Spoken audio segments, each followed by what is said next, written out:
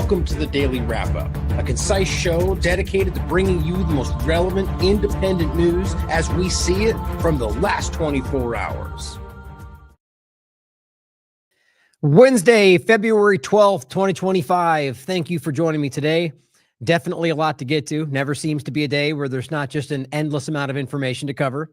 Definitely going to pull a few things aside today to make sure we focus on what I think is the most relevant to what we just discussed and kind of what, really I just kind of say out loud what I've been doing lately, just kind of trying to balance what I've seen developing from what we've talked about with kind of like whatever we think is most pressing in the moment, which is not always what we're focused on, right? We're not always just what's the current thing everyone's yelling about. Sometimes I just deviate and focus on something else entirely, but I try to balance those and see what I think is most relevant out of all of it. So today, following up on the show we recently had entitled Trump spending $7.4 billion, $7.4 billion in weapons to Israel, the USAID shell game, which we're going to touch on again today, Trump to resettle Afrikaneers, heard both, in the United States. Those are the Dutch immigrants that are in South Africa. And of course, this is an interestingly contradictory conversation that'll be relevant to what some points we'll make today. Also, we're going to get into some interesting and alarming, we've been following this for a while now, but the continual incremental steps on Twitter, X, and just laying the path to what we keep seeing. And now we see the X money beginning. We knew that was coming. We saw the partnering with Visa. We covered that on the show, which any one of these, if they were Democrats, the entire Republican Party would be screaming about why this is a problem. It should be a problem either way. But now we're going to talk about an interesting overlap to a new company, which seems to be focused on digital IDs. And this is going to be for securing, your identity in order to be able to use this platform and the money and, the everything chat dynamic or the everything app dynamic he's focused on. It's almost hard not to see where this goes. At some point, you're going to need to require something that verifies who you are, and eventually that will become something you use to initiate with these many different processes. And remember, these are the people that are behind, like this core group with Elon's kind of the PayPal mafia, as they've been coined, are behind like all of the major entities within Silicon Valley. And so stand back and think about how all these moves are continuing to consolidate control in very clear directions. And you can argue you maybe don't think he knows that, but I think that's hard to miss. But we're going to talk about how that's developing in Twitter, where that's continuing to go, and how people are blinding themselves to it. And the censorship, by the way, what we continue to touch on. We mentioned on AM Wake Up recently, or Steve discussed going underground, being censored on Twitter, again, for inauthentic behavior. It's just propaganda, guys, or rather censorship of what they call propaganda. We've talked about Afshin Ratsani. I always have a problem with his name, but I love his work. We've talked in the past and we follow each other. I think he's doing amazing work, and they censored his show on Twitter. And it's obvious why. And we'll go over that. Now, we're also going to talk about the AI direction and where that continues to go. And what I can't stop seeing as the obvious plan for what they're telling you, by the way, is what I think is happening. I just seem to think that's more alarming than some that were calling that same problem out 30 seconds ago, but outlining how that continues and the not ending of the deep state, apparently, despite all the screaming of certain narratives.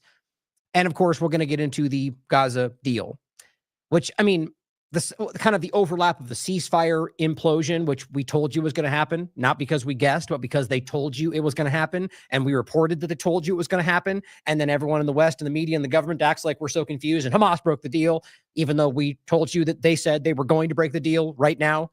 It's almost juvenile how stupid this whole thing is lately.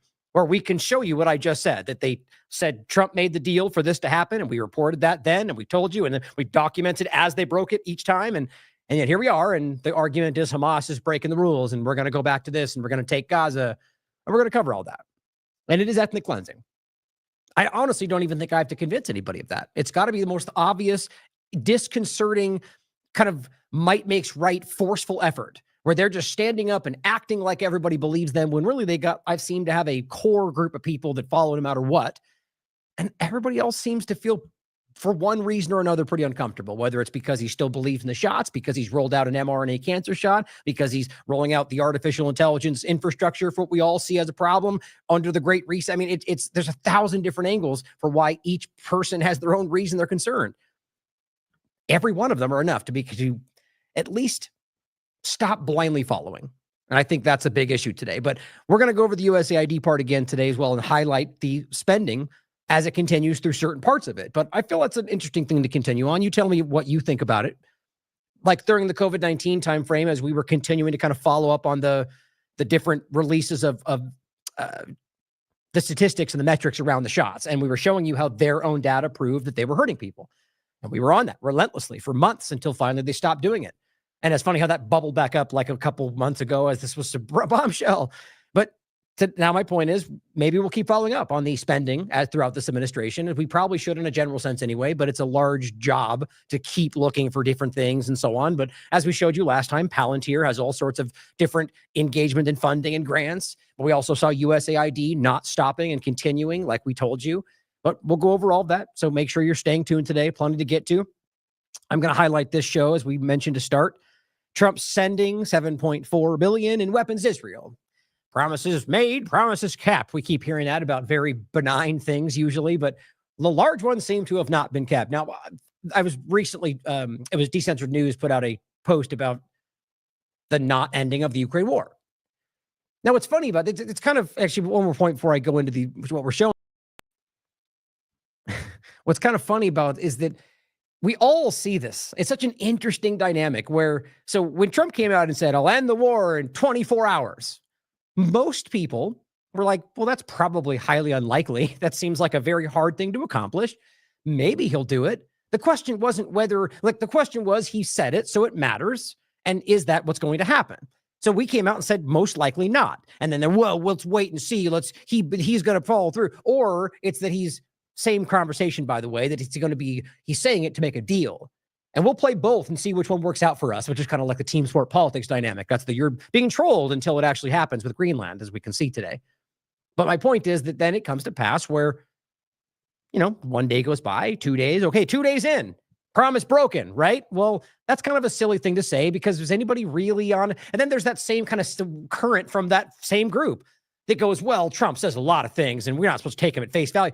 What are we talking about right now? So nothing means everything. Everything means nothing. We'll believe him if we want. We'll ignore it if we want. And we'll play it as if we always thought whatever happened at the end of the day. It's partisanship and it's infuriating. My point is that now we have a right to say, well, the Ukraine war is not over. So that's a failed promise. But what you're going to get in the conversation is, well, oh, he's going to end it. Just watch. Well, okay, fair enough. Maybe. But 24 hours has passed. Aren't we the one? You get the point. It's just, it's almost feels like it's wasting your time pointing at it. But if we're not going to hold people to their word, especially the president of a country, then what does it mean? That's an important thing to think about. And I think we all kind of knew that wasn't really what's going to happen, but you got a lot of aggressive pushback when you said that at the time. Now here we are. I just think it's interesting. So we discussed that somewhat on this show, as well as the USAID game. Now, and the point was the resettling the Afrikaneers, which is the way that looks like it makes sense to me, but people keep saying it different ways. And I also kind of thought it was like kind of an interesting, I guess maybe they'd be too easy if it was Afrikaneers, but ultimately that would be, the name would kind of make sense with kind of the pioneering and, whatever else, but interesting on that point. So if you forget the idea, these are, I think it was like 1792 off the top of my head. I think that was accurate though, was when they immigrated to South Africa. And let's not forget that then from, a long period of apartheid South Africa, well after that, with Israel's involvement, 100% not debatable. And of course, that whole community was there throughout all this and clearly benefited during that time. Now we see this switching around of it all. And I don't mean these specific people, obviously. I just mean like the immigration of white South Africans. And now we have a time where that has shifted. And when it shifted away from apartheid, absolutely the best possible thing. Now we have it shifting in directions towards, the point is racial violence towards anybody, white or otherwise, is a problem. That's how we all have to stand with this. Not, it's only bad when Palestinians attack Israelis. No, it's any side of it. If there's violence racially motivated, it's wrong. As if we have to make that clear. But we all see that that's not how it's equally applied. Even people that want to say, rightly so, that there's obvious racism allowed towards white people. Yes, it should be a single line, right?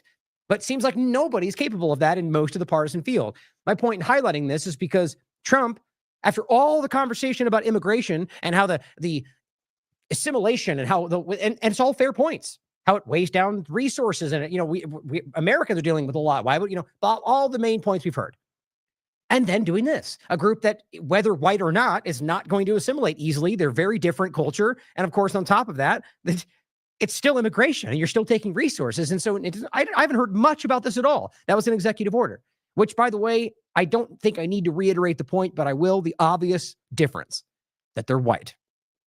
And you know me, I'm not really one to focus that other than when it's necessary on the point of racism. I very clearly see how it's abused. But how do you miss that? So the point on that, I just wanted to highlight this, and one more point will come over in a second around FEMA, is that Common Dreams put this out. Quote, he's building a concentration camp. Fears grow as images emerge of offshore prison at Gitmo. And we all know this, though, right? What's funny about it to me, just to reiterate it, is okay, and this is a separate conversation. This is supposed to be, I'm making 2 points here about the immigration point. Oh, but that's what we're talking about, right? No, Ryan, those are different things. We're talking about the brown immigrant. Okay, so the illegal immigrants, which, by the way, that's not even all of this, right? There's plenty of people that are getting, we already went over the Puerto Rican veteran that got swept up in all this because they weren't using warrants. The point is that this is supposed to be for people that are illegally in the country, that they're rounding up, and really just immigrants. Okay.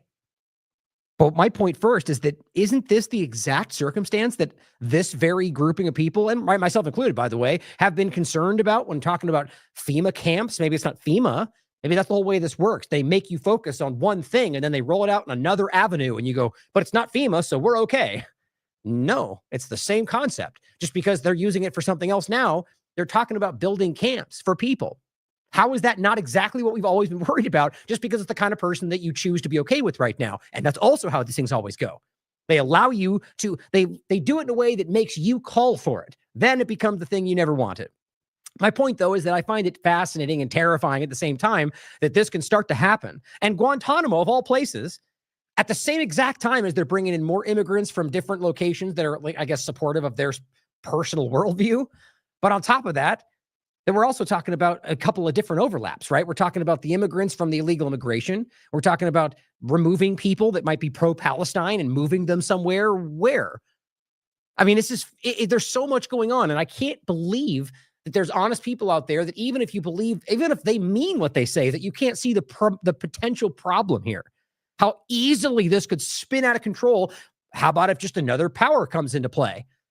Another left-right dynamic, if you believe that makes a difference. My point is the same, that we have to see the problem here, as this could be used against us. And it says there's no reason to build this in Guantanamo unless you want to do things you don't think you get away with in the U.S. mainland.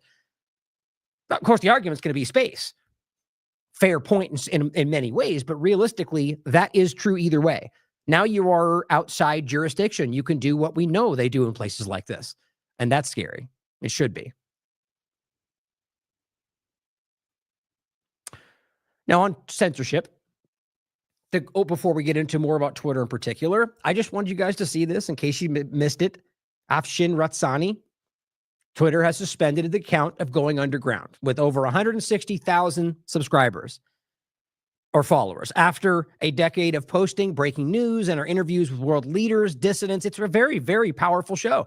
You could disagree with what they're discussing, but they've got people from all walks of life, different countries, different left-right paradigm. But of course, he was calling out Israel's genocide, and very powerfully having interviews with people from Israel and their government and so on, and making them look really bad, because it's not hard to do if you ask real questions. Now it says, Elon Musk, Linda Yaccarino, please rectify this. Twitter was supposed to be the platform against censorship. Guess not. Indicative by the fact that I know I already retweeted this, but we'll go ahead and do it again, seeing as how that's how this platform seems to work. Patrick Henningsen was just showing you this stuff, literally in real time, showing here, I make this comment about Twitter or Elon, and look at how the comments suddenly get removed. Now he wrote this, and this was the, oh, you know what? I forgot this video was here. Let me grab this too. I'll play it for you. It's only 2 minutes. So it says he was suspended without warning for literally inauthentic behavior. Now, I challenge you to go back and look at what he's doing. Look at the account they're sharing. Well, I mean, right now you can unless you have an archive, but look at the work on his platform, or just look at Going Underground anywhere else. And you tell me how in any way it's inauthentic, and then laugh out loud together with me when we look at how shockingly inauthentic the Elon inner circle is right now. And how we all seem to know that, how they've already been caught on the left and the right, having these weird, like, bot farm, or even the fake funding, whether what USAID or some other platform, It's left and right, and we all know that, if we're actually not being ridiculous about it. And they are absolutely funding and influencing whatever's in the interest, sometimes left, sometimes right. The point is, these inner circle people have been proven already. Some of the Ian Miles Chong's overlap are, these people are literally following along to get along and being funded for it and sharing certain things and getting, it's very ridiculous. So my point is, you got somebody like this who you can see very clearly is just doing his job and gets removed for the very thing that they know they're doing. It's embarrassing. So what I'm going to show you is his quick little breakdown of what he's dealing with, so you can see it from him. So here's that. I'm just going to grab it real quick. And there it is. Going Underground's Twitter account, X account, has been banned for no reason, no warning, as far as we can tell, at the Going Underground team. Going Underground produced by GAF TV Productions here in the UAE. Why does Elon Musk and X want to ban Going Underground? Could it be because John Bolton, Donald Trump's first national security advisor, was recently on the TV program? We gave him quite a hard time because he's no friend of Trump and wants to destroy his presidency. Could it be because Donald Trump's advisor, or at least his deputy assistant, he was on the show just recently? Why would Sebastian Gorka's appearance on an interview on Going Underground platformed on an X be bad? Surely it's not that. Is there a fight between Elon Musk and the private office of Donald Trump? Why is he banning things? Why is there been no response from Elon Musk's X organization? Perhaps it's just a mistake. Or perhaps it's our coverage of Ukraine, our coverage of Gaza and the Middle East. Certainly GAF TV Productions, which produces Going Underground, it goes out on outlets all over the world, hasn't had this kind of problem before. So what is the problem with Elon Musk's X platform? Or are there people in Twitter, in X, run by Elon Musk, who don't like Elon Musk, who don't like Sebastian Gorka, and don't like any of the pro-Trump voices that we also platform? That's an interesting point, by the way, right? Because just like in old dynamics, we always pretend it's like some random angry Twitter background person. And of course, we love to pretend like that's a left thing, except it obviously, very laughably obviously is not. The woke left and woke right are very real and at large. And so what's funny is it could be just the same thing. You dared to challenge the Trump, golden era or whatever we keep hearing. Along with those against Donald Trump, because that's what media is and that's what journalism is. You try and see things from all the different sides. So real journalism, yes. Hopefully, Elon Musk will re-platform us. He's an absolutist in free speech, so he says. And perhaps he was just taking his mind off the idea of free speech because the Tesla share price dropped a little. Who knows? We'll wait and see. But you'll be able to watch our head of social media, Farhan Ahmed, talking about the banning of Going Underground's Twitter account, X account, in a clip. Also on my timeline, Afshin Rattansi, which so far Elon Musk hasn't banned. But hopefully, friend of the show, Sebastian Gorka, will do something about it. Or even the Ron Paul Institute, because Elon Musk was tweeting about how he wanted Ron Paul, perhaps, to audit the Federal Reserve. Ron Paul's person that he has a show with, McAdams, he's also tweeted in support of restoring our account. Right. And we'll touch on the Ron Paul point in a minute. But he goes on to say, over more than a decade, Going Underground has interviewed guests on all sides of every geopolitical debate. And he really has. Like, if you look at he's one of these shows out there that very clearly goes beyond the partisan dynamic. And he said, and that's why I obviously think is a major reason a group like this, or what he's doing in particular, is problematic. Whether or not you agree with everything they do, it gives you what it does. It inspires you. It charges you to think for yourself, to ask questions. Here's what he's reporting. Here's what I think. But what do you think? Very uncommon today, isn't it? As you share screenshots and suggestions, and you demand follow because you're on my team. That's what's happening today. People like this are a dying breed and it's dangerous for the power structure.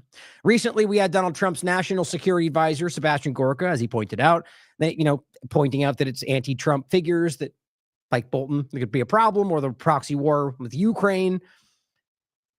He says, on Gaza, we've had Israeli officials on the program as well as pro-Palestinian voices. Going underground has always platformed both sides of every issue and has done so for over a decade. We hope this isn't censorship, as Elon Musk promised this will be a free speech platform. And we hope this is an issue which can quickly resolve. I'm willing to bet you nothing happens, sadly enough. Nothing, unless enough pressure from somebody that bothers Elon enough will make a difference.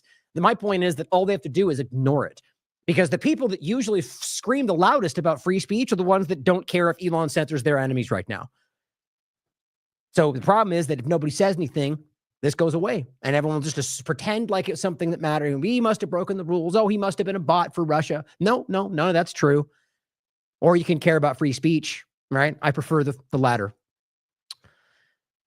Now, let me play this clip for you real quick. You played it before. It's a clip from Whitney interviewing on Redacted. And it's really just her highlighting what we've talked about before, which is the idea of the Israeli startup infiltration of our world. And I'll actually grab this before we get past this, before I forget.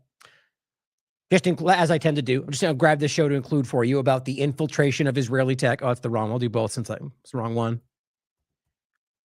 And it's really the main point is understanding how much Israel as a government, not one religion, not one anything other than the Israeli government and whoever finds their way into that power structure, including maybe in another country, how they're influencing and infiltrating cybersecurity, technology in general. I mean, just digital ID, verification processes like Authentics. That's what this is an important thing to understand. Okay. And so getting into this, Whitney's outlining the larger point about how, well, this has been a long time coming and it's been happening for a while. Now they have Israeli startup companies that are run by current intelligence entities from Israel that have the ability to shut off, sabotage nuclear reactors, water infrastructure. Now, of course, I would never do that, right? Like they've never attacked the U.S.'s liberty, or never on and on and on. They had clear examples of sabotaging, attacking, or spying on Americans or the government. I mean, right up until Trump's last administration, they found spyware in the White House that was Israeli. But let's pretend like we don't know all of this. Now, frankly, I'm of the mind that there's far more infiltration, occupation, influencing from like blackmail level or whatever it is that's driving them to make choices they don't even agree with than we realize. That's not to say we know for sure who might be just in line with the agenda. That could be all of them for all I know. Worth considering. So let me play this for you, and I'll add those to the show notes for you to check out.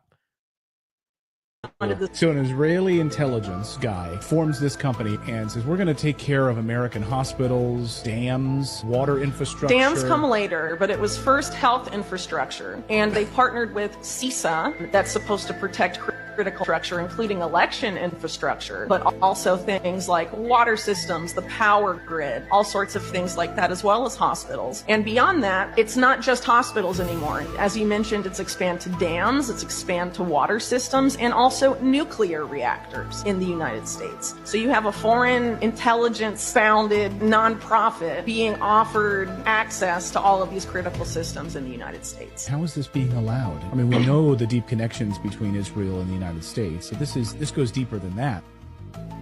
And so we've discussed many times about the public discussions, right? I mean, public discussions. Public discussions of Israeli entities in intelligence, Unit 8200 and otherwise, openly discussing how they still carry out the Israeli government agenda. There you go. I'm still working this out. The Israeli government agenda, after they either retire, which some cases, whether it's intelligence or not, like they can retire on record, but still act in the interest of their government. But in other cases, active that they do so in the interest of the current Israeli agenda. And this is real time. We covered it in the Prince and the Spy that Whitney wrote for TLAV. She referenced an article where they say it openly.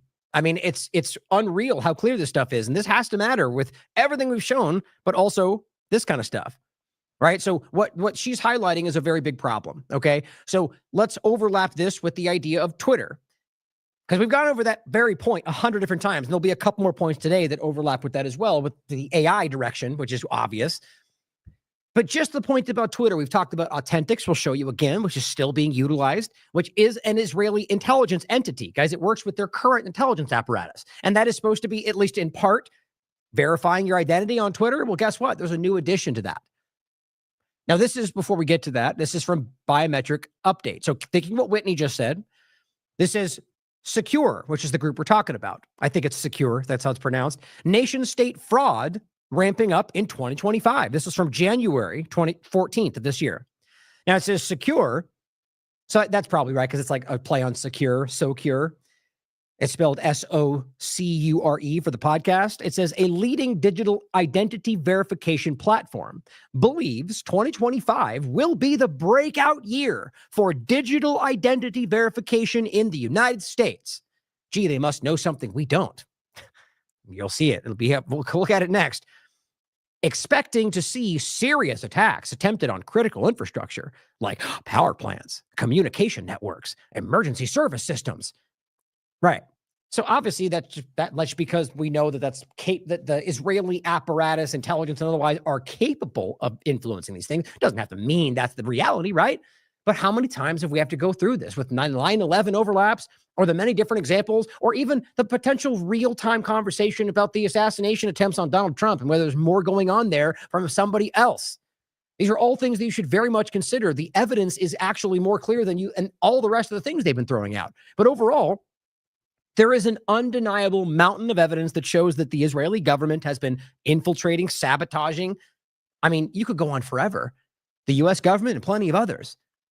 And if we're still at a point where we can't acknowledge and be honest about that with this kind of overlap, and what I'm going to show you next, as well as we already know, then I don't know how you expect. The reality is then you seem to be okay with the detriment, the collapse of this country. Because what we're continuing to see and ignore is step-by-step reality evidence of a group that's continuing to sabotage this country for a larger agenda that seems to include the demise of the West, primarily the United States. Before we get to all of that, the point being, the plans, the communication networks, the emergency services is what this Secure group is saying we see coming, so we need to confirm who everybody is, which I don't even really see how it all comes together, other than that means they're going to be dictating what you could access and do, which we all know is where this is going. I just want you to think they're justifying the potential thing, like Whitney and I talked about before, whether it's COVID-19, whether it's the bioterrorism, all these different things, they project to Event 201. What do we see coming? And then it's like literally what rolls out. So just think about that and think about who has the influence to control these things and whether that would benefit the United States. Of course not. It would benefit somebody who might be standing over the collapse of that. But it says the incoming administration's focus on efficiency and cost reduction will open the door for stronger digital identity verification. So in case it's unclear, this was just written in January. They're talking about Donald Trump's administration. I know he loves to say that's not something, even though how many times has he said that won't happen, and then it happens, and the people that said you were wrong will tell you why that's needed right after the fact. Either way, we all know he could just change his mind, or maybe he's lying. I know you don't like to believe that kind of thing, but realize that or maybe he calls it something else. Maybe it's not called digital ID. It's very simple to play these games. The point is, this group that we'll show you is working with Twitter is literally laying out the reality that this administration is opening the door for this thing to roll out. That's what they're saying. So this is January 14th. Okay. Now, and this is January 28th, just before this is, of last month, January 28th, 2025. Michael Beckel says digital identification company Secure, which has more than 2,800 customers, including top financial institutions, which is pretty small when you think about what they're about to get involved in, and government agencies well, I guess you could read that as customers, maybe meaning like a government would be a customer. Maybe that includes a lot more. It does make sense to me when I see what they're involved in. So think of it like that. 2,800 different customers, including government agencies, and gave $100,000 to Donald Trump's inauguration. This is last month, so that would have been in December. Interesting, right? You'll see why this comes together. So Whitney's point, Israeli infiltration in tech and what that might mean and whether they're willing to do something to carry out some larger attack. We then have the overlap of that company in January 14th saying Donald Trump's administration is the one rolling all this out, and they see this as the breakout year. We see that group, Secure, donating Donald Trump's administration. Okay, so let's move. Oh, here's the actual lobbying contribution report, so you can see it. Of course, that's how we roll on this platform. And that was because of the guy who shared it. That's why I showed you him. He shared the link, so thank you to that. I just wouldn't share it if we couldn't prove it, right? Okay. Trump-Vance inaugural committee. Okay, so let's get to where this all comes together. So now you got them donating to Trump's campaign, right? You got the building of the digital ID ecosystem, and they're all working towards it. They're all excited. Preview, some new details on X money. Each user will have a QR code, which in its own right to me is like, of course.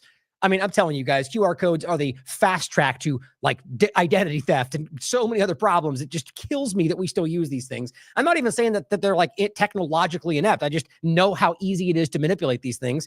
But it then says, so you get a special QR code, which should be another example of the wrong direction they're taking you in. And then Twitter will be partnering with digital identity verification, Secure, for ID checks. Fantastic. So you can see all of it coming together. And it says, seems to be launching with support for MasterCard, American Express, in addition to Visa. So now you've got all these three. Visa, which, by the way, MasterCard, all of them were involved with Event 201. They're involved with all these different agendas and social credit. They are the foundation for social credit. That's how these companies work right now. So then you overlap that with digital ID and verification. Boom, you've got your social credit score. You've got your digital ID in one fail swoop. And Garland Nixon was just talking about this. How many people will come diving into this because they offer you some kind of carrot? Here's a little bit of extra digital currency. I mean, I don't think it's hard to see where this goes. We've talked about the overlaps. I think I have it in here about potential. Oh, yeah, there's one we'll get to in a second, which brings this even more together. Here is the actual, this is from 2021, Secure. Identity verification startup Secure raises $450 million at $4.5 billion valuation.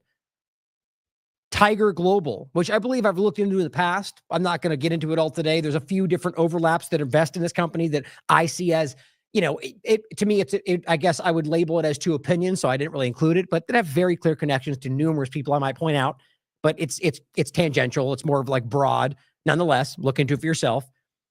That's where you get into, I think I closed it, but there's a lot of different groups that are like venture capital groups that are involved with this that I think are kind of shell games for other governments and other things we're talking about. But here it says Secure, a company that uses artificial intelligence and machine learning to verify identities, announced today that it raised $450 million. This is 2021 for a Series E round. Secure's identity resolution engine uses predictive analytics to parse over 8 billion records, providing a multi-dimensional picture of a consumer's identity. Now, this gets even more alarming when you overlap this. Where was that? With, shoot. Maybe I did bring it over here.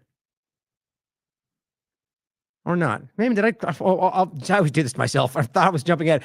The point is there's a part in here where I think we'll get to, unless I removed it without forgetting about it, talking about how these things can be the artificial intelligence sort of like crawlers, they call them, across the internet that Orwell shared with me. Like this concerning building, the building kind of overtaking of the internet by like bots and so on, and the overlap with this and how they're using your current information that's just accessible online to train all these AI models, whether you wanted that or not.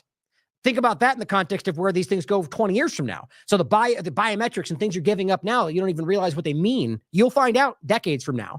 My point, the same as before. All the things you're posting, your screenshots of what you did that day 10 years ago, that's being used to train AI models right now. And so that's the point overlapping with this, is they're using these things to basically parse over 8 billion records, providing a multidimensional picture of your identity and using that to confirm you. This is much bigger than just confirming that you're you for using Twitter, guys. That's the way they get this in the door. And it says he added that the company is also expanding its partnership with state and federal government actors to help them invest in digital identity technology after hiring a new head of its public sector business last month. One such use case for Secure is verifying identities to prevent unemployment fraud, cases of which the U.S., of course, that's the get your arms working again with Neuralink, not even remotely what it's really about. Okay, another overlap I found interesting. This person just randomly highlights this. Doc Labs. We're excited to share that Doc is partnering with Secure to revolutionize digital identity verification. That's October 2nd, 2024. Now, this isn't what I thought it was at first. This is why you investigate and research and don't just jump at names like we see a lot of the partisan media do. So right out of the gate, I said, oh, CHEQ. That's like that group we've talked about that's working with Twitter, right? Turns out this is something slightly different, but I'm wondering if there's more of a connection we realize. I figured I would show you nonetheless. So what he says is Doc and therefore CHEQ, which is not the one, I don't believe it's the same one. I'll show you what it is in a second. Partner has over this, many 2,600 customers like we were talking about. So here's what I thought was interesting. First, I thought, okay, well, that's the CHEQ that Censorship was talking about. Worth pointing at either way. CHEQ, as he says, Benjamin Netanyahu himself asked Elon Musk to have a meeting with the CEO of a company called CHEQ, the guy's former Israeli intelligence. And one of them is current, by the way. And in the meeting, they discussed Palestine, anti-Semitism, misinformation, bots on Twitter, right? And he goes, we're being told to give your government identity to a biometric group, Authentics. I'll show you that next, with deep ties to Israeli intelligence. There's a growing number of Israeli bots on Twitter. The Israeli government issued themselves. He said, I found a bot farm himself, and he broke it down very clearly. The company meant to be battling bots on Twitter is also an Israeli company. The CEO of the Israeli company is former Israeli intelligence who got a meeting with Elon Musk after Netanyahu requested it. The Israeli chokehold on Twitter is absolutely unbelievable. I've shared that too, by the way. Funny how that's no longer there. I wonder if anything I share even actually goes on my platform these days.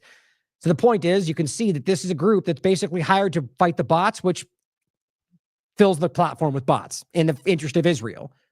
So what I found out, and by the way, this is that group, Tel Aviv, very clearly what it sounds like. I mean, it's a intelligence apparatus. Now here is the CHEQ, but it's a cryptocurrency thing. So I thought, oh, okay, so it's not actually connected.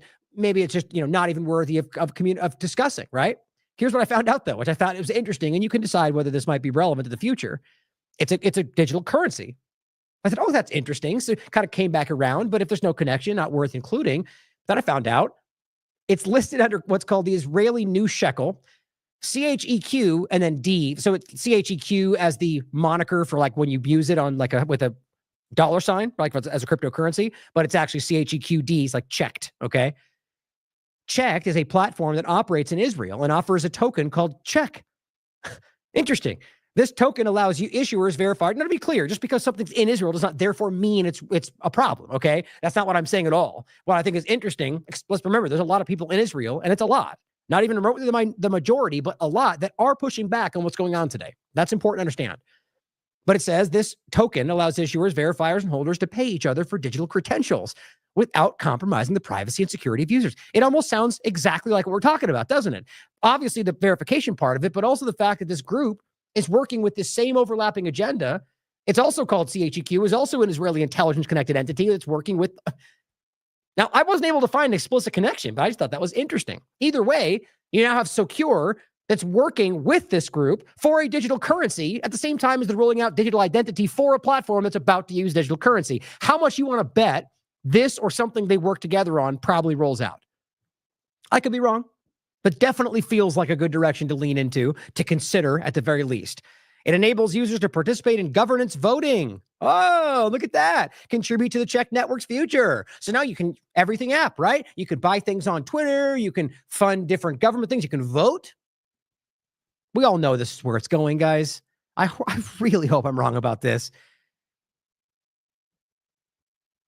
Okay, it says, just making sure I didn't miss anything. So that was the thought. So just to be clear, unless I can find something else, they may not even be connected, but I find the overlap hard to miss. But to be clear, check this shekel dynamic, that is connected to Secure, which is now being used with Twitter. Now, lastly, in case we forgot, it's already happening. So now you have another entity, which I do find there are connections to Israel, but there's a lot of connections to major global entities. But, it doesn't always have to be compromised, but I would argue Israel's intentions in most ways of finding these connections are in some way to use it for their agenda. The same with the United States, by the way. It's not hard to see. You can make similar arguments of Russia and China. That's how these entities act. My point is, you have Secure now with similar connections being set up to roll out digital identity and verification. But I argue more in the direction of digital ID and the currency dynamic. Whereas this, I was showing you, I just did this today, guys. It's still there. I mean, do it for yourself and let me know. Go through the impersonation part of it. Go to report a tweet. I mean, I can just do it really quickly, actually. I'll come back to this tweet, by the way, and I'll show you. This is from Iconic 7Cs. But if you go here and try to report a tweet, any tweet you want to find, and just go to, or is it up here? Report post. Okay, go down to, I'm sure you find it with others. This is the one that I accidentally went through for a different reason. Impersonation, hit next, and then hit somebody else or pretending to be me. That's what I did last time. Next, okay, and then it says you need to go to this form. Okay, hit the form. Then it says I'd like to report, and I put impersonation on X. The next one says, is it, the choices, hit me or someone I am authorized to represent, or I think it's both, or my company. That's the one I did last time. Or maybe that's the only one. Yeah, so then hit my company, brand, organization. Scroll down, auto checked, which makes sure you unclick before you accidentally hit verify. And it says Authentics right there. Look at that. See that I just clicked on? Stupid thing is trying to get me to click this.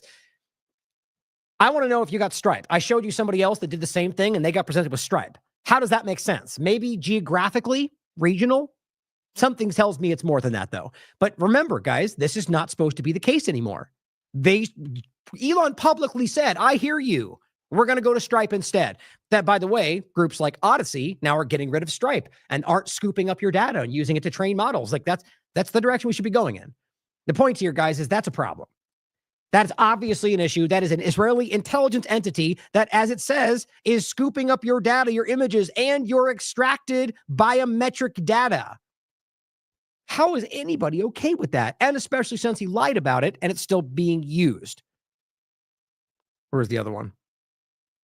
So just include this to check out. This is Censored Man who broke this a long time ago. Myself, at a similar time, I was calling it out, but he got a lot of attention for it, but seems to not want to talk about it anymore, which I find interesting, even though it never stopped. And 7Cs from the Iconic group. Almost 10 years ago, the World Economic Forum revealed the method, a blueprint for digital identity. Now you've got the rebel fight the deep state rolling out the digital ID plan for the deep state. It's a good thread. It shows you the very basic walk along here, and you can walk and see how they're doing it all right now.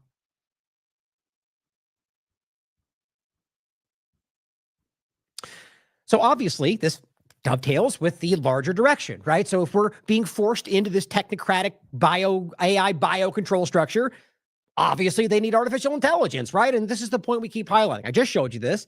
Daily Beast even. Right-leaning platform says new leak reveals Musk cronies plot to revamp the federal government using AI, which, by the way, is what the whole efficiency movement was really. That will overlap that with the origin of technocracy, by the way, that Derek points out. I'll read it in a second. But the whole efficiency push with, by the way, which all they really did was change the name of the U.S. digital services, because that's where it's going. They can't even hide this, that's a way they kind of got away from any legal challenges because they know what they're doing. They're very carefully crafting their direction here, and it's obvious to me. But AI is a central part of where this all goes. And I was going to highlight again what they actually said in this. And this is a leaked tape, remember. They didn't think they were going to hear this. And it says just like just saying, basically sum up what that paragraph says, the login part of it, and to kind of centralize a lot of the information to make that more efficient, right? But of course, the issue was, well, there's a privacy issue there. What you're doing circumvents a lot of privacy issues for average people. All right. And they said it flagged the Privacy Act, which keeps agencies from sharing your personal information. Here's what he said. I think we are on the topic of login aggregation data. It's an illegal task. That's the employee still. The Privacy Act forbids agencies sharing personal information without consent. Yes. Here's what they said. Shea responded by simply brushing the concerns aside, stating the government will try to get consent, but that shouldn't stop them from moving ahead anyway. This is what they actually think. This is the current administration. Frankly, no different than Biden's. But right now, that's what we're at. So for you pretending like this is not happening, they keep showing you. Due process later, take the guns now. Burn the flag, go to jail. Your rights don't matter. Oh, you say a bad thing about Israel? You be deported. And yes, if you forgot our show, that did include American citizens. There was a very clear carve out for that. And it says things are going to get insane. If we hit a roadblock, then we hit a roadblock. But still, we should push forward and see what we can do. They are looking at your rights as a hindrance. And if you simply don't say anything about it, they'll run right over the top. That's AI in lieu of your rights. And Derek covered the Stargate project. Trump partners with technocrats to promote mRNA injections. Very real. It's amazing how that still gets ignored by a lot of the Congress. Where are all the Republicans screaming about that? AI and transhumanism. Stargate project. That's where this is going. And this we're going to show you in many different ways. We already did the AI infrastructure roadmap. Here quickly is Oracle CEO Safra Catz vowing, and that's why I want you to see that. Don't forget Larry Ellison. So you have SoftBank, which again, it's not even a hyperbolic statement. That's Israel, guys. That is, they are completely, they are funding the startup nation of Israeli intelligence entities. And that's basically the financial part of the Stargate and also the kind of chairman running the whole thing. That's Israel. It's not hard to see. Then you got Larry Ellison from Oracle right there. And then you got Sam Altman from OpenAI and ChatGPT. We'll get to in a second, which Elon now is trying to buy. What did we tell you? Funny how constantly we keep saying, amazing how many things we can basically, surmise and put out there way before they ever happen. And yet still we get relegated, which is just crazy how many things we can be right about well before the conversation and get very little attention for it. But the point being, Larry Ellison, Oracle.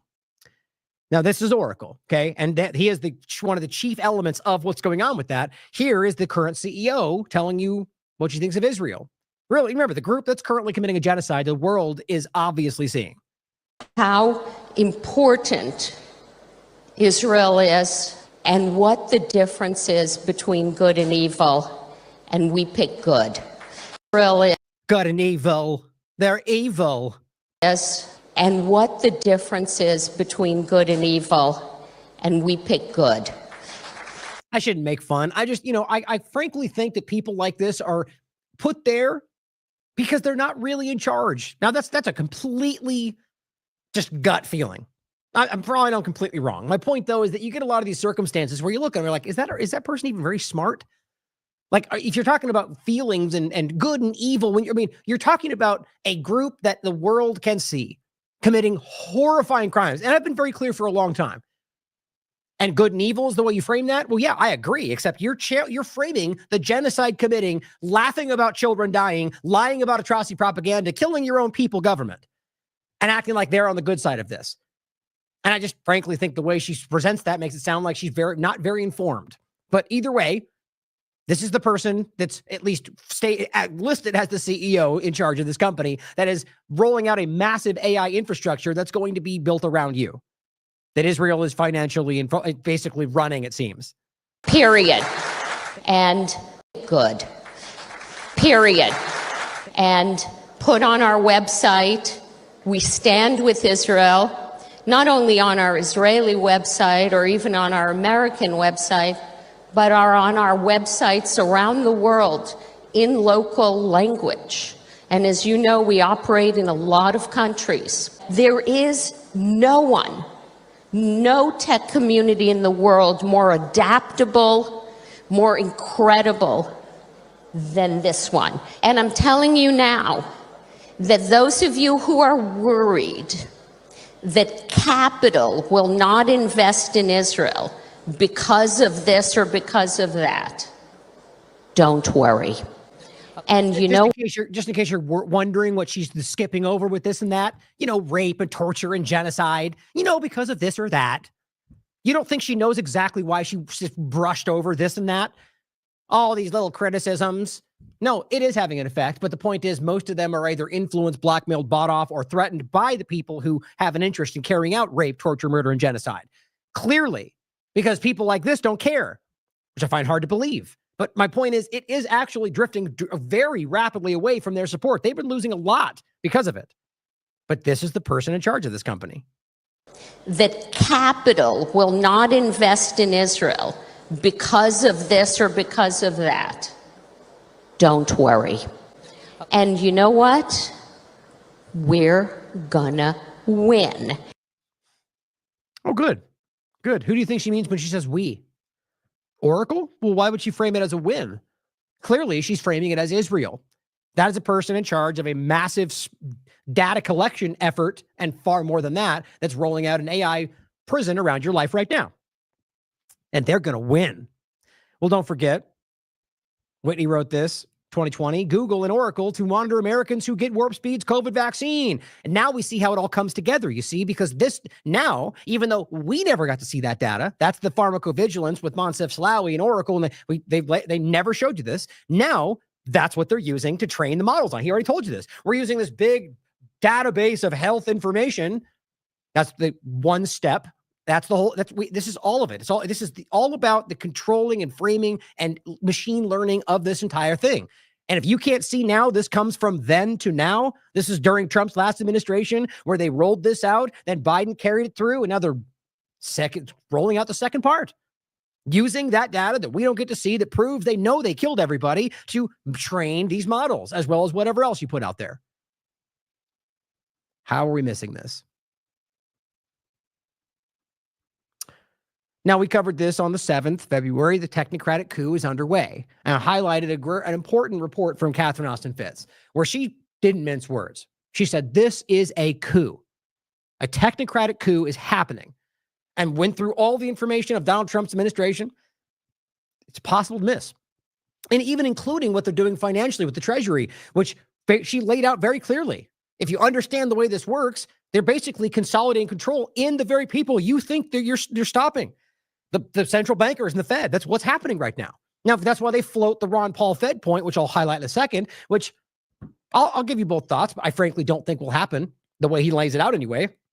The reason they floated them before they got selected, because they ultimately wanted you to think that was going to happen. But this is, I think, what we have to consider at the very least, that we're watching this play out. You know what I think is really, truly behind this?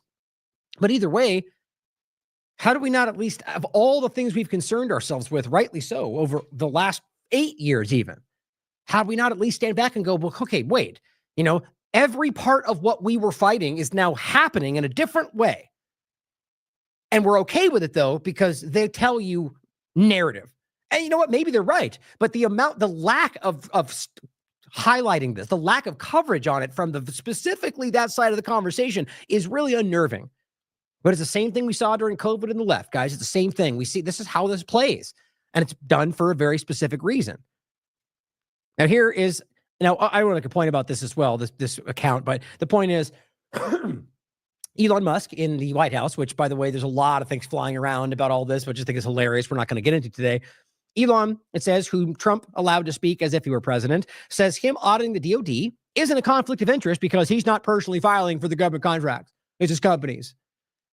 And I agree. It says they really believe we're this stupid. I mean, guys, this is ridiculous. Now, a point before I'll play this, and don't lose the thread. The point is obviously that this is a military contractor. By the way, through Biden's administration, so many different points expose how childishly obvious it is that they're not really fighting each other.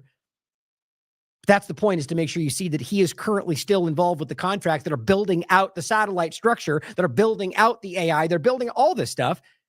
And there's not a conflict of interest. It's insane. But what I wanted to highlight, though, is, I'm not really familiar with this account, but I can very clearly look at the account and see that mostly like the very partisan account. So I want to make sure I reiterate this, even though I shouldn't have to, that just because you share something from somebody's account does not mean you support that account. Does not mean that you believe in everything they say. Like, that seems like a really crazy thing to assume.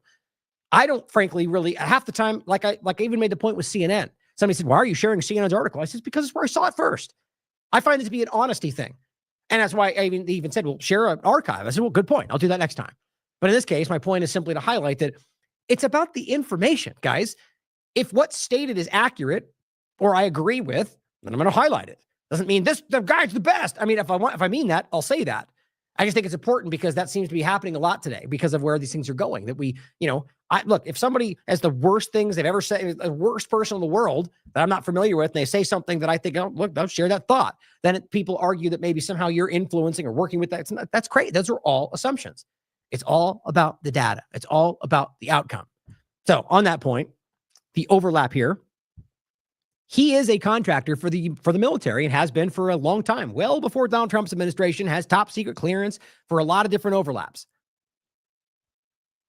Here's what he said. Have received billions of dollars in contracts from the Pentagon, and the president's directing you to look into the Department of Defense. Is that we a definitely need conflict to of do interest? and are going to do at the president's request. Oh, and real quickly, by the way, let's not forget Catherine Austin Fitz has pointed this out. That's not going to happen. I flatly argue that will not happen. The trillions of missing money. I mean, look, this is why many of us are kind of just out, like, getting exhausted by having to play this silly partisan game, is the idea that, guys, you can very easily see, if you've been looking at this long enough and don't look at it from a very narrow partisan lens, that like I've shown you, like I'm going to go with USAID again. Donald Trump's administration just the last time went through all of this stuff, whether it's funding with USAID, including things like HIV and tuberculosis, which they make a big point about today, even though he did it too. The point is, it's both. It's your government. It's all of it. So the Department of Defense and the trillions of missing, the black ops and the different things they use it for that they claim is, that's including all of them. It goes back as far as you want to look. So if they actually started digging into that, if they truly did it, you would find out that it is all of them, which they don't want to do. So you're either going to see a limited hangout, like they're trying to do with USAID, where they carve a part of it out and go, look, that's everything, and then don't even actually stop it while pretending they did, or they just don't do it. Or they transition into some new digital infrastructure. That's what I really think this is going to be. And then as they do that, they just kind of throw out fake information at you, like with Doge from Twitter. We found this and we found that. Well, half the time we find out that's not true, like we'll show you again today. So why are we pretending we can just take screenshots at face value? Because it's about partisan games. Does that present a conflict of interest for you? From the Pentagon, and the president's directing you to look into the Department of Defense. Is that we a definitely need conflict to of do and interest? are going to do at the president's request. Does that present a conflict of interest for you? Yes. No, because you'd have to look at the individual contract and say, first of all, I'm not the one, filing the contract. It's Oh, okay. So he's not the administrative assistant that's filing the contract. So then we're all good. Yeah, but he is the CEO of the company that's taking the contract. This is why that person, they think you're this stupid. What he's going to get is his army of morons out there. They're going to run out and defend this statement as, well, he hasn't divested from the company. He's still a part of the company. And he still absolutely has a conflict of interest if he's doing things that have to do with the very group he's working with, right? So if he's investigating the Department of Defense for spending and he's being paid by them for a contract, I mean, it's basic. And I promise you, you're going to have to debate this with very uneducated people or people that know they're lying because they support him no matter what. Not the majority, in my opinion. people at SpaceX or someone who will be putting for the contract. And I'd like to say, if you see any contract where where it was awarded to SpaceX and it wasn't by far the best value for money for the taxpayer, let me know. Oh, okay, then we'll just follow up. We go, hey, Elon, that's you lie. I mean, that's really your response. So, and skipping over the part where you are still working with contracts with the very group you're investigating, literally the definition of a conflict of interest. Let me know, though. We'll figure it out. Guys, I swear to God, are we really this stupid? If we find out that most people fall for all of this, I may just not do this for the rest of my life. I don't believe it. I do not believe that we are this stupid. I just can't, because my God, it kills me to believe. I have these moments of weakness where I go, I can't believe this. I go where I fall for. If I really believe that most people are falling for this shtick, that are really believing that this is what people. There's no point in doing this. Now, I'm not saying in any way suggesting that's what's going to happen. I believe in my heart that most people are not this stupid, that are not this gullible, not willing to fall for basic. I mean, not even a shell game. I mean, it's basically just pointing at the wrong thing and going, that thing. And we just go, okay. I don't believe we're falling for it. I really don't. Here is the very quick search. SpaceX has secured several significant contracts, and these are just from the DoD. Remember, he has contracts with many different aspects of the government. DoD, including $1.8 billion of classified contract for 2021 and $733 million for 9 satellite launches just in 2024. $1.8 billion. That's incredible. By the way, that's related to Starshield, a program aimed at enhancing U.S. military space capabilities. What else are they working on right now? Oh, that's right. The National Reconnaissance Office and the Spy Satellite Network. Guys, this guy literally is the bureaucratic deep state overlap. I mean, I'm not saying he is the deep state. I'm saying if you're going to overlap what we think we know about these things, bureaucracy, the deep state, the unelected power structure, how does he not stand out as the most obvious example of that? You can decide for yourself. But it's this kind of willful ignorance that they're just rolling out the problem and just calling it something else. And we seem to be able to fall for that. Some people, anyway. Star Shield could support various DoD applications, intelligence, surveillance, reconnaissance missions. It's a lot. Oh, and then by the way, who is the current CEO? Oh, that's right, Elon Musk. So you just can't pretend like there's not an obvious conflict of interest. But let Elon know, though, if you see a problem, just go ahead and send him a tweet. He'll follow up. Derek just wrote it, December 5th. This is, again, during Biden's administration. So they were already rolling out the infrastructure for what Trump is currently doing during Biden's administration. Are we missing how obvious this is? You can't hide. Elon Musk and SpaceX are helping U.S. intelligence build the world's largest spy satellite network. That's not his framing. That's what they're talking about. This is the director of the National Reconnaissance Office saying, you can't hide now because you're constantly being looked at. So is the National Reconnaissance Office the rebel fighting the deep state? Or are they part of the apparatus? Okay, so if Elon's giving the apparatus the power to see you wherever you are, no matter what, you can't hide anymore. How is that fighting the deep state? How is that pushing back? How is that a rebel? How is that cutting the government in half? Have fun with that. Now, as Whitney points out, the obvious part here, if you think the deep state was defeated and all you had to do was pull a lever for the right team and you can watch as everything is made magically better and do nothing but trust the plan and enjoy the show, you probably confuse what deep state actually means with the wing of the uniparty that lost last year's election. Mass complacency at a time of drastic disruptive change is not a recipe for success. It seems crazy that we even have to say the things out loud. I want to believe that most people agree with this. Vigilance and scrutiny matter, as does taking responsibility for your own life and community instead of placing all your hope for a better life in a world and a government. Many of the people who used to distrust the system the most, and who also have most of the citizen-held weapons, have been led to believe that they can fully trust everything happening and can let their guard down against tyranny. They may not physically come for your guns, but they can still attempt to cognitively disarm the American people.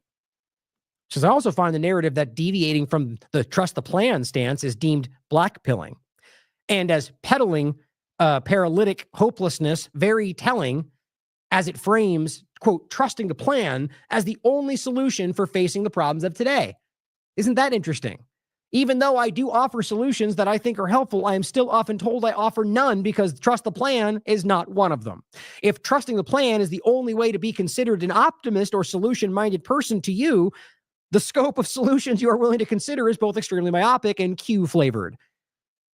But I think most people would agree with that. Tell me if I'm wrong.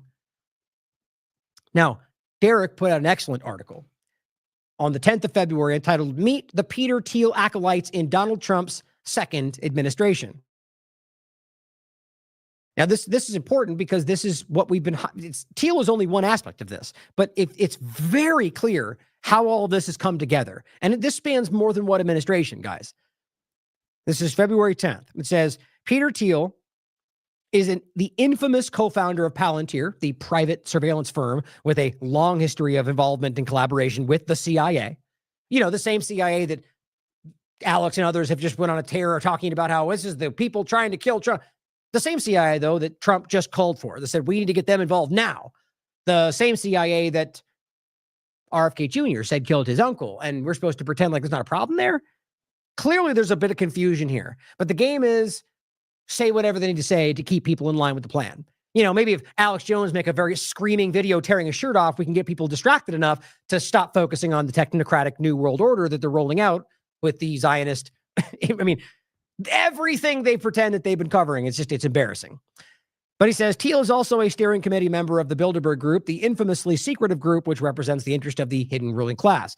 Now, in the second Trump administration, Thiel's influence is more visible than ever, as numerous associates and acolytes of his are set to play various influential roles. Now, whether or not you think Thiel's a problem, this kind of individual influence, like we saw with Obama or Biden, it's the same thing, is a problem, right? You could agree with that, but I guess we can only agree when it's a group we don't like or a side that we want to disagree with. If you stand back and look at this without a political lens or a partisan lens, it's the same point. You have one group that seems to be able to financially influence positions for their benefit. That's what matters, right? So here we are. And this is exactly what we can see. Here is just Peter Thiel saying how he's going to support Trump in every possible way. And what he says is he didn't end up funding his campaign this time, but helped him in every other possible way, which I think is much more important, frankly. And it says, despite his years-long embrace of Donald Trump, it is also worth noting that Thiel collaborated with the Biden administration in 2021. He reported on how the Biden administration was receiving criticism for continuing Trump's plans for a border wall in the form of virtual or biometric wall. As always, the coordination that gets framed as difference, as Biden's he's anti-Israel. No, not at all. In fact, aggressively he called himself a Zionist. I've heard Trump say that, and also very clearly funded them extremely, but the game is he didn't do enough. We'll get to that more in a second. But here, the point is that biometric wall, well, they both called for that. We said it with Kamala as well, but we want to pretend like that's them disagreeing. But it says one of the contractors for the virtual wall was Anduril Industries, founded by Trump donor Palmer Luckey, with funding from Peter Thiel, and Anduril being the overlap of both Palantir and the basically what they're building out with Lonsdale and Carp, and those two get referenced more than anything. The message was clear. Whether with Trump, Biden, or Harris, the U.S. is getting a biometric surveillance state with digital IDs. This is one of those points that when we bring this up with Trump supporters, they simply respond with, he said he's not going to do that. End of story. Okay. Remember that, guys. Remember that when this comes to pass. I hope I'm wrong. Because when it does, then those people are going to try to tell you why it's not the same thing, or eventually why it was always needed because we're fighting the deep state. And that's the only way to expose them. Watch. Fast forward to 2025. And now that Trump and Vance are occupying the White House, numerous Thiel-affiliated companies are expected to see a big boost in financial revenue. For example, recently, Thiel's Palantir and Anduril, as well as SpaceX and OpenAI, we already talked about this, announced a partnership on U.S. military contracts. The move marks the latest efforts by the technocrats to replace the old guard of the military industrial complex, companies like Lockheed Martin, Raytheon, and Boeing, which I argue won't really ever officially go away, just be in kind of just folded into the new dynamic. But here, the same point. OpenAI, basically Elon and they're supposed to be at odds when, as we can see in a second again, that he's just trying to buy it out. I think there's always been more coordination here, and it's about it's making you feel there's different things happening when it's all just different fronts for the same agenda. The point, though, is that they've all worked together now to take feet to field the DoD contracts. So that even in and of itself makes that point, acting like we're just a multifaceted group of, well, I think they call them small tech, literally things like Palantir, which is ridiculous. But really, they're all one thing. If they're all at one thing kind of fielding this, then that may be an illusion in and of itself, right? Now, the different people. And there's more than this, by the way, but just J.D. Vance first.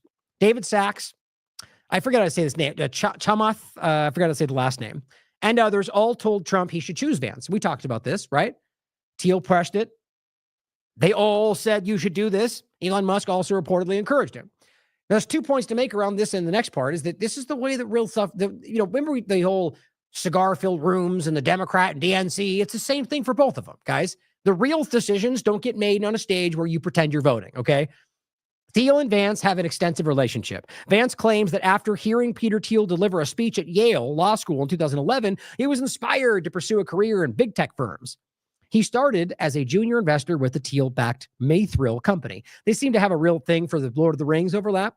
Most of it for things that seem to be kind of like alarming and evil, like Palantir and the rest of them. But the point, overlap here, is that he has a very long track record of being brought up, cultivated by Peter Thiel. Now, it says when Vance announced his run for Ohio senator, Peter Thiel was there and gave him $15 million to the campaign. So he's been cultivating him the entire time. Now, was another point coming up in a second. My point, though, is that in this discussion, you'll find that when they make these decisions at their own little inner parties, or who will run or who will be, and these are not things that you decide. Now, his running mate is something they typically decide themselves anyway, but I'm talking about all of these decisions. That's how these things really operate. Elon Musk. It says Elon Musk and Peter Thiel have been friends for more than 2 decades. Both men received massive financial wealth from their co-founding of PayPal. Thiel has also been a prominent investor in Musk's various ventures, including Neuralink. Now, here is something that 7C's put out from the iconic network. People keep saying that Twitter is free speech. Everyone should know that Elon and Twitter are completely inundated with the Peter Thiel capital web. Elon Musk first involved Peter Thiel when his online banking site, X.com, not this one currently, that's always very clear, was purchased by PayPal. Thiel has also through his founders fund established itself as a 10% owner of SpaceX, Elon Musk's toy rocket company. It says he's also been a major investor in Elon's other ventures like Neuralink. Peter Thiel also owns a company called Mithra Capital, which, looking into their client companies, owns swaths of assets across many industries. One that expressly sticks out is Palantir Technologies, Peter Thiel's data intelligence company. On top of being extremely intimate with the deep state through CIA contracts and global spying. More on Palantir Carbine. Carbine's the one about the 911 call centers. That's part of the Israeli startup infiltration of this country. Has ties to Israel and Jeffrey Epstein. Multiple examples from Times of Israel articles, Haaretz. Founded by Thiel and Alex Karp, current CEO, and Palantir was filled by Thiel in the capacity that the CIA was a front for them. They were essentially implementing the massive NSA spy network that was legalized by the Patriot Act. Remember that they denied up until then. The article highlights more on Thiel, Palantir, and Alex Karp. Alex Karp very specifically stated that anti-Semitic narratives are stupid, overconflated, and dangerous, speaking very heavily in favor of Israel's favor. What you also need to understand is that Peter Thiel is also heavily involved with J.D. Vance, the current VP-elect. And he goes on with more. The point, though, is to see how wildly intertwined these things are, which that should concern you. As promised, Trump nominated Musk to lead the Department of Government Efficiency, which, remember, was just renaming the Department of the U.S. Digital Services. And by the way, that ends up being the same acronym even. The United States Department of Government, it becomes the basically USDS, right? The DOJ services, the USDS. So this has been planned out. While the idea of reducing government waste and increasing efficiency is an appealing proposition, if truly what they're doing, it should also be noted that Musk's talk of efficiency is reminiscent of the little-known efficiency movement, which predated the more well-known technocracy movement. It's right on the surface everywhere you look, guys. The efficiency movement sought to identify and eliminate waste in all areas of the economy and society, and to develop and implement best practices. Supporters of the movement included Andrew Carnegie and J.D. Rockefeller. Rockefeller was a proponent of efficiency, stating, quote, to help an inefficient, ill-located, unnecessary school is a waste. It is highly probable that enough money has been squandered on unwise educational projects to have built up a national system of higher education adequate to meet to our needs if the money had been properly directed to that end. So realizing the Rockefeller efficiency technocracy element is what they're rolling out. David Sachs. David Sachs is most well known for his involvement in the early days of PayPal. Same old thing. Serving as the COO with Peter Thiel as the CEO. He is considered a member of the so-called PayPal Mafia, a name given to founders of PayPal who later founded the numerous tech companies, including Tesla, LinkedIn, Palantir Technologies, SpaceX, YouTube, Yelp. In June 2024, Sachs and Chamath, again, hosted a fundraiser for Trump at Sachs' home in the Pacific Heights neighborhood. The meeting netted the Trump campaign $12 million after Trump reportedly said he would be the crypto president. It was this dinner where the billionaires told Trump they should choose Vance as his running mate. That's my point. This is where the real decisions get made about the directions, not what you want, not the party. This is the kind of reality that happens, whether it's Citibank and Obama or the bigger picture behind that as well, or this. Now, it says shortly after his victory in the 2024 election, Trump rewarded Sachs for his loyalty by appointing him as the AI and crypto czar, just showing you where this was going. In this position, Sachs is expected to greatly influence the U.S. government's policies on cryptocurrency and the advancement of AI, which should be a problem for everybody. Howard Lutnick. Howard Lutnick is the CEO of Cantor Fitzgerald investment firm and has become a vocal proponent for Bitcoin in the last couple of years. And you know our thoughts on that. Lutnick is also an investor in the anti-ESG Strive Asset Management, which was founded by Vivek Ramaswamy. Peter Thiel and Founder Fund and J.D. Vance's Naria Capital also contributed to Strive's $30 million founding round. Now, what's important to see is this game they play, and this has been building for a long time. Thiel and them even wrote a book in like the early or late 90s to early 2000s about, fighting this whole thing, the woke direction. Well before it was even really on this earth. This is a long-term agenda, in my opinion. Very clearly many people are completely in line with it, believed it, fought for it. The point is, I think the game is to come at this like we're the thing that we propped up to bring down. The woke pronoun. This is what was used to get you invested, because it's easy to fight these things, and then tear them down to bring in place the new thing. And meanwhile, distracting you all to think you're fighting the deep state when all they're doing is shouting down the things that they had planned to destroy. That's just my opinion. So I think it's interesting. These people who don't seem to care at all about this stuff are really are overlapped with people doing these things in other government examples. But because he frames it as anti-ESG, you guys die. You believe it.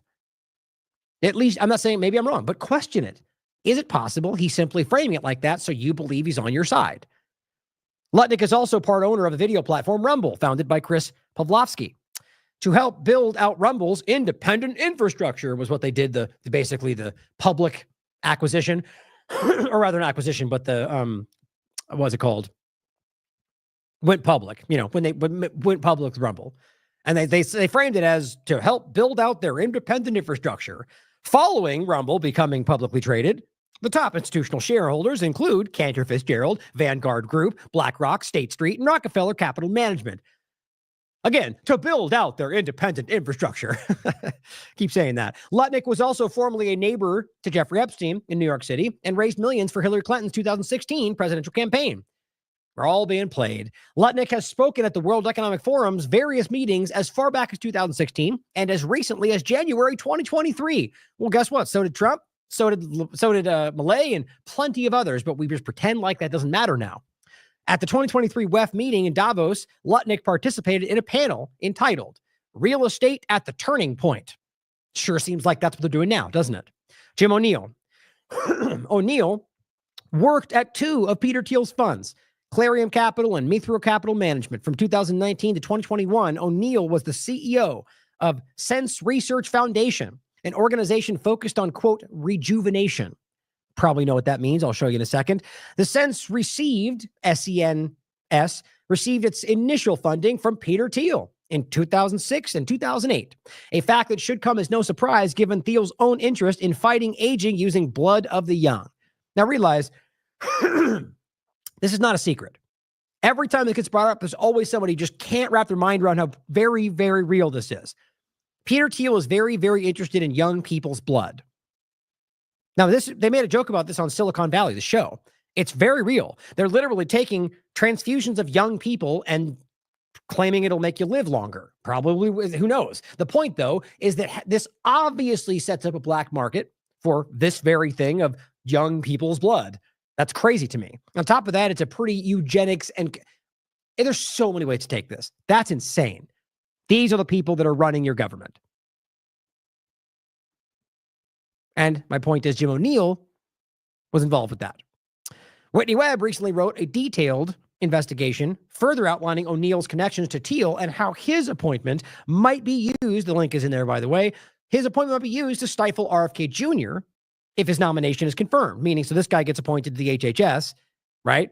Ultimately, manipulates RFK Jr.'s outcome if that's the way that plays out. I still get the sense it might not happen. For today, by the way, I think Gabbard was confirmed, which I didn't expect anything else. She's very clearly playing the game. Ken Howery. The connections between Howery, Peter Thiel, and the World Economic Forum run deep. Apparently, Trump sees those connections as a net positive, which has been commented on. Howery was another PayPal co-founder with Thiel. All these people are in his administration. He's the U.S. ambassador for the Kingdom of Denmark. The pair also co-founded the venture capital fund, Founders Fund, which we mentioned earlier. In March 2012, the WEF named Howery a member of the Young Global Leaders Program. Like most of the others, like Trump, like plenty of others, like Gabbard. He is also a member of the selection committee for the World Economic Forum Technology Pioneers Program. Jacob Hellsberg is an ardent supporter of Israel and a former supporter of Democrats who said he shifted Trump as was a result of Democrats becoming anti-Israel. That's my point. Now, this is the game, guys. This is how I'm convinced people like this know they're playing. That's not true. Or at the very least, as Derek says, if it is true, I guess it's because he believes that they're not sufficiently obedient, seeing as how they did vote to give the nation unlimited funding and weapon stockpiles. But I guess they weren't overtly obedient enough, and Trump plays that role well. That's crazy, right? Or you can realize that they know they're all on the same side, and this is just about playing the bad guy Democrat narrative to get you in support of Trump. Either way, this guy just is terrifying looking to me. He looks like some kind of fake person. It's just, these people are concerning to me, and just everything about them. Bottom line, all about supporting Israel. as a U.S. representative. Hellberg also is a senior advisor to Palantir Technologies. What do you know? He's also an advisor to Alex Karp. What do you know? Funny how you can't stop seeing the overlaps. Michael Krastios worked for Peter Thiel's funds, the Thiel Capital and Clarium Capital. He's also currently working as the House of Science and Technology. Then there's a couple of others to point out, but Alex Karp as well, who's just another co-founder of Palantir, who's a very, very clear part of this. Now, I want to also highlight that Karp was on the side of Kamala Harris. So as Derek highlighted very clearly, no matter which way you turned this, Zionist technocrats versus Zionist technocrats. That's what it was, guys. They won. That's the game that's played, assuming your vote even translates. But it says Karp is also an open advocate for supporting the Zionist movement. He's been aggressive about this. Corbett recently noted that in November of last year, Palantir issued a letter to shareholders that stressed the company's support for Israel's quest to ethnically cleanse Palestinians. And it says, we are one of the few companies in the world to stand up and announce our support for Israel while they're committing genocide, mind you, which remains steadfast. Karp wrote, Palantir stands with Israel. Yeah, they sure do.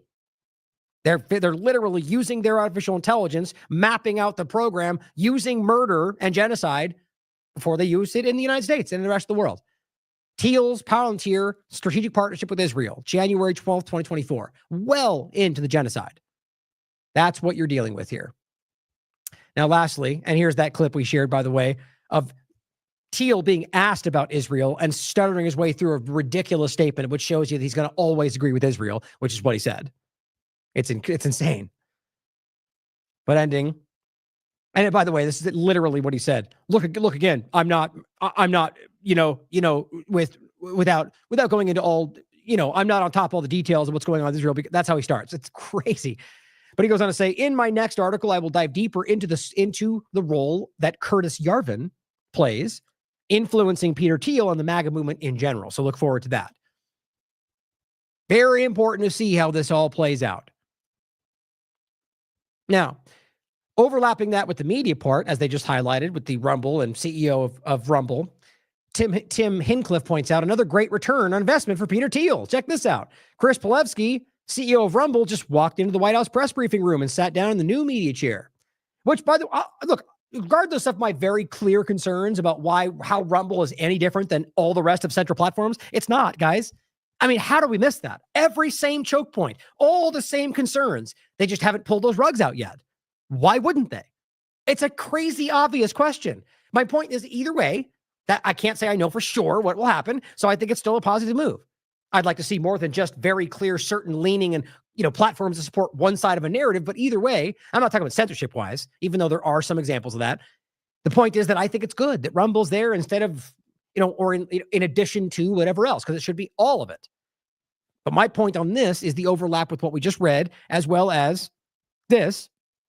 Elon shares this today, it was today. And it says, it's a meme that says, really not possible to point this out loudly enough. When the media is behind your movement, you aren't the resistance.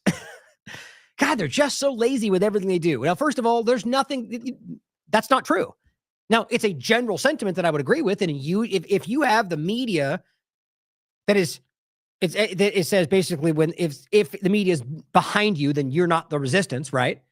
That could be the opposite. We've seen the media support groups that I do think are being in order to basically create the narrative that they're not. My point is that's an assumption. You're making it a broad stroke, okay? But it's a general point that, typically speaking, when the media is cheering something on, like Antifa, for example, it's typically a good sign to doubt it. But what he's trying to do with these, like everything else he does, is he's turning you into a binary thinker. So now when the media supports it, therefore, that's not the thing. When they don't, therefore, it is the thing. This is what I keep calling out. This is engineered stupidity. This is the Pied Piper of dumb, guys. He is walking you into a path where you're not checking sources, where you're assuming based on binary thinking. But overall, there's a general thing to consider, like we've talked about before. If they cover it, it's the opposite today. Well, how about we just consider whether both can be done, or question those things while considering all? But the point then back to this with CEO of Rumble in the media room, okay, I guess he only means that obviously when it's one side of the media. right? Okay, so what happens when Fox and One America News cover something? Does that mean you're not the resistance? Oops. No. See, because he only means the media Democrat, because that's how stupid we are, all in quotes. I mean, come on, guys. This is just childish level thinking. Obviously, right now, with Rumble in that room, then he'd be part of the media. But if Rumble or anybody else that's on the right is covering them correctly, as they would see it, same point. Just stop falling for these games they're playing. This guy is not on your side. It's just so transparent to me. That's my opinion. But in everything he does, somebody who is tricking you or using lazy thinking to get you to blindly support them, how does anybody think that's in your interest? Even if you agree with the outcome. He's making you stupid by playing these games. Stop falling for it or call it out. Be like, obviously, that's not could be the case. They don't want you to think like that. But here he is, confirmed to speak at the World Government Summit in Dubai about AI and Doge. Cool, right? The World Government Summit. Isn't that what we're all about? World government? No. #winning. But I guess we'll make up an excuse for why this makes sense. As Derek covered this before in 2022, while you were distracted by Will Smith, the international elitists met at the World Government Summit. Guests included Klaus Schwab, World Economic Forum, which he does again, by the way. These are all the same. This is the World Government Summit. But I guess it's no big deal. If Kamala Harris was speaking there, my God, we can talk about it for a week. Willful ignorance. Don't be a player in the willful ignorance game. Stand up and call it out. And then, as Derek pointed out in 2024, hey, look who else was speaking. Tucker Carlson. Sam Tripoli points out an overlap to what we're talking about from before into the same conversation of the bought off and influenced people in his administration. Ana Paulina Luna says, time for transparency has come. Tune into the press conference at 3 p.m. Task force to declassify JFK. And Sam Tripoli rightly highlights, why do we need this thought, he writes, in charge of releasing the JFK files? She's a full-blown Zionist, which is very obvious, and that's not a secret. And the truth is that Israel and the Jewish mob were involved in the assassination of JFK. Now, just to be clear, by the way, what he means is specifically the Jewish mob that Whitney's written about, the mobsters that existed in the Prohibition-type era that were specifically Jewish, and that's not like some current-day slight or something. The point is, interestingly, that is very, very clear. And we've covered this before. Oh, actually, I thought I did forget to grab it. That's right. My interview with Corey Hughes about this. I do think he does amazing research on this that's really hard to deny. Title of this interview was Israel Behind the Assassination of JFK. And he says, so do you think we will get the truth? Seeing as how a Zionist is now walking out the truth about JFK, and it seems pretty clear that they were at least involved? Probably not. Oh, let me see. I'll make sure I saved that. I did. Okay. So the next one. Here's a video I'll play for you. So this is first, it's my solemn duty to begin to form a new relationship with the government and the governed. We'll uncover the truth about JFK, RFK, MLK. Like, really? And the Epstein files? Look at what she laid out. JFK, RFK, MLK, Epstein, UFOs, 9/11, and the origins of COVID-19. My God, it's a conspiracy trifecta, or more than that, with more than, I mean, guys, this is the same game as, and here, by the way, 2 points. Same game as before with Trump. But ask yourself, why is the game still being played after the election? Somebody made that point earlier. So they're still advertising on TV about support our agenda well after the election took place. That seems pretty strange to me. I get the sense that's because they don't have as much support as they're projecting. But this is them pushing this, like, and the Fed, lock her up, and all the different things they tried to tap into. They said all this last time. 9/11, Trump brought all these things up. None of it happened. So now JFK, which I think we all can acknowledge was Israel and the CIA. We have MLK, which, by the way, a court in the United States has already found the government was involved. It was a civil court. Corbis talked about it. So we don't need your fake information. Epstein files, are we kidding? Seriously? Which will involve Donald Trump, which will involve a lot of the people we're talking about. So it's either going to be a limited hangout or they won't show it to you. UFOs, come on, guys. 9/11, all these things are very, very, very clear. They're traps. Or COVID-19, they're going to pretend that the CIA helped us, or it's going to be something they stopped. It was a Democrat plot to release a fake thing with China. They've already laid this out, and it's not true. So here's what she had to say, though. To start off with here's some honesty coming from the new what would you call it? The new the committee to release the facts. What sort of witnesses will you expect to have at your hearings? I know you said the first one's in March. Would that be department heads, former employees of various agencies? Would you like to jump in? Yeah, I was going to say, based on what we're actually looking to do with the JFK investigation, I'm looking to actually bring in some of the attending physicians at the initial assassination, and then also people that had been on the various commissions looking into, like the Warren Commission looking into the initial assassinations. There's been conflicting evidence, and I think that even the FBI at the time reported some anomalies in the initial autopsy at Bethesda, Maryland. All of those, though, seem to have been rinsed and repeated in the media to push a certain narrative that we don't agree with. And so I think. Wow. I mean, honestly, before we even get into this is pretty well grafted. I mean, think about it. Now they're going to bury you in a fake investigation for 4 years about all these topics. MLK, and they're going to revisit the evidence. And really? You know how much time, how much is going on in the world right now, what they're doing and even just if you want to pretend it's only half the government, there's so much to go over, or the genocide they're both supporting, or the many different foreign policy blunders they're walking into. But we're going to bury you in this thing. Well, I'm sure they'll bring back Las Vegas. They do every single time.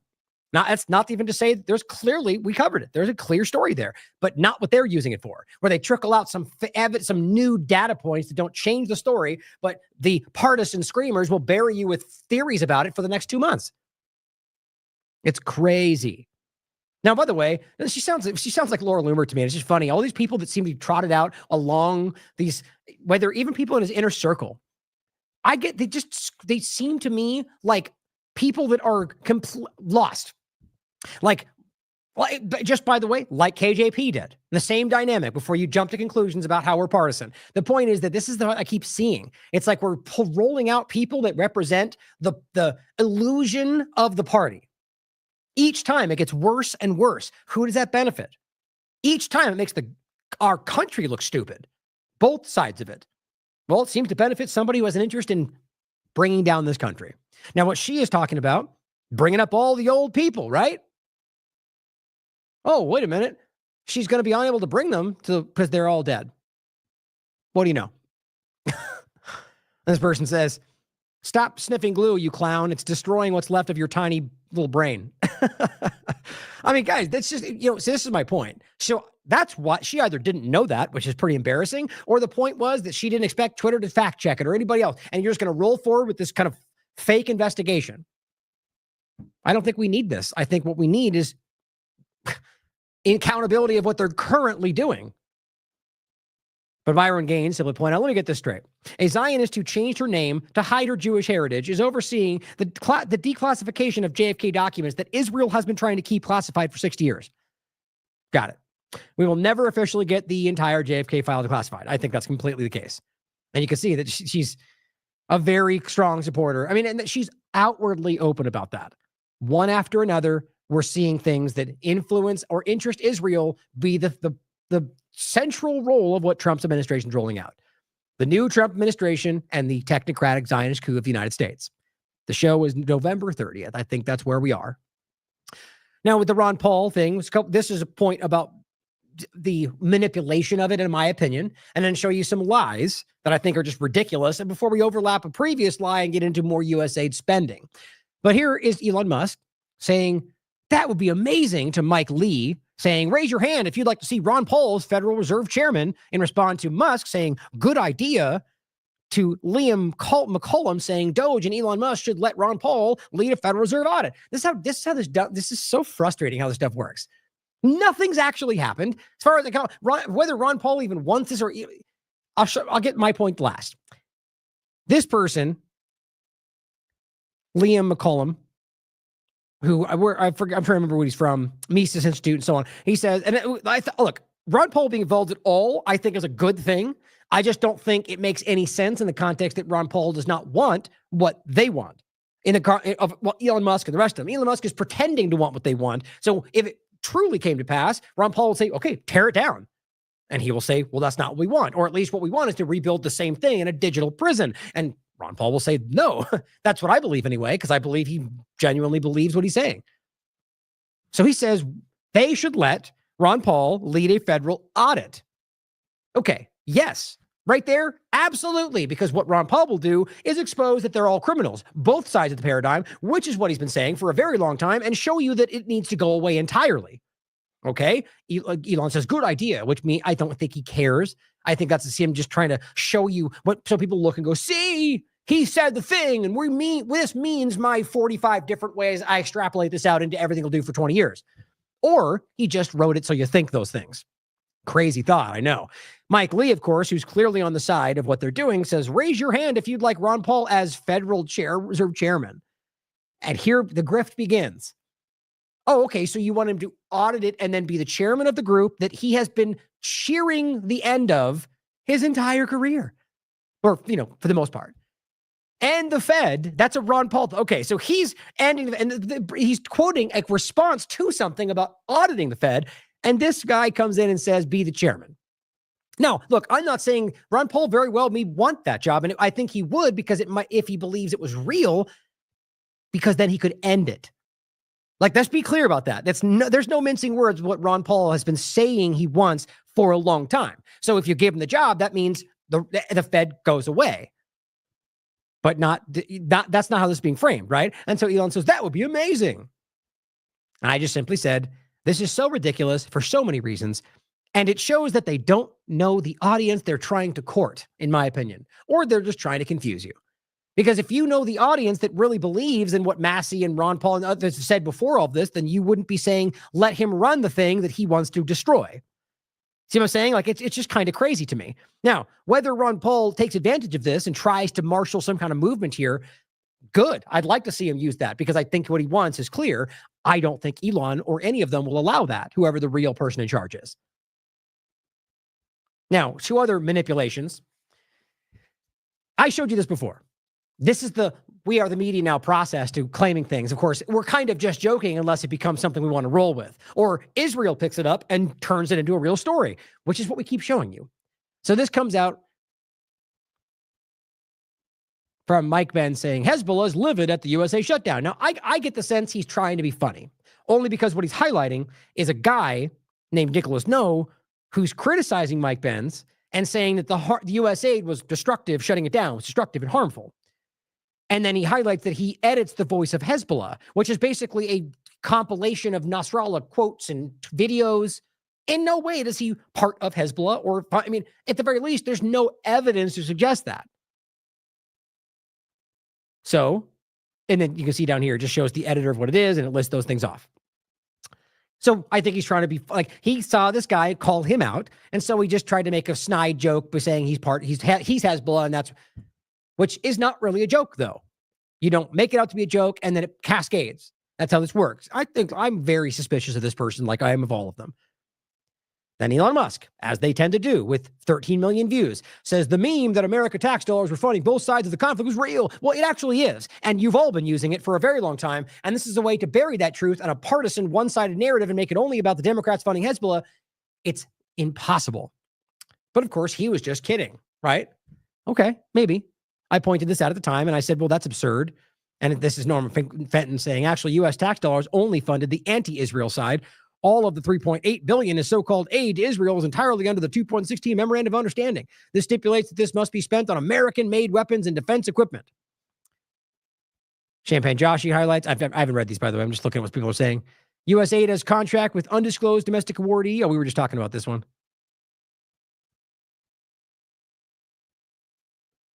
I'm trying to look real quick and see if it's different. You know, see, this is what frustrates me about a lot of this. Why you got to show the current dates of this stuff, right? I'm willing to bet you that if you look at the dates, like I'm going to show you in a minute. Oh, here we go. He's got it right here. Thank you for sharing the link, Josh. That's why I like your work. We've interviewed him in the past, by the way. He wrote an article for TLAV. I'll let that load. This seems really slow today, probably because people are using it, but maybe because they don't like what's being seen.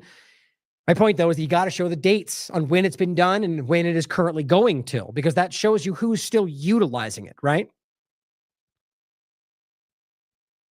Right. So there you go. So we're going to get to this in a minute. Actually, I think I have this one up for Ukraine.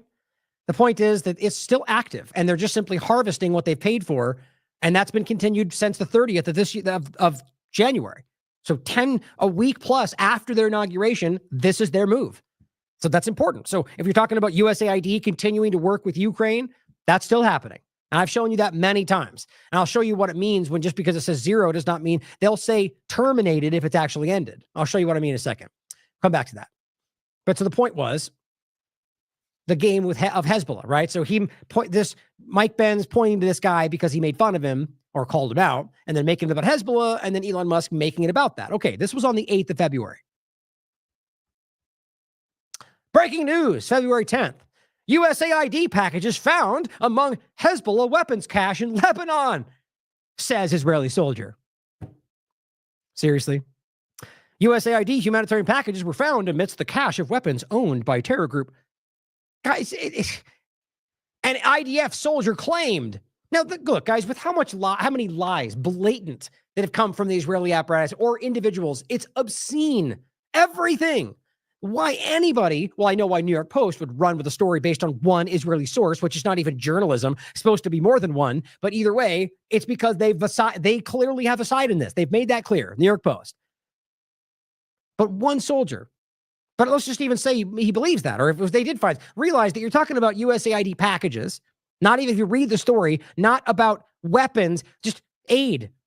So you know how easy that aid could be moved around from groups that still support? Right now, the current government of Lebanon is very clearly in line with Israel. Not Hezbollah, which seems to be the clearly controlling dynamic for the most part in regard to like military strength and so on, but that's not the same thing with their government. So either way, having a box that says USAID does not mean anything. The idea they're trying to extrapolate this out and look, see what they're saying is that means Democrats funded this. Hezbollah, and Trump's fighting it. That's the way they're trying to frame this. Even though I can prove to you that the funding that they're pointing to that goes in any of these locations was wildly taking place all through Trump's last administration and will continue to now. My point in showing you this is how easy we're just kind of trolling thing turns into a real story when they just decide to run with it. Like Greenland, for example. But it goes on both ways, by the way. Fact check. Lead story says. Now, here's funny about it is if this was a fact check about something that Donald Trump was wrong about, they'd all go, you're taking a fact check at face value, which no, I'm not. I check all these things anyway. But now because it supports him, you'll probably be like, we do it. Hypocrisy. It says Trump did not sign executive order to purchase 2 billion doses of COVID shots. Right? Now, somebody shared this with me and I looked into it and it appears to be false as best I can tell. Now, it's important to see this, guys, because you have people on their side very, very clearly trying to get you wrapped up in whatever they're doing with all sorts of lies. And we are the media now. People are just inundated with nonsense right now. But the other side of it, and I'm talking about individuals here. I argue this is just some random people that are obsessed with hating Trump that decided to roll out some fake shot and make a claim that he rolled out this to buy shots because they know people like us will jump at it. Or, by the way, it very well could be people support Trump that are hoping to trick people like me into jumping to a story we're wrong about. Either way, if you're objective and nonpartisan, you'll find these things and be like, well, didn't happen because you cared and you looked. Hashtag due diligence. But that's not true. But you know what is true? Rolling out an mRNA cancer shot with hundreds of billions of dollars of infrastructure, that is true. But I guess this might be a way to bury that too, by the way, and make his supporters go, no, that's a fake story because they're so desperate to hide from what's going on. Now, we just talked about this on lies, right? So those are misinformation points. Well, here is a major one that got called out, the Gaza condom story, which up until even right now, by the way, there are still people acting like that wasn't wrong.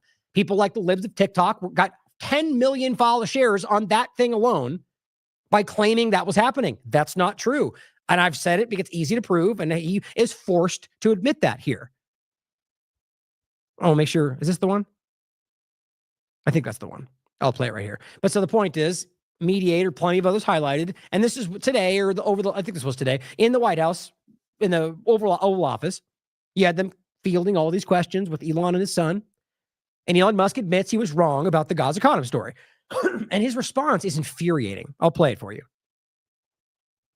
Mr. Musk, you said on X that an example of the fraud that you have cited was $50 million of condoms was sent to Gaza.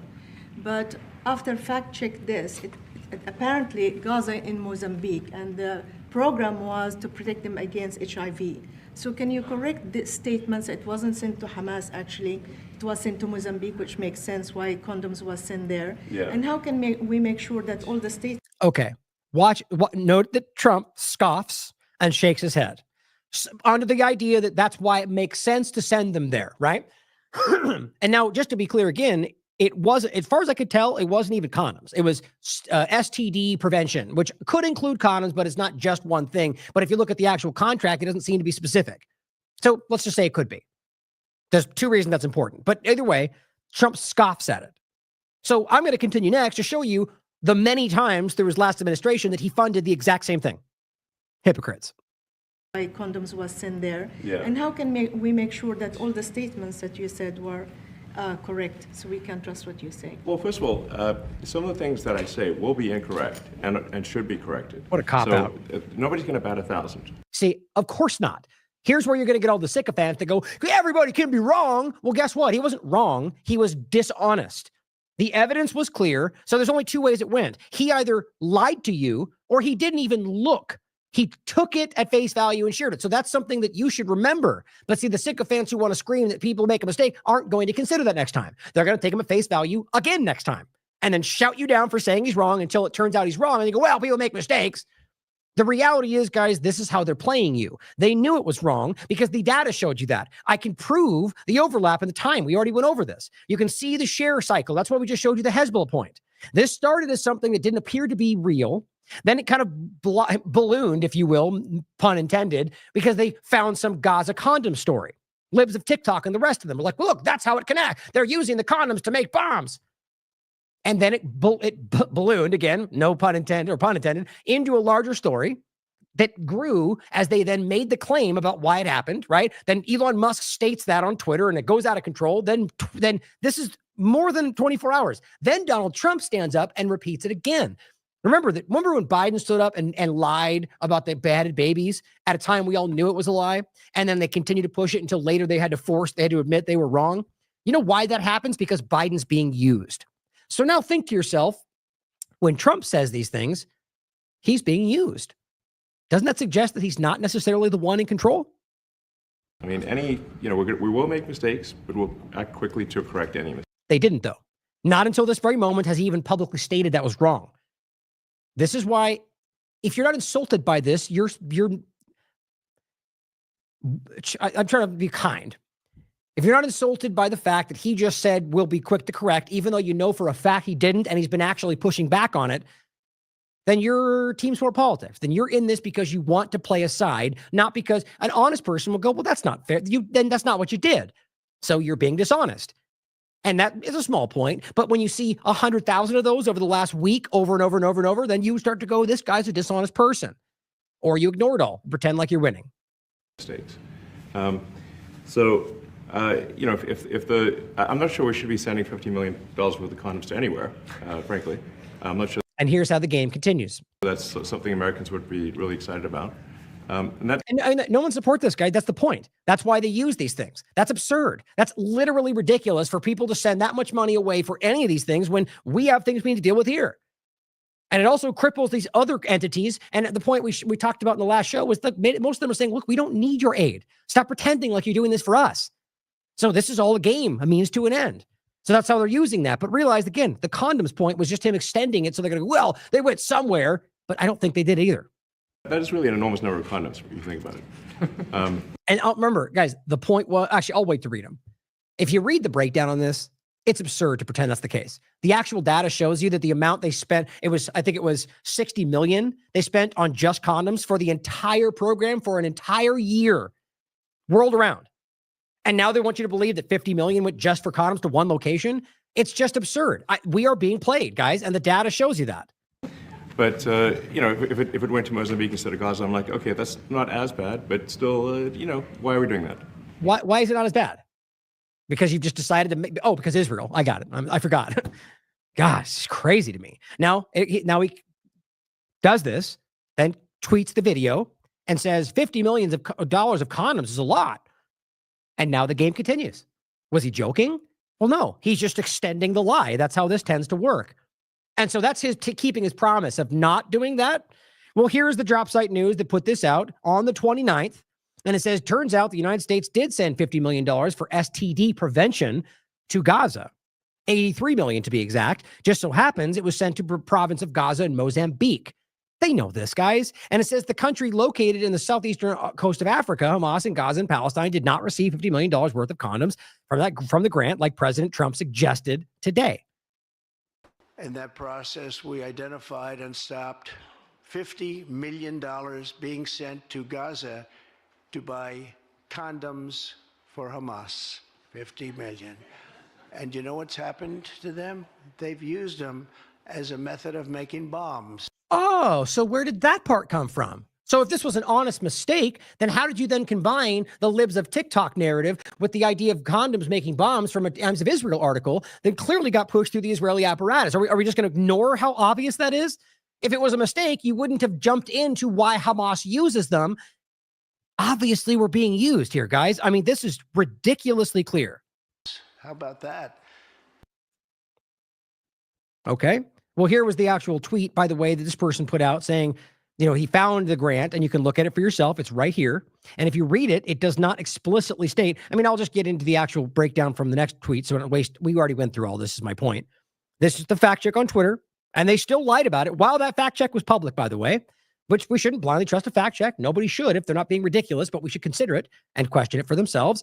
But DropSite followed up, highlighting, again, this is the Carry On Leave It saying, during this pause, Doge and OMB found that there was $50 million taxpayers that went out the door to condoms. So she broke that story. Remember that. So that means they gave her that story. They flooded. They went out through them. Then Elon Musk and Trump carried it out. Their inner circle continued to lie. They deny, and push back until he was forced to say that.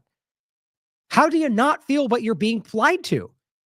DropSite says the Guardian's Robert Mackey, again, because Guardian, no, must be fake. No, it's clear that it's true, whether or not Guardian covers it, debunks Trump's claim planning to send these condoms. It says not, quote, not a penny of the $60.8 million in contraceptive and condom shipments funded by the U.S. last year went to Gaza. In fact, the accounting shows there were no condoms sent to the part of the Middle East at all. And it says, in fact, it just one small shipment of $45,000 in oral and injectable contraceptives. For the fiscal year of 2023, the most recent for which data is available, only about 7 million worth of condoms were distributed globally. So I was even wrong on the number. 7 million globally, which I disagree with also. The vast majority of which were planning funds, 89% sent to Africa. So 7 million globally in 2023, but we want to pretend that 50 million went to one location for one shipment. We're being lied to. And Elon just keeps the lie going because he's a child, it seems, and is incapable of admitting he's wrong, like we saw with H-1B, like we saw with censoring people and lurching into some conversation about doxing. Who is following these people? I need to believe that most people out there are good people. And if you're a good person, how are you falling for this? They're lying to you. And stop. I know it's hard to see it and to recognize that. Just think about what's best for your country and for you. The truth, right? So here's another example. This is from 10th of February. He says the Doge team just discovered that FEMA sent $59 million last week to luxury hotels in New York City to house illegal immigrants. Sending this money violated the law, and is like many things they all do on all sides of the government, but it only matters when they want to make a point about it, is in a gross insubordination to president's executive order. Now, on top of this, if it's against the law, then put someone in jail. Oh, we never do that, though. I forgot. It's all about the narrative of fighting the other side, when in reality, it's all a bunch of bluster. If you were going to go after the Faucis and the Gates and the Bidens, they'd already be in jail because you're in power, right? But you're not. Just like not with Clinton, it's all a big long-term narrative. The point, though, it's a violation of executive order. Okay, right. So you confused about when this took place? It says that money is meant for America's disaster relief, and instead it's being sent on high-end hotels for illegals. Well, again, so he says, which I don't deny. I believe I've seen evidence of that in the past. What I'm saying is the only thing people are citing is this tweet. Just like the last time when he cited that they fulfilled every single contract, no matter what, to even when they knew they were terrorists. Nobody's ever proven that. Nobody. That was a statement on Twitter that still wouldn't surprise me. But don't we all need facts? When did we stop caring about verifying what people say in government? And he is in the government. It says a clawback demand will be made today. Okay. February 10th. So if this was last week, then that puts it square in Donald Trump's administration. So when do we start? This is the same with Twitter. How long until we get past the point where we keep pretending like bad things that happen are suddenly still Obama's fault or Biden's fault? I mean, at this point, we're well past January 20th. Okay. Now we're at February 10th. We're almost a month into his administration. FEMA sends this. Now, look, of course it's possible that FEMA did this because they wanted to do their own thing. But that is currently Trump's administration. They came in and they grabbed the reins of everything, right? They put their people in place. They froze funding. So if you're going to be objective, you would go, that's their responsibility. Now, yes, you could say we didn't come out and say we don't agree with this. They did it without our responsibility. They did it without our allowance, and we're going to hold someone accountable. Okay, then trot the person out. Who's getting fired? Who did it? What's their name? And how do you know that it wasn't ordered by somebody in your administration? How much you want to bet that doesn't happen? How much you want to bet one of two things? This either never happened or it did, and they were well aware of it. Either way, it's being used. Completely my thoughts. February 10th. So here is Western Lensman that says, same thing, February 10th. On the left, you got KJP in a little zoot suit saying, as the election neared, KJP assured Americans that no FEMA funds were going to be diverted to illegals. Okay, right. And so from then until now, I haven't seen evidence of that. Not in the bigger sense we're talking about.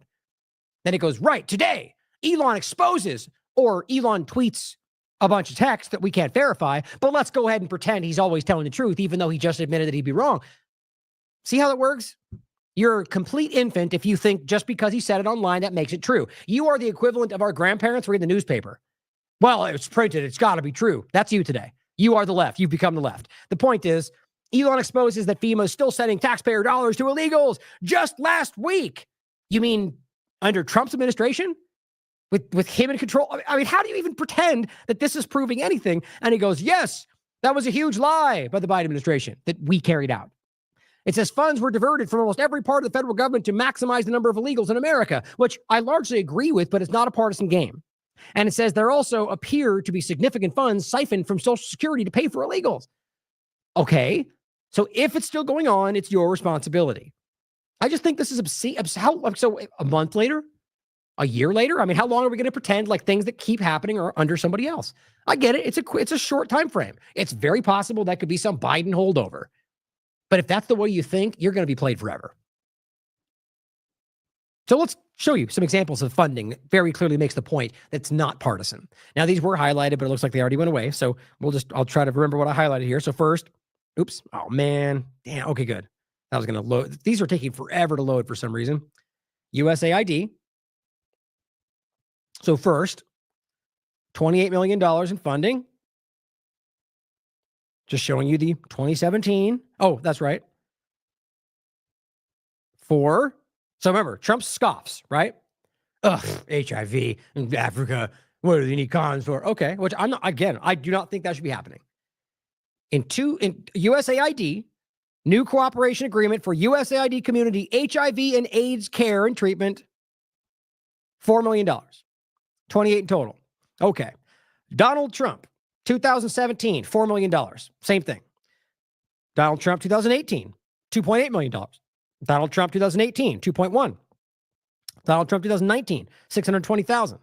Donald Trump, 2019, 800,000.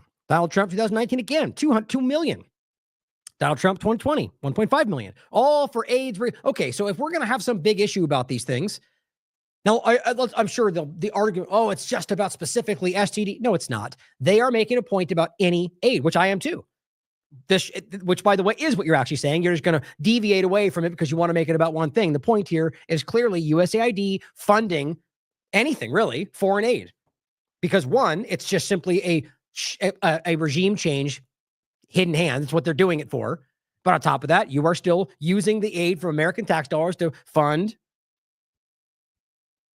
HIV and AIDS care. Same thing. Isn't that hypocritical? It is. And then this is from same contract, just showing you the later date. Here's my point from before. So what you're going to see, and these are the important ones to follow up on. So first, recognize Donald Trump funded those things just like everybody else. We just didn't talk about it then. because now they're in interest of keeping you in the moment, the feeling that you're changing for positive when really they're just using what they've been doing to roll you into the next control structure, in my opinion. January 30th, 2025. So same point from before. This is 10 days into the administration, okay? So these actions are now being taken through Rubio and their team. And it says revision. So the last funding was $600,000 in October 2024. Now, if this was going away, they would have wrote terminated. But no, they just write zero, which, by the way, as you can see, happens a lot. That was under Biden's administration, where it says zero on May, and then in 3 months later, they get 700,000. Right? Then in October, now it's 600,000. And they do that. So it's sometimes they just keep the contract going, but don't send any more money until they funds the run out. Okay. So Donald Trump has, and let's put Donald Trump's administration and the USAID State Department apparatus have now continued this HIV funding game for, where is it? It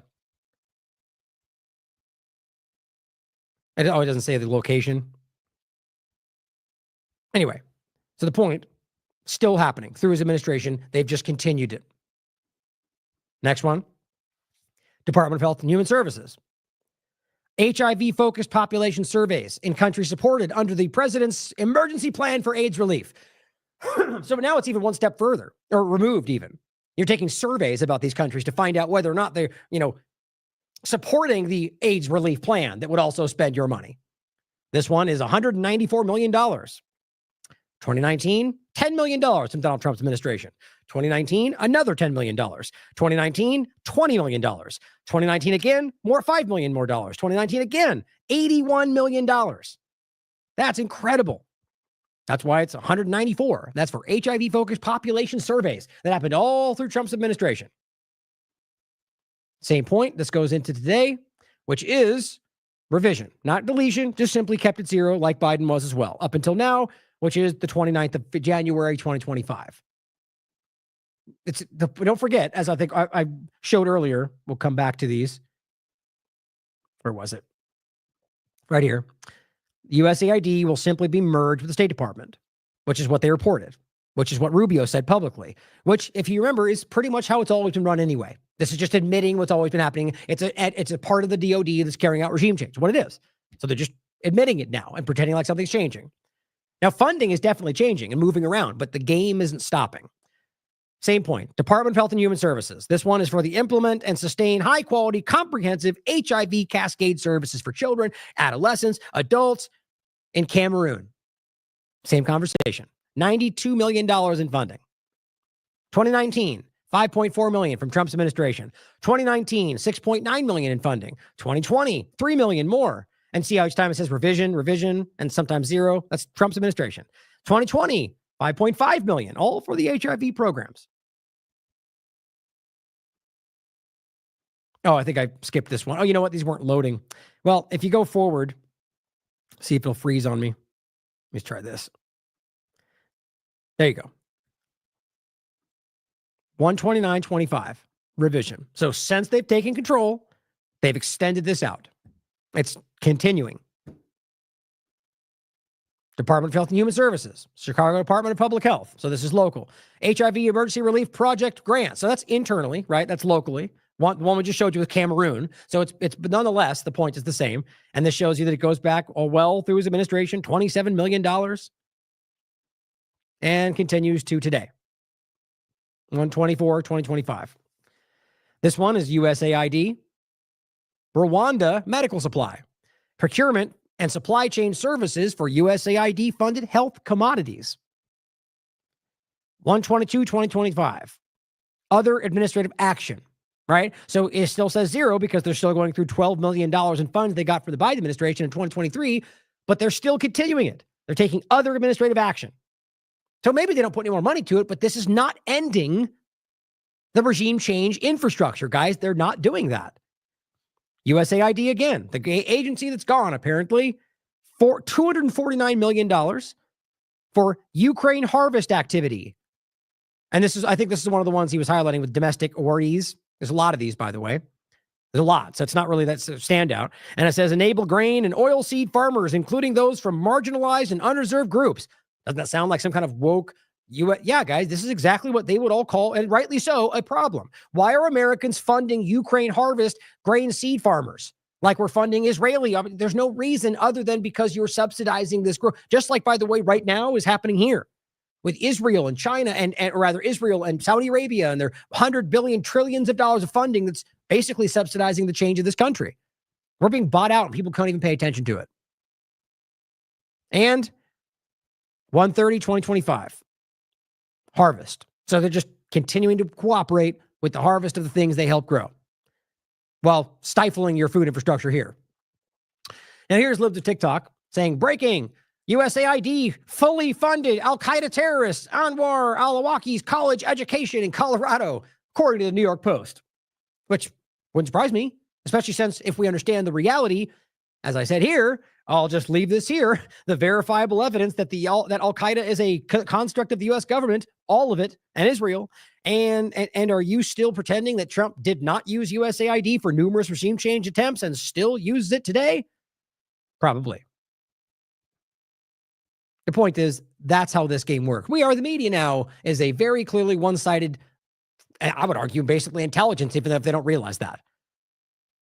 So the point is, these people, yes, probably being funded through any number of these same things. A National Endowment for Democracy, straight up CIA, Israel Front, or that, or all of them. The point is that these things are bipartisan and have been for a very long time. Donald Trump has been showing you that for a very long time. But people like this are not interested in the truth. Now, Bloomberg Equality points out an interesting overlap. Donald Trump's advisors have discussed shifting. So the game that USAID just went away and was lapped up or just didn't care, the people we just pointed to, has already fallen apart.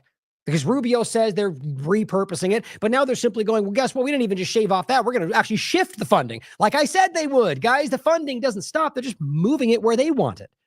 So discuss shifting billions in funding from USAID to a government-run agency due to be headed up by the deal-maker son of Apollo Global co-founder Leon Black, who you've heard before. We'll point out some overlaps in a second. The point here, though, is that we're talking about a new thing set up by Donald Trump. Same thing we're seeing as before. This thing that has to be reauthorized by Congress coming up soon. So I argue this is just a shifting of the same damn thing from one name to another, doing the same thing with the same money, mind you. Now, Leon Black agreed to pay $62.5 million. He's no longer around to settle Epstein-related claims, showing you a lot of interesting overlaps, Israel and Epstein, and there's something to be said about that, seeing as how, I think it's, is it Ben Black? It's right here. His son, Ben Black, is now the one that's supposed to take up this billions in funding shifting from USAID. Trump advisors look to shift U.S. foreign aid to Wall Street ally. Right. As Whitney keeps telling you, Wall Street is control. This is business as usual, guys. These are the players, the very people that they pretend they're kind of pushing back on, the ones that have created the world that we live in, are now rushing to flock to Trump's side because they're giving them everything. President Donald Trump's advisors have discussed shifting billions in funding from USAID to a government-run agency due to be headed up by dealmaker son Apollo Global Management co-founder Leon Black, part of an overhaul of how the U.S. wields economic power internationally. Right, because it's in the interest of Americans to wield economic power internationally. That I argue simply, if we're talking about America first, that's overlapping with their sanctions dynamic and how they manipulate people using that power, which is not what we should want. A new approach would see reduced humanitarian assistance and a greater role for private equity groups.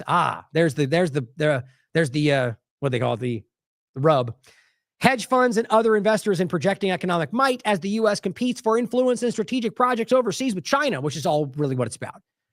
Or at least in the context of how they're trying to, frame the game and justifying it with fighting the border. And it's all about their AI push. But humanitarian assistance, by the way, is not inherently bad. I still agree that we shouldn't be sending taxpayer dollars out anywhere. First, if Americans don't agree on that, which I don't believe we're in a place where our opinions even play a factor anymore. But secondly, when we have things we need it for in this country. But there's plenty of people out there individually that would be willing to be charitable if they didn't pretend your government was doing it when they're actually not. But on top of that, the point is that when they say humanitarian assistance, we're now thinking woke manipulation, or from other sides of it, regime change tactics. Just like sustainability and everything else these aren't bad words. It's just incredible how we've inverted everything. When everything the people think they know is true is false, then our job will be complete, said William Casey, CIA director. That's where we are. But the point, we will see the reduced humanitarian assistance and a greater role for the equity groups. So all it really becomes is a new front. So if we're able to acknowledge, not in a childishly one-sided view of just the Democrats doing all this, even though we can prove Trump did it too, and so did every other Republican and Democrat president, then we know it's a regime change front, right? That's what it is. So if all we're saying is, well, we're going to get away from that fake front of humanitarian assistance, and we're going to shift it to private equity groups that aren't allowed to look into. Public-private partnership. So now they've effectively turned their regime change engine into something that you can't even criticize. You can't even investigate unless you dig through their private information, and then you could be sued. I mean, you see how this works. And it says it comes as billionaire Elon Musk has been pushing with Trump's blessing to shut down the $43 billion USAID, long the centerpiece of aid efforts.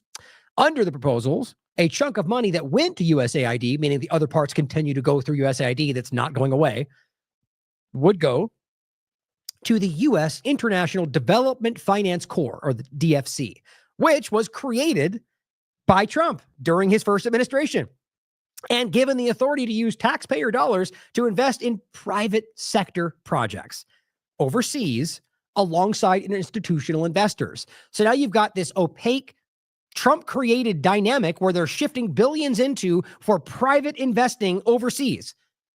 Can people say Israel? Can we say any number of obvious dynamics that are not in your interest? How does anybody feel just because you tell yourself these people are good and on your side, and they're removing checks and balances, they're putting things behind walls, they're showing you they don't want you to see what they're doing. It's just sad how this isn't getting called out. It serves as a source of financing and as a deal finder, co-investor, and an insurer of risk for American institutional investors looking to invest in private sector projects overseas. They'll use the private-public partnership dynamic to hide whatever they don't want you to see. Just how soon, and by the way, also use the government side of it to get you forced into it, even if you don't know the full picture. Now it says just how soon the plans might turn into reality is unclear. Trump on January 31st nominated Ben Black to be the next chief executive at the DFC, Trump's creation. And he still needs to be confirmed by the U.S. Senate, which probably will happen, which will continue to show me and everybody else, hopefully, that there's not two sides to this. Black and the White House didn't respond to requests for comment. January 10th, he co-authored a blog post, Black, with conservative tech investor Joe Lonsdale, because they just can't seem to pull themselves out of this. Everything you're looking at seems to tie back to Palantir in some way, titled, How to Doge U.S. Foreign Aid. Right. How to make it more efficient. See, not stop it all, but just make it work for us. That called for shifting much of USAID's budget to the Development Finance Corps. See, it's all on the surface. They're just restructuring.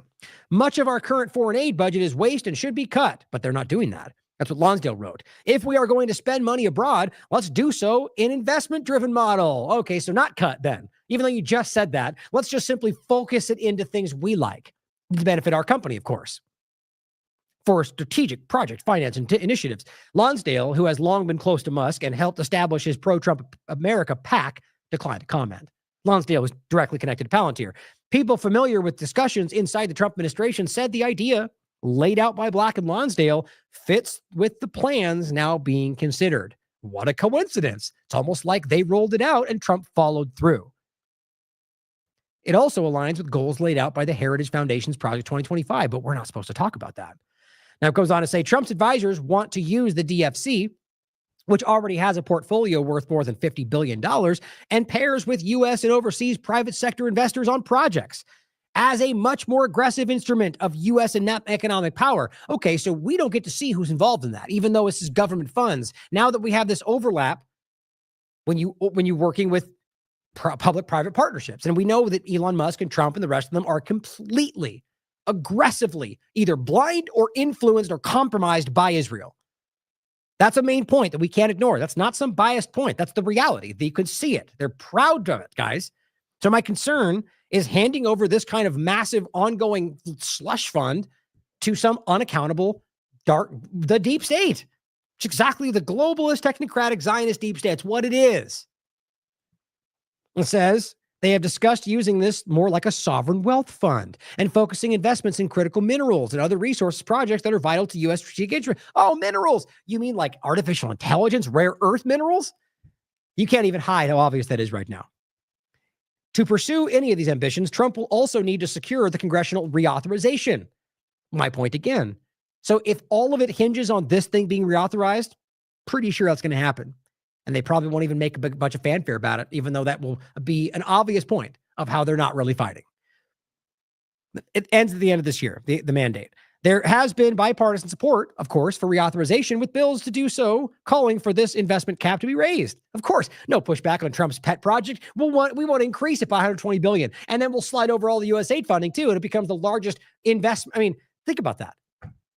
They don't even need a black budget fund now. It just sits right there, and they use it when they want. We can't see for what. Doubling the funds, essentially. Given the authority to work in a wider range of countries than the low-income ones is now limited to. Oh, okay. So instead of USAID's front of only focusing on low-income countries, now you've got this massive unaccountable entity with the authority to work in any country, probably because Israel's interest is now far more in the countries that are powerful enough to put them to an end. Now it says Trump advisors believe that they can move funds from USAID to his DFC without congressional approval, of course, because the agency's funding comes from same operational section of the federal budget, known as the 150 account. See how they played this? It funds not just the majority of U.S. foreign aid, but also the operations of U.S. embassies and consulates. This opens the door to just unfettered funding. And the reality is that he's claiming because of the way they set this up, that they don't even need approval for anything, like they wouldn't ask for it anyway. They ought to keep leaning in and make as much change and go as fast as possible, they said. Right, because that's usually synonymous with what's best for Americans, right? Or more so with best for the power structure. Well, Jewish Insider, highlighting this guy, says Trump announced he has been nominated Ben Black to lead the U.S. International Development Finance Corp. It says, if confirmed by the Senate, Black, which I'm pretty sure he will be, Black will serve as chief executive officer of the DFC, which acts as the federal government's primary lender and investor in development projects abroad. Sort of sounds like their Unit 8200 startup dynamic. Now it says Black is a managing director of Fortinbras Enterprises, a credit investment fund, and CEO and director of Osiris Acquisition Company, which is worth looking into, another investment firm. He was a team member on the Council on Foreign Relations, has other aspects overlapping with the Milken Institute and plenty of other totally not deep state groups. Interesting. Now here's the article, which is why I shared that. Down at the bottom, it says, this is the title, same thing. It says the DFC was created during Trump's first administration, the result of the merging of the Overseas Private Investment Corporation and the Development Credit Authority of the United States Agency for USAID. Funny how in this Jewish Insider article, they're willing to highlight explicitly what we keep telling you is happening, which is that they're simply just blending these two things together. That's what they said right there. The result of merging this thing with the endless funding of the unaccountable USAID and making it even more unaccountable. But let's pretend like it's not obviously happening because Elon tweeted something different. Well, Trump has been directed to release all the funds after defying last order. This is as of the 10th. So we're seeing this back and forth right now, which does show you something interesting. It's hard to know exactly what it means other than the obvious, like who is pushing and what, whether it's all a show. But there was a judge that ruled, and that's what Elon Musk made this big tear about how he has to be removed and impeached, just showing you how completely dictatorial these people are. I mean, you are acting as an authoritarian entity. Nothing matters. Get him out of the way. Take over everything. There's no path there. Even if you believe, even if he truly wants the positive change that you think he does, you're doing it in a way that guarantees it won't last. But that's the point, though, if you truly understand what's happening. And I don't even think he actually wants those things, to be clear. But either way, you're just simply running right. It's like Donald Trump writing 5 executive orders to change everything, and the next president comes in and writes 5 to change it back. It's how dumb this is. And even neither of them should be able to since they're executive orders. But, here we are. Trump directed to release all funds. So that happened. He pushed back. Now it followed up. He told him to freeze. And now because things have moved, he said he's supposed to release them. It says the Trump administration must immediately unfreeze $3 trillion in federal funds, finding it violated his temporary restraining order by keeping some of the dollars paused. And that was what he rolled out first. The point is they don't care about these right now. The judge ruled, he didn't care. So now he's saying, well, now you're violating that. He says blue state attorneys general showed evidence that the administration is still refusing to let funds flow. despite the federal judge's January 31st order to pause the administration's plan. The Trump administration must ask McConnell for permission to pause funds in specific cases, the judge said. That's technically the legal reality of how Congress works. So what's crazy to me is they're pushing Americans to literally want authoritarian rule. Surprise, surprise. And maybe even ways that you agree with. But it's the same point as always. It's like you cheering on censorship because you see a Democrat get removed. It's very brainless to see how quickly that will spin right around when you become the one saying the wrong thing, because the partisan side of it is the way they keep you in check. They don't care what side you're on. And so in this case, you have a lot of people that are cheering about this. We know they're corrupt, so who cares? Just don't listen to them because we know you're doing what's right. That's what a lot of people, even good people, they're doing that. So all you're really doing is saying we're okay doing the wrong thing if we like why he's doing it. Means you're a hypocrite, guys. Simple. Defendants now plead that they are trying to root out fraud, the judge says. But the freezes in effect now were a result of the broad categorical order, not specific finding of fraud. That's a very true statement, right? So they go, they're fraud, and they just go freeze everything because all of them are corrupt. Again, that's the game. This is what we're trying to show you. No, the Republican Party was using it just as much like Trump was during his last administration. So all they really did was use the narrative they knew you would buy, that Democrat bad, and just froze. And they didn't freeze it, though, as I keep showing you. They've continued to use funding like I showed you last time, and I just showed you again. Well, no, today's were more about the ones they've continued, but there's still fund that has continued past the 20th of January and has continued through all sorts of weird things in this country and foreign aid. So under the guise of stopping it, they've allowed you to think that you're somehow stopping the bad guys when in reality, you're continuing the same illegitimacy. And if they were actually finding fraud, then they should expose that fraud and hold somebody accountable. But they're not, because like I always say, there's no outcome. Nobody goes to jail. But if they do, it's usually some lackey one person that's low rung and not the people that actually made the decisions. But still nothing. So yes, just because the judge says this, they're going to call him some Democrat stooge. Maybe it's a Democrat. It doesn't change the fact that what he said is true. Now it says the administration must immediately clear all hurdles to restoring the funds until the court decides on the state's motion for preliminary injunction, the judge said, which I don't think they care about. They're showing you what's going on right now, guys. We're in a very bad way. Now, the last thought I had on this was interesting. So when I first talked about this, my thought was like, what are they doing with all this money? We saw money fly to Israel all of a sudden, $7 billion, $1 billion there, or 8.4 already in a blink of an eye, on top of the $38 billion over 10 years they already give. But what if there was more going on? Because we don't know. There's no accountability right now. There's no checks. There's just Elon saying things on Twitter, right? I simply said, after the judge directed to unfreeze the funds, I said, well, this is interesting, right? What if it turns out those funds were not actually frozen, but simply reappropriated for a certain ally or a different agenda? What happens then? Maybe what you're seeing now, where they just pretend to ignore the judge and act like nothing happened because they can't give it back because it's not there anymore. That's it, just a thought. Of course, a very, very, very, very suppressed thought that gets very little reach usually tells me something, but you guys can decide for yourselves. So the point, though, again, was USAID did not go away, which I think is obvious. As they were told you to be merged with the State Department. Rubio publicly told you he's now in charge. Play that for you. Just in case you didn't see it. Well, look, I mean, my frustration with USAID goes back to my time in Congress. It's a completely unresponsive agency. It's supposed to respond to policy directives of the State Department, and it refuses to do so. So the functions of USAID, there are a lot of functions of USAID that are going to continue, that are going to be part of American foreign policy, but it has to be aligned with American foreign policy. Right. So we just want to use it the way we want to use it. Pretty simple. You're only hearing something different if you just pretend he said something different. He's telling you it didn't go away. We're going to use it the way we like. And now we're just going to take the money that we pretend isn't being used. And we're going to slush it over into something, some new public-private partnership Trump created last time that's being headed by somebody that's tapped into all the same problems.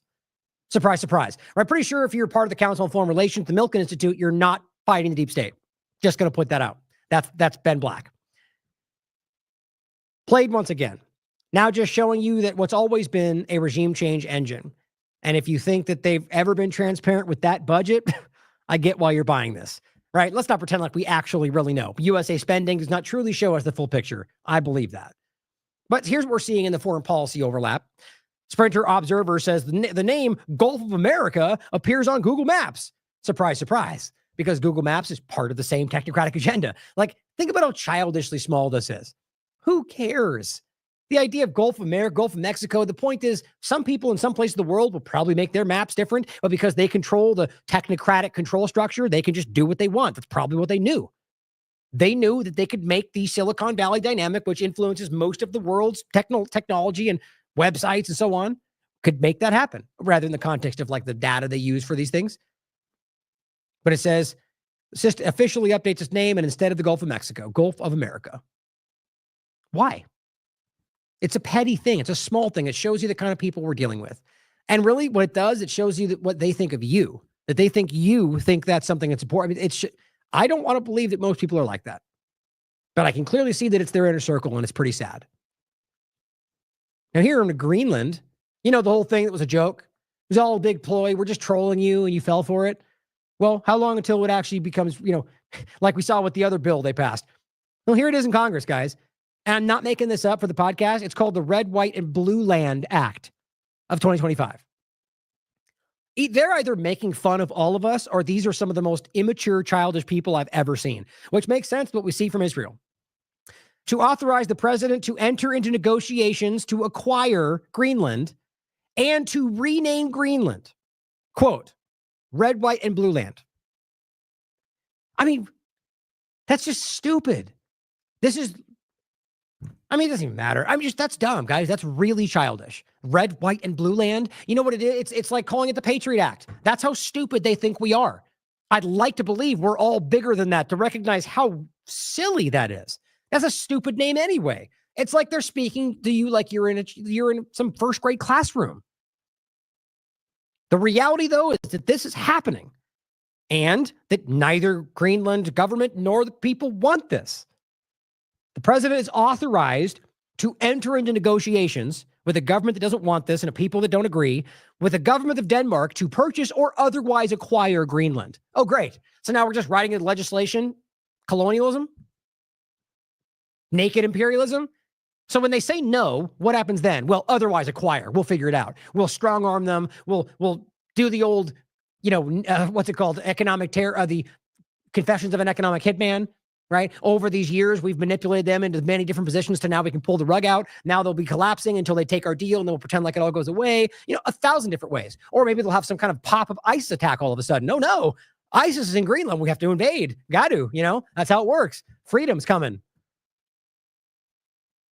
I'm increasingly frustrated with how I think most people see all this stuff, and we just have to dance around. So here's where it comes back to the AI point. Minor hopes new Greenland government could revive rare earths project. Or maybe that's what Trump is after. Obviously. February 2025. Rare earth minerals. Huge aspect to this whole thing, but let's pretend like that's not obviously what's going on. Or how about Ukraine? U.S. Treasury's Besant, Zionist himself, presents economic partnership to Zelensky. And what's that about? Well, he visits Kiev. This was on the 12th of February. That's today, written anyway. U.S. Treasury Secretary Besant presents a draft economic partnership deal and discusses Ukraine's natural resources. The country, Zelensky said. Now, Hegseth recently said, at least stated, that they were not going to let them into NATO. Still highly doubt that's ever certain. It says this is a concrete step in regard to the deal for their resources, adding that economic ties should be a part of the security guarantee Ukraine seeks, Zelensky said. I am sure we'll make the deal. Okay, Besant is also set to discuss efforts from Trump to bring an end to Russia's full-scale invasion. So, seems like separate things. So they're over here making a deal about mining resources. I'm willing to bet you that's going to be a part of the agreement with Zelensky to stop what's going on in Ukraine, to make it seem like Trump had an end to this, when really Zelensky is simply a puppet force for U.S. and Israel. So they're going to back down when they want them to. If you don't know this by now, you're not paying attention. The reality is clearly, I think it's about trying to manufacture this control. I think it was about overtaking Syria, which now Israel has control of. Surprise, surprise, with the terrorist group. They want you to pretend it's no longer a terrorist group. And now they're going to use this to take control of Ukraine and make sure the resources in the areas that they want, like in Donbass, end up in the control of the United States. Sort of like the resources they want to control in Gaza. It's all part of the same infrastructure game that's being played right now. It says, again, to bring an end to the invasion of Russia, they say, secure U.S. access to Ukraine's rare earth minerals, in which Trump has expressed interest. That's what this is about. So they're going to try to make a deal to get Ukraine to back down, but make sure that they have control of certain areas. And ultimately, Ukraine will be backing on what they said, which is they'll never stop until Russia's gone. Okay, so they're lying then. Zelensky's been saying that and then every time Trump floats the possibility of an end to it, he goes, that I want that. But you just said the opposite. It's all bluster, guys. These games are being played by proxy elements like Al-Qaeda and ISIS, for example, that are all proxies of the U.S. and Israel. That may sound so crazy to you if you're just not paying attention. The evidence is shocking. Now, I'm not going to bring up the same articles every time that you guys still don't. Some of you out there choose not to look at them. The evidence is very clear. Try to think of the other example. I mean, in every dynamic we look at, like we saw with Guaido in Venezuela, guys, they fund the opposition, or Hamas in Israel. That's what they do. Sprinter Observer says Ukraine has agreed to give $500 billion in rare earth minerals as payment for military aid. Oh, good. So now, because you've kept the war going, now you can harvest out their minerals and keep giving them weapons. And it keeps the merchants of death going, because that's the blood this country runs on. And you can get the rare earth minerals to just enough until you can then roll out the infrastructure that this then becomes moot. And, they may make a deal, they may not make a deal, they may be Russian someday, or they may not be Russian someday, but we're going to have all this money in there. And I say, I want it back. And I told them that I want the equivalent, like $500 billion worth of rare earth. Isn't that a funny number? I mean, it takes a special kind of blindness to not see how all this connects. $500 billion Stargate project, $600 billion offering from Saudi Arabia, which on all of this, by the way, overlaps with the Gaza rebuilding at the same time. I'm convinced they're part of the same conversation. And then over here, you're going $500 billion rare earth minerals, which is for the AI direction, but also the amount we need. I mean, come on. Obviously, we're watching some massive move take place and people are screaming about woke and pronouns. And they've essentially agreed to. He says they've essentially agreed, but I'm going to wait to see that really start to happen. Now, Wyatt Reed simply highlighting Lindsey Graham saying that exactly what we already know, right? And the point is, how long has he been saying that they need these resources and not Russia? So Wyatt Reed says, funny that libs right now are spinning this as some uniquely Trumpian move instead of just the standard neocon impulse, which Lindsey Graham has spent the last year demanding Ukraine's 10 to 12 trillion dollars of critical minerals be delivered to the West and not given to China or Putin. This is what it's about. It's not the only thing. There's clear other agendas here, but if we start to stand back and look at Israel funding these groups in order to keep Russia engaged and really pushed back from areas they were trying to take, which is the areas that have the most resources, primarily like the Donbass, Crimea overlap. And then, of course, we have Israel funding them. We have then Israel carrying out, and it's all of them, U.S., Israel, UK. My point is you can see all these moves taking place as they're then rolling out the AI control structure. They're rolling out their startup entities all over the area. And now they're harvesting all the rare earth minerals because China was in that dynamic as well. But you can see how that played out, at least on the surface. I think there's more underneath that. But whether it's Ukraine, whether it's Afghanistan, where they defrayed the cost of the war for their minerals there as well.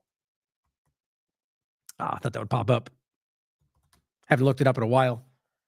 But this has been going on a long time. So now all my point is you have Lindsey Graham basically then trying to frame this as some specific Trump thing. This has been a long-term dynamic, and Lindsey Graham has always made it clear this is what it was really about. So now they're able to start to siphon those out because now the agenda can begin. Human life is a tool in all this for them.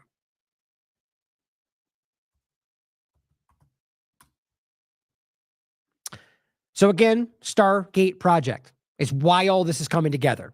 But it's really just the beginning of the infrastructure for the technocracy they're rolling out. Here it is. 2017. The U.S. is to extract minerals from Afghanistan. Of course, to defray the cost of U.S. assistance. Yeah, how'd that work out for them? Your assistance destroyed their country, but you'll still rape their country of all the resources because that's what you're there for. This is how it goes, guys. It's the long-term agenda. So as I said before, I think there's overlap here. And as he's going, and why it's crazy that that Sam Altman and OpenAI can be standing there for Trump's Stargate program while he's working with DARPA's XAI Elon Musk. It's just how do they even make sense to anybody? And he called him the leading person. Okay, well, I think they're the face of the same agenda. And this is Washington Post. Elon Musk led group launches, one said 97, some had 120 something, but $100 billion bid for ChatGPT, which apparently Sam Altman said, no, thank you. But we'll just wait and see what happens, because they do that a lot. They give you the first bluster of it all, and then really we see how it goes down. But I simply said, well, isn't that interesting with what we've just been discussing, right? That there might be a plan here where all this gets absorbed into the same thing, even though it's kind of already what's happening. Now, overlapping this, what I said earlier, this is what I was trying to grab earlier in the show. From 2025, February 11th, AI crawler wars threaten to make the web more closed for everyone. And it says, we often take the internet for granted. It's an ocean of information at our fingertips, and it simply works. But this system relies on swarms of crawlers, bots that roam the web, visit millions of websites every day, and report what they see. This is how Google powers its search engines, and how Amazon sets competitive prices, and how they spy on you, really, and how Kayak aggregates the travel. Beyond the world of commerce, crawlers are essential for monitoring web security, enabling accessibility tools, and preserving historical archives. Academics, journalists, and civil societies rely on them to conduct critical research. Crawlers are endemic, now representing half of all internet traffic. They will soon outpace human traffic. This unseen subway of web ferries information from site to site, day and night. And as of late, they serve one more purpose. I think the main purpose. Companies such as OpenAI use web crawled data to train their artificial intelligence systems. That's wild. So whatever you have out there is being used to train them. That means it has your personal data points. I mean, we're talking the digital twin overlap. We're talking about the world, the very clear kind of like cybernetics kind of dynamic that scares me. And I think it's already happening. It says, understandably, websites are now fighting back for fear that this invasive species, AI crawlers, will help displace them. But there's a problem. This pushback is also threatening the transparency and the open borders of the web that allow non-AI applications to flourish. Unless we are thoughtful about how we fix this, or seeing as how they don't care, this web will increasingly be fortified with logins, paywalls, and access trolls that inhibit not just AI, but the biodiversity of real users and useful crawlers. Wild. Now, let's roll into the overlap into Gaza. So everything we just laid out, I believe Gaza is a central part to this. Let's not forget about the unrealized potential of Palestinian oil and gas reserves, as well as minerals, as well as a few other dynamics that are super important that Trump has just laid out. This is just the one that I had from 2019, showing you that they know that there's a gold mine underneath this. So let's talk about that. Trump recently sat with the King of Jordan, who I don't really take at face value anymore because he made a huge statement in the beginning of this about how West Bank was a red line and hasn't even said a word about that. Seems super buddy-buddy with Trump right now. Trump vows on the 11th to press King Jordan on Gaza cleansing. Now, that's how Consortium News framed it. But ultimately, Trump did say clean it out. So they're not even mincing words about this. This is ethnic cleansing. There's no way around it. Just because you don't like that term does not mean removing an entire ethnicity from the area and bringing in a new one is textbook ethnic cleansing. And just because he pretends they want this, they don't. It's roundly shown, and for decades, I mean, they've been screaming about this. They're making signs to show the world on the rubbles that are their homes that we are not going to leave. But he wants you to believe because he gives them fancy things and money that they're going to go. They don't want that, guys. They want their lives back.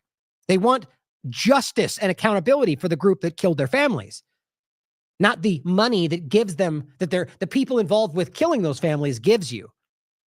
How could you be happy with living in a home bought by blood money from the people that killed your family? But the point is, he vows to press him, okay? Now, on the 11th of the same day, he speaks with him. And here's a couple of things they said, and I'll play a little bit of this.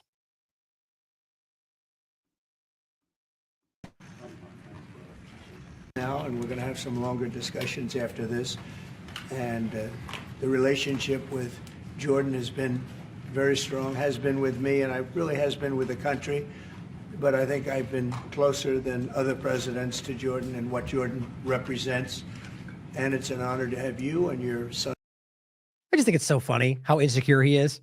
Trump's always the best at everything, and he's always the one that did better than anybody else. And he did more than anybody else on whatever we're talking about all the time, times 45, because I'm the best. With us today, and if you'd like to say a few words, and thank you very much. Mr. President, thank you very much for having us in so short after your inauguration. I think just as a testament to what you said is a special relationship between our two countries and the personal relationship of friendship and trust between the two of us. The West Bank. Discussions ahead. Very good. Very good. Thank you very much. Mr. President, many people in the region, especially Jordan, are worried about the annexation of the West Bank. Will you give His Majesty the King guarantee that you won't allow Israel to annex the West Bank? And how are you going to I think that's going to work out very well.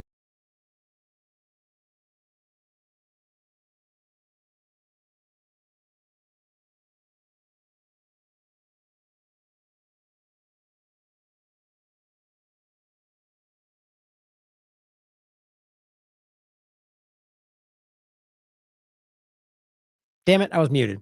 Oh, well, I'm not going to say all that again. The point was, it frustrates me that he can roll out these answers that are just deliberately dishonest. And I think what you're going to hear is the idea that if you can't hear what he says in response to the West Bank here, it pains me because of how obvious it is, right? In front of the guy who said a red line is anything. West Bank is being taken over right now. We'll end with that today. It's being destroyed. It's being ethnically cleansed. It's another aspect of the genocide, like Lebanon and Syria. But for him to sit there and act like it's not a problem or it's going to turn out just fine, as he literally tells you there is no right of return, they're not going to be allowed to come back. He is carrying out Israel's agenda. Exactly what we said would happen the moment this started. Exactly what anybody said would happen that's been paying attention to what Israel has been telling you they want. But here we are.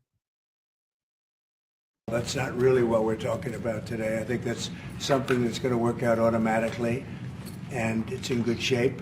Oh, okay. Yeah, automatically, meaning we're getting rid of them, and it's already in good shape. We're already halfway done, so it's going to work out. Oh, what he means, he's going to work out for our investors. It's going to work out for Israel. It's going to work out for those we care about, which is money and big business and not you. At the very least, not Palestinians.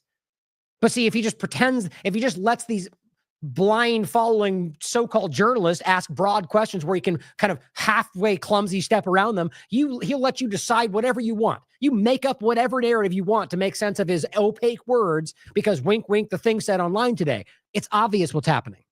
And we discuss it. Other people have discussed it with us and with me. That's going to work out. West Bank is going to work out very well. Oh, so means nothing. We've discussed things. It's going to work out.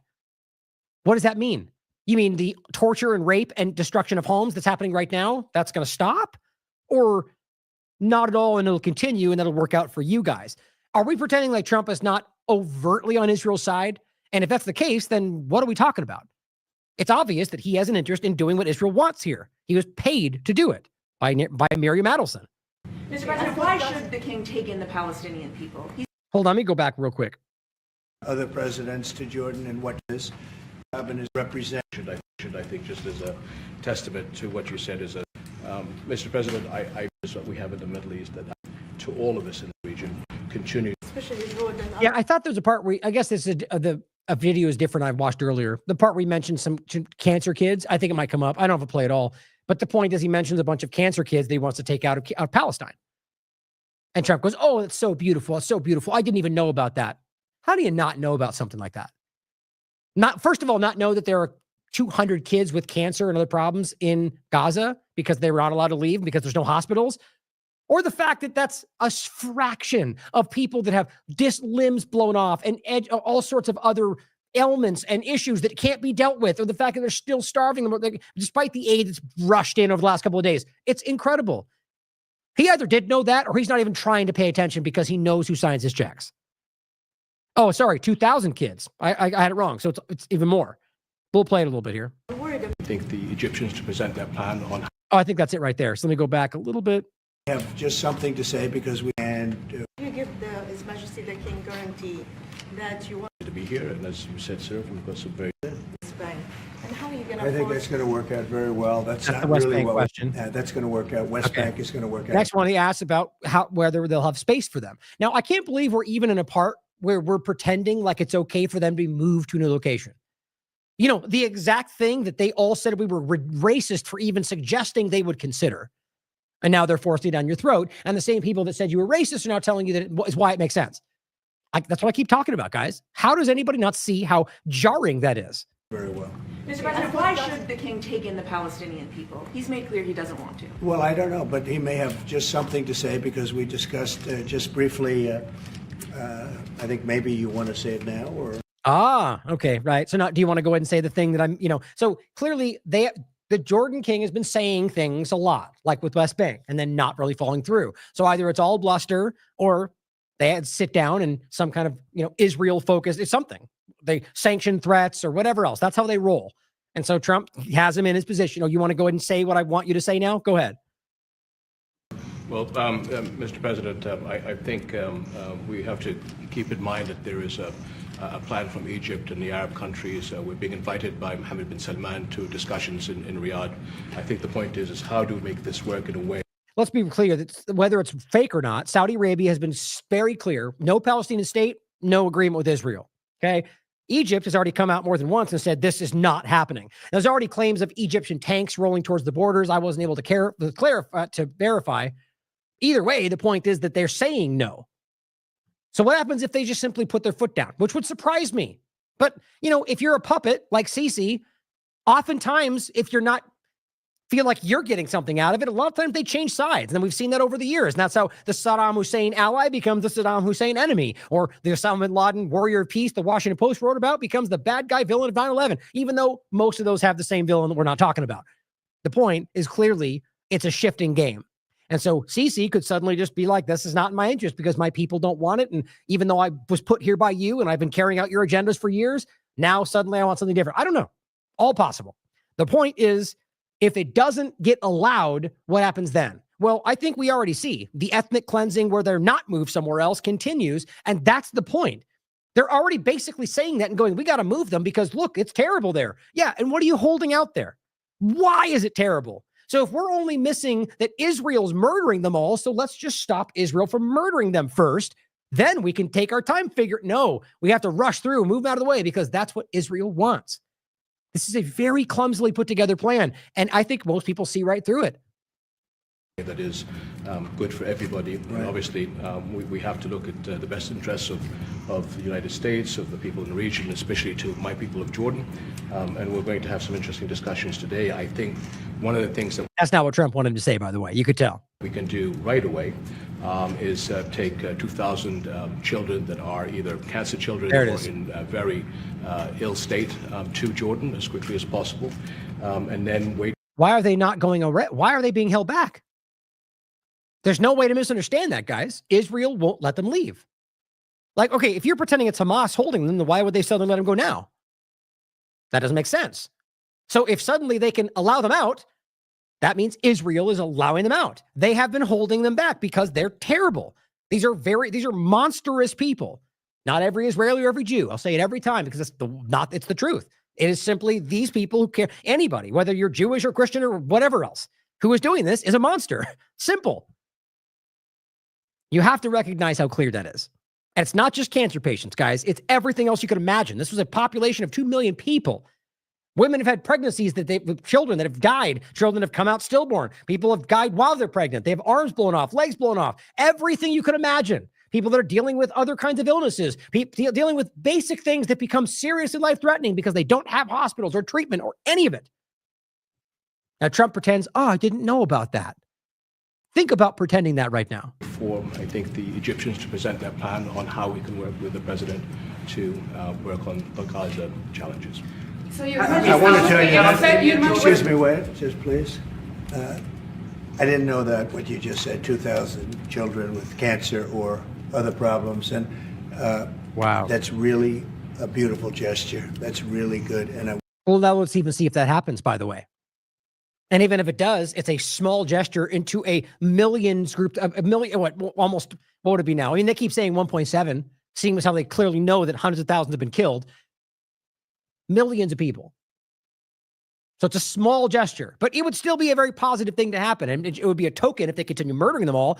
But let's even see if that happens. How much you want to bet that doesn't even actually happen? And I'm only saying that because of how often this stuff continues to happen. You just watch them. Be a student of history, guys. They lie constantly. But I hope it does because they deserve, all of them deserve this to stop. We appreciate it. And we'll be working on the rest with Egypt. I think you're going to see some working on the rest. So he just jumps right past, getting them out of there, moving them out of the way. Now, let's be clear about something. We're talking about Palestinians. There's no mixing this up because right now they're pretending like, oh, we're helping the kids. We're getting we're going to move them into new places. So are we pretending he's building homes for Hamas? No, obviously. So note how we go through this conversation and how they go through the conversation. And moment to moment, it seems to conflate Palestinian and Hamas over and over and over because we've always been telling you that. Israel's at war with Palestinians or Lebanese, anybody pushing back on what they want. Civilians, children, women, all of it. They just call it one thing, Hezbollah, Hamas. The reality is clear. They keep talking about all of this like we're getting rid. What about, here's the point, just to bring it home, and you'll hear it as they talk. If they don't bring those hostages back, it'll be a living hell. So who are you threatening?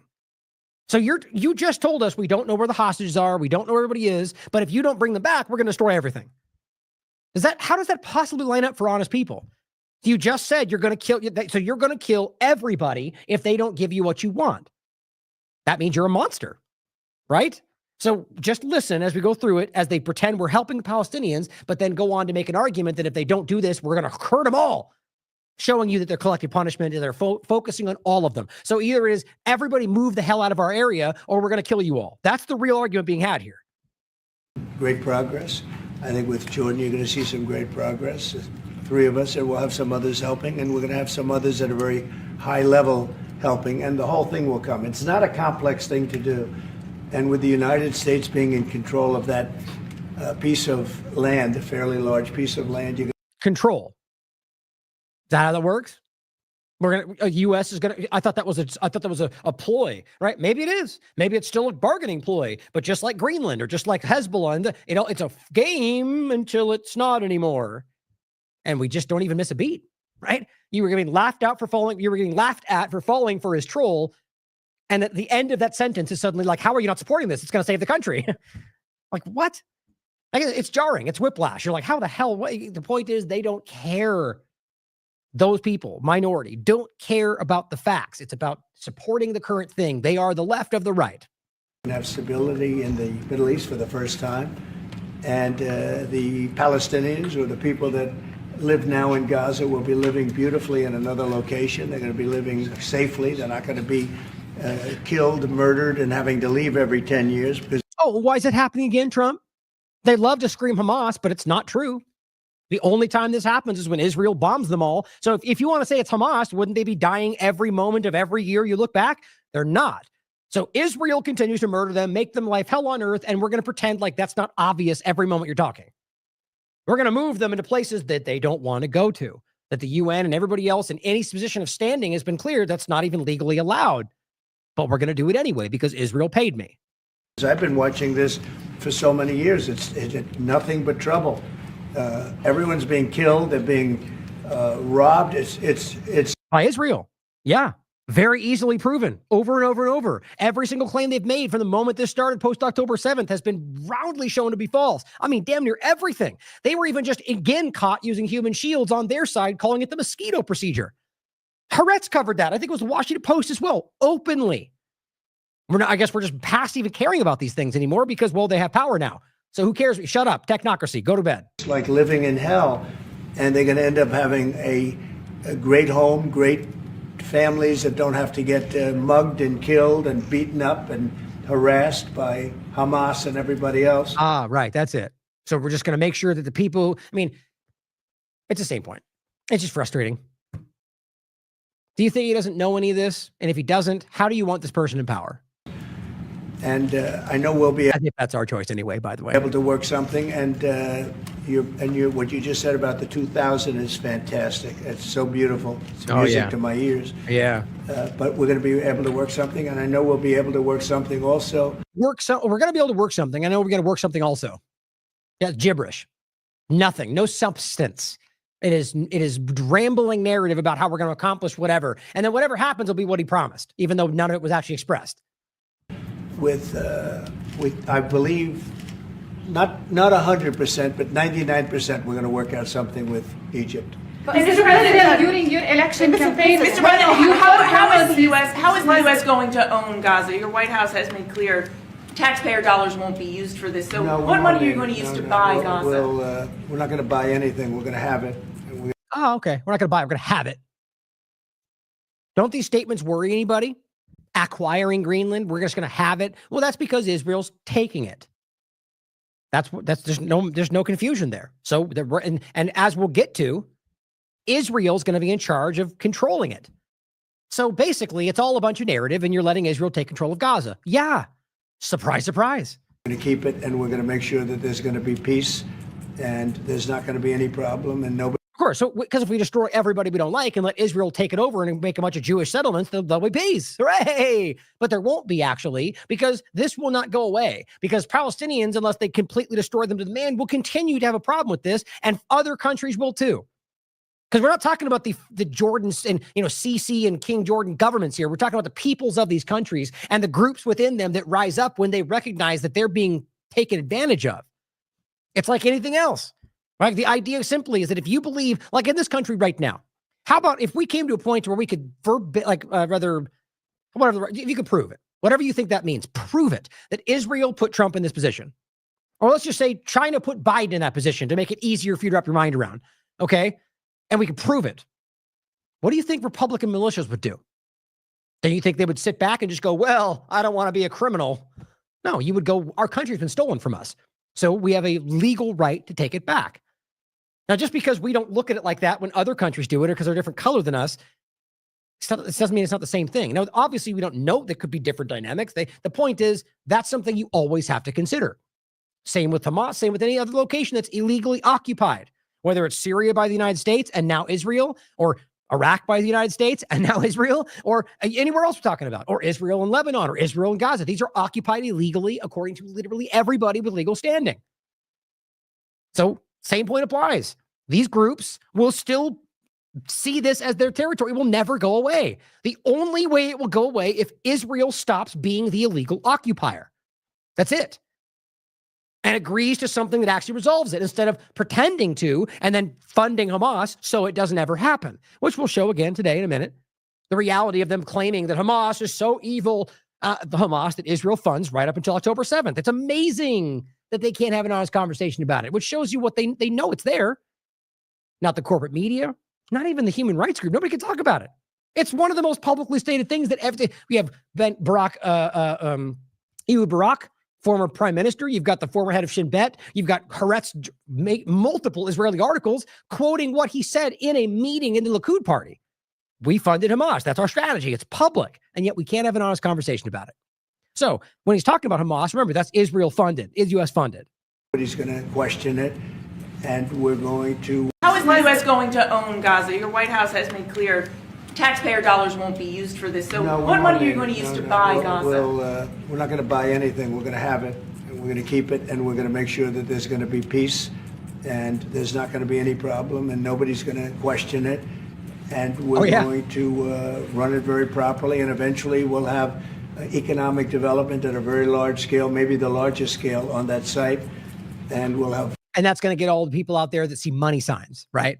People that don't care at all about the plight of the Palestinians or the Israelis. They just want to profit from change like we see in anything like Lahaina or anywhere else. And they will rush in like vultures, and they're his people every single time. But I mean, just think about what we're talking about. Taking this location, removing them from the place, building what you want and saying, we will control it. You know why I think he's saying that? Because he knows these people have played the Q game like a fiddle. So now, and they're using it.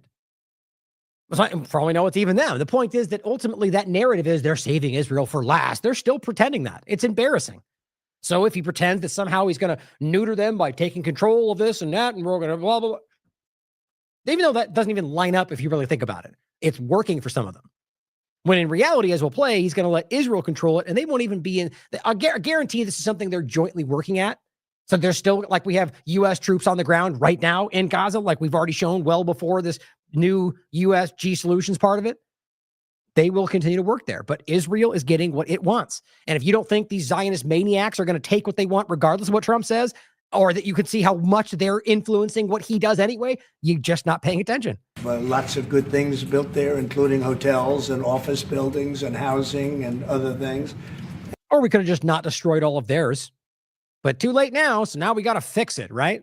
We got to reimagine Gaza, if you will. And we'll make that site into what it should be. And the people from Gaza who wouldn't be able to be there for years, because you're talking about... Because Netanyahu and their bombing. Like, are we still... Now you can't even pretend it's something else that's like that, even if you blame Hamas, because of Netanyahu's carpet bombing of an area that held hostages of Israel. Just to get it and prepare it and to take care of all of the problems that currently it has, as you know, tunnels and... I mean, he's just so opaque and broad, and like he's very carefully trying not to step on anything that sounds like Israel might be responsible. How do you not see that? Like, even to the point where it makes him sound really stupid, more so than usual, like very clumsy and very abstract. He's not really saying we're making this and we're making that, and it doesn't even. And he's always kind of like that, rambling and kind of lets you think what you want. I think it's clear he's afraid to say something that makes them look bad. People are in those tunnels, and you have some good people and some bad people, and you may have hostages right now. You know, you have the hostages possibly there. They don't.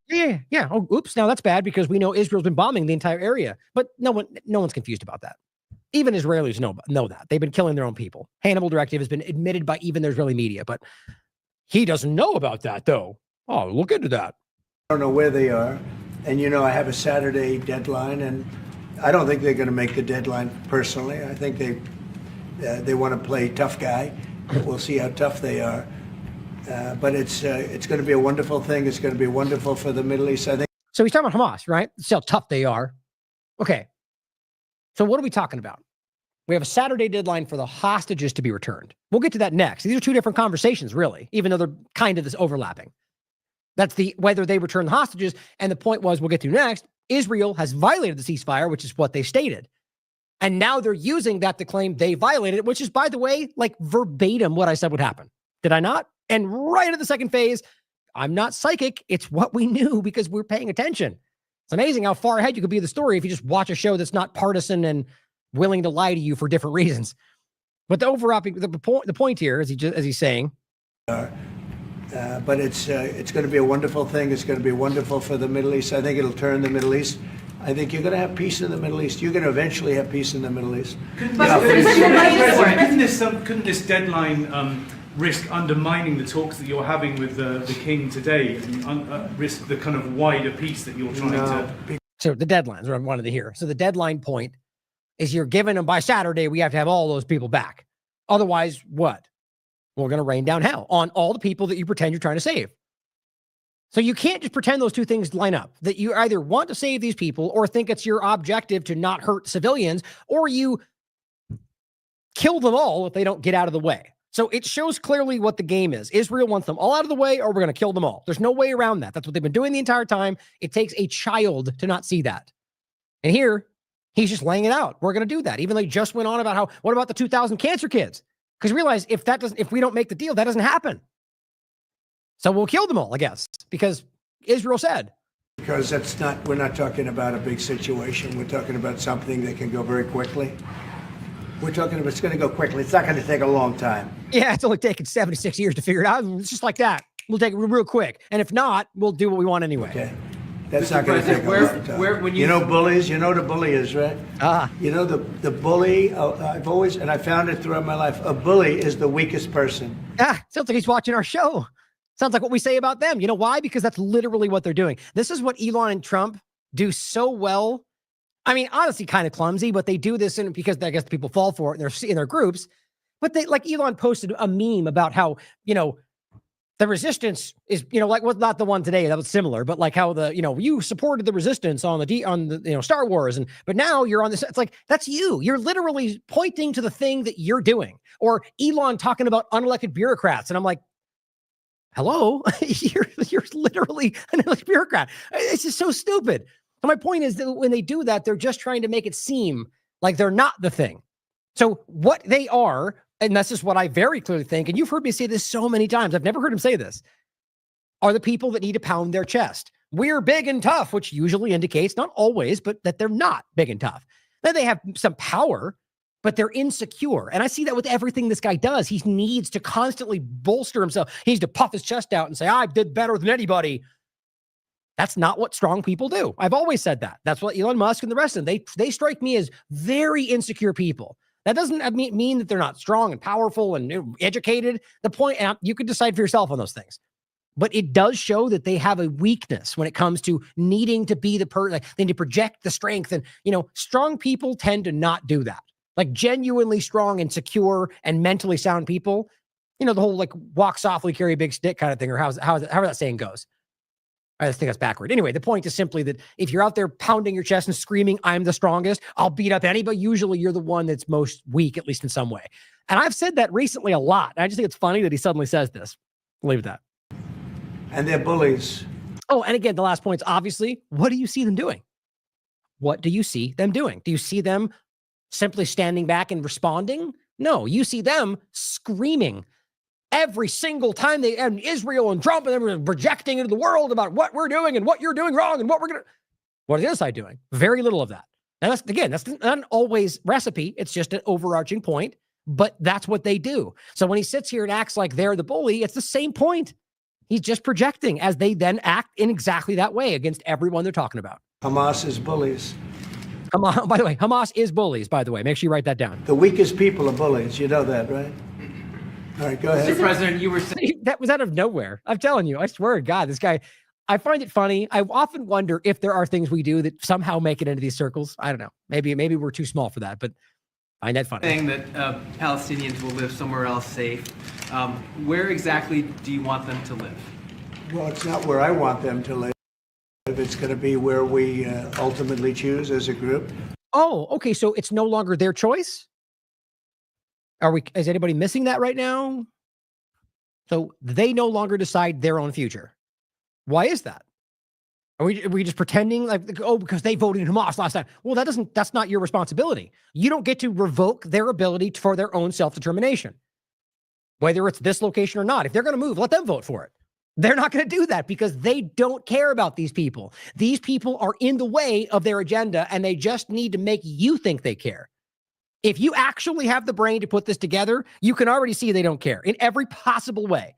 These people have the rights of human beings like anybody else. And now they're collectively deciding where they're going to be displaced to, even though that in and of itself is a crime. Right on the surface. And I believe we'll have a parcel of land in Jordan. I believe we'll have a parcel of land in Egypt. So he's just doubling down on saying these things, even though the guy next to him already I'm of the mind that Jordan's going to fall. Like it's going to lean into whatever Trump does. But he didn't want to say that. And Egypt has at least said no publicly. And he just says that's what's happening. So if that does happen, it's just, again, it makes my point for me. That means they either lied to make it seem like there was pushback, or they were pushing back and they got coerced by whatever they're doing. It's all about them.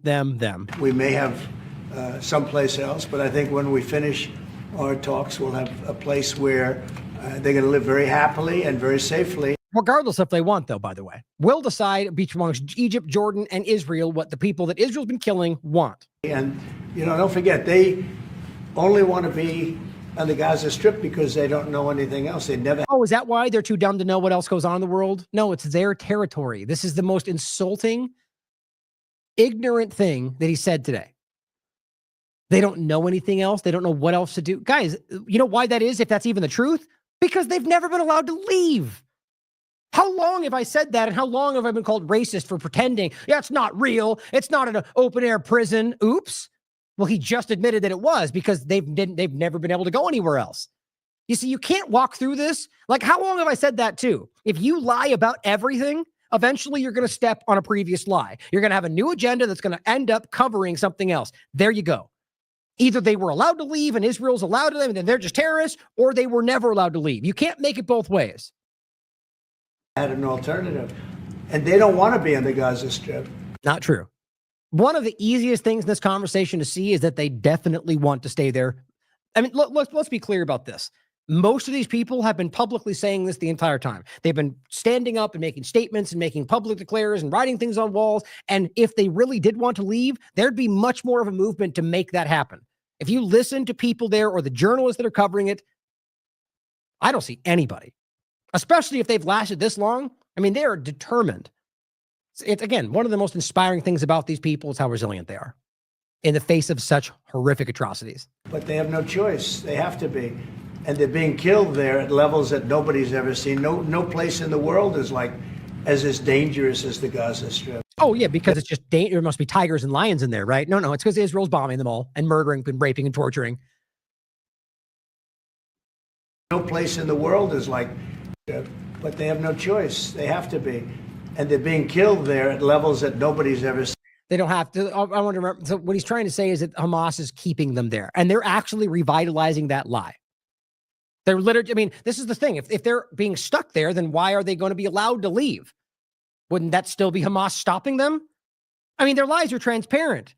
No, because once they're allowed to leave, or rather they're forced out because you're pushing them out, they will go because you're being pushed out. There's no Hamas in there stopping them from going. That's never been the case. They've been telling you that. But that's a new Netanyahu push again. That's them holding, this is how they make it seem as if they didn't want to kill them, but they did because Hamas was holding them all. Right, 1 million people, they're all bound to their legs, apparently. See, no place in the world is like as dangerous as the Gaza Strip. They don't want to be there. They have no alternative. When they have no alternative. Well, right now in some parts of Lebanon and Syria and parts that you occupy around the world, in Iraq and different places, yeah, there are, like Yemen, for example, are some very bad and dangerous places, largely for the exact same reasons, by the way, because of your occupation and because of Israel's bombing. But let's make it unique for their conversation. Not one person will want to stay where they are. Nobody wants to. They do, though. He's lying, and we know that. Stay there. They're living in hell. Because of Netanyahu. It's a death trap. Because of Netanyahu. Mr. President, how do you know? And you, by the way, Trump, still to this day, $7.4 billion in bombs and weapons. You're part of that. That the Palestinians don't want to leave their land. Some people say this is ethnic cleansing. It is. You won't be able to force them to leave their land. We're moving them to a beautiful location where they have new homes. Oh, see, so he just skips right past it because you can't address that. Yes, some of them want to leave. Now let's even pretend that some of them want to leave. I think I just said some of them, most of them, as far as I can tell, want to stay. They've made that clear. But let's pretend that some of them want to leave. What about the ones that don't want to? All he's just made clear, it's not their choice. We're going to give them, not everybody wants your money and your nice house, Trump, especially assuming that even happens. You're bribing them to leave their hometown. They're like, imagine this again, same conversation. You live in Florida. Biden gets taken over by China and they occupy the country. And suddenly they start going, get out of Florida. We're making this a Chinese, we own this territory from 3,500 years ago. God said, get out of the way. And say, well, look, we're going to build you beautiful homes over there in Africa. Get out of the way. What are you doing? Don't you want a better house? Don't you want free things? Well, you must be a racist. You must hate Jewish people. Or excuse me, Chinese people. I mean, come on, guys. It's just lazy that we even pretend that's not as obvious as it gets. You can't just pretend like they should want what I want, so therefore get out of the way. It's disgusting. It's wrong. It is the most immoral, lacking of principle thing I've seen in this entire conversation. They're showing you who they are. But all these sycophants are going to scream that it's better for them and you're a bad person for supporting Hamas, even though none of that's what's happening. You mean Hamas that Israel funds? Oh, let's keep the conversation going. Homes where they can live safely, where they'll have doctors and medical. They don't have doctors and medical because you killed them all and because you blew them all up. And all of those things, and I think it's going to be great. Yeah, any questions? King Abdullah, Don't you love that? It's going to be great. Anything else over here? Anyone not asking right questions about ethnic cleansing? Yeah, let's just get back to the fun stuff that makes me look good. What do you think about the U.S. taking over the Gaza Strip? Do you want to see the U.S. own the Gaza Strip? Well, I think, as I said earlier, the president is looking at Egypt coming to present their plan. So he doesn't want to address it. Coward. I felt that way from early part of this when he didn't follow up on the West Bank. That's a coward. He asked you point blank, what do you think about the U.S. occupying Gaza? Which is not for certain what's going to happen, but they're going to let Israel take it. That's for sure. I'll play you that next. But he just lets it go. Broad, opaque. He's taking lessons from Trump. As I said, we will be in Saudi Arabia to discuss how we can work with the president and with the United States. So I think let's wait until the Egyptians can come and present it to the president and not get ahead of ourselves. Yeah, so let's not answer, even though Trump has been like tripling down in front of you 45 times over. It's just what we're doing, and they're going to be involved. They're going to make it happen. Is there a parcel of land in Jordan that you're willing to have Palestinians? Well, I think what we said, I have to look at the best interests of my country. I think the president is very happy that we do this thing with 2,000 children as quickly as possible. And again, take the token, shut up, and stop asking questions, okay? I believe that the president is looking forward to getting a group of us Arabs here to discuss the overall plan. And last question, the 2,000 children, are those from the Gaza Strip? Absolutely, from the Gaza Strip. Are you willing to change your mind, Mr. That's President? from the Gaza Strip, the 2,000. This is so funny to me. Guys, if you've ever been around somebody like this, he's so insecure, it kills me. I'm sure people will make it out Trump derangement syndrome. It's just, it doesn't matter who it is, left or right or Trump or Biden. You don't do that unless you need to be in control of the room. This isn't about news. I just think this is quite frankly very obvious. Watch the way he does that. So the guy answers the question and somebody else has already started to ask another question and Trump has to go, it's the thing. I'm the one. I said that. Watch. I have to look at the best interests of my country. I think the president is very happy that we do this thing with 2,000 children as quickly as possible. And again, I believe that the president is looking forward to getting a group of us Arabs here to discuss the overall plan. And last question, the 2,000 children, are those from the Gaza Strip? Absolutely, from the Gaza Strip. Okay, he answered. Absolutely, from Gaza Strip. Now, Trump just waits half a second, lets him begin a second question, and then just for some reason... Are you willing to change your mind, Mr. That's President? from the Gaza Strip, the 2,000. Oh, okay, now it's clear. I was confused until Trump reiterated what he just said. Okay, now we're good. Guys, that's just straight up insecurity. That is one of the most obvious times I've seen that. Wanted to point it out. Willing to change your mind if you hear the Egyptian and the Arab plan end of the month? If they present you something different, are you open to I another think plan? we sort of have gone down the line. We know pretty much what is going to be presented. Okay. So she asked point blank, if they don't go along with your plan and they want something different, will you be open to that? His answer was no. He doesn't say it like that, but that's what his answer is. We already know what they're going to present, and it's going to be what Israel wants.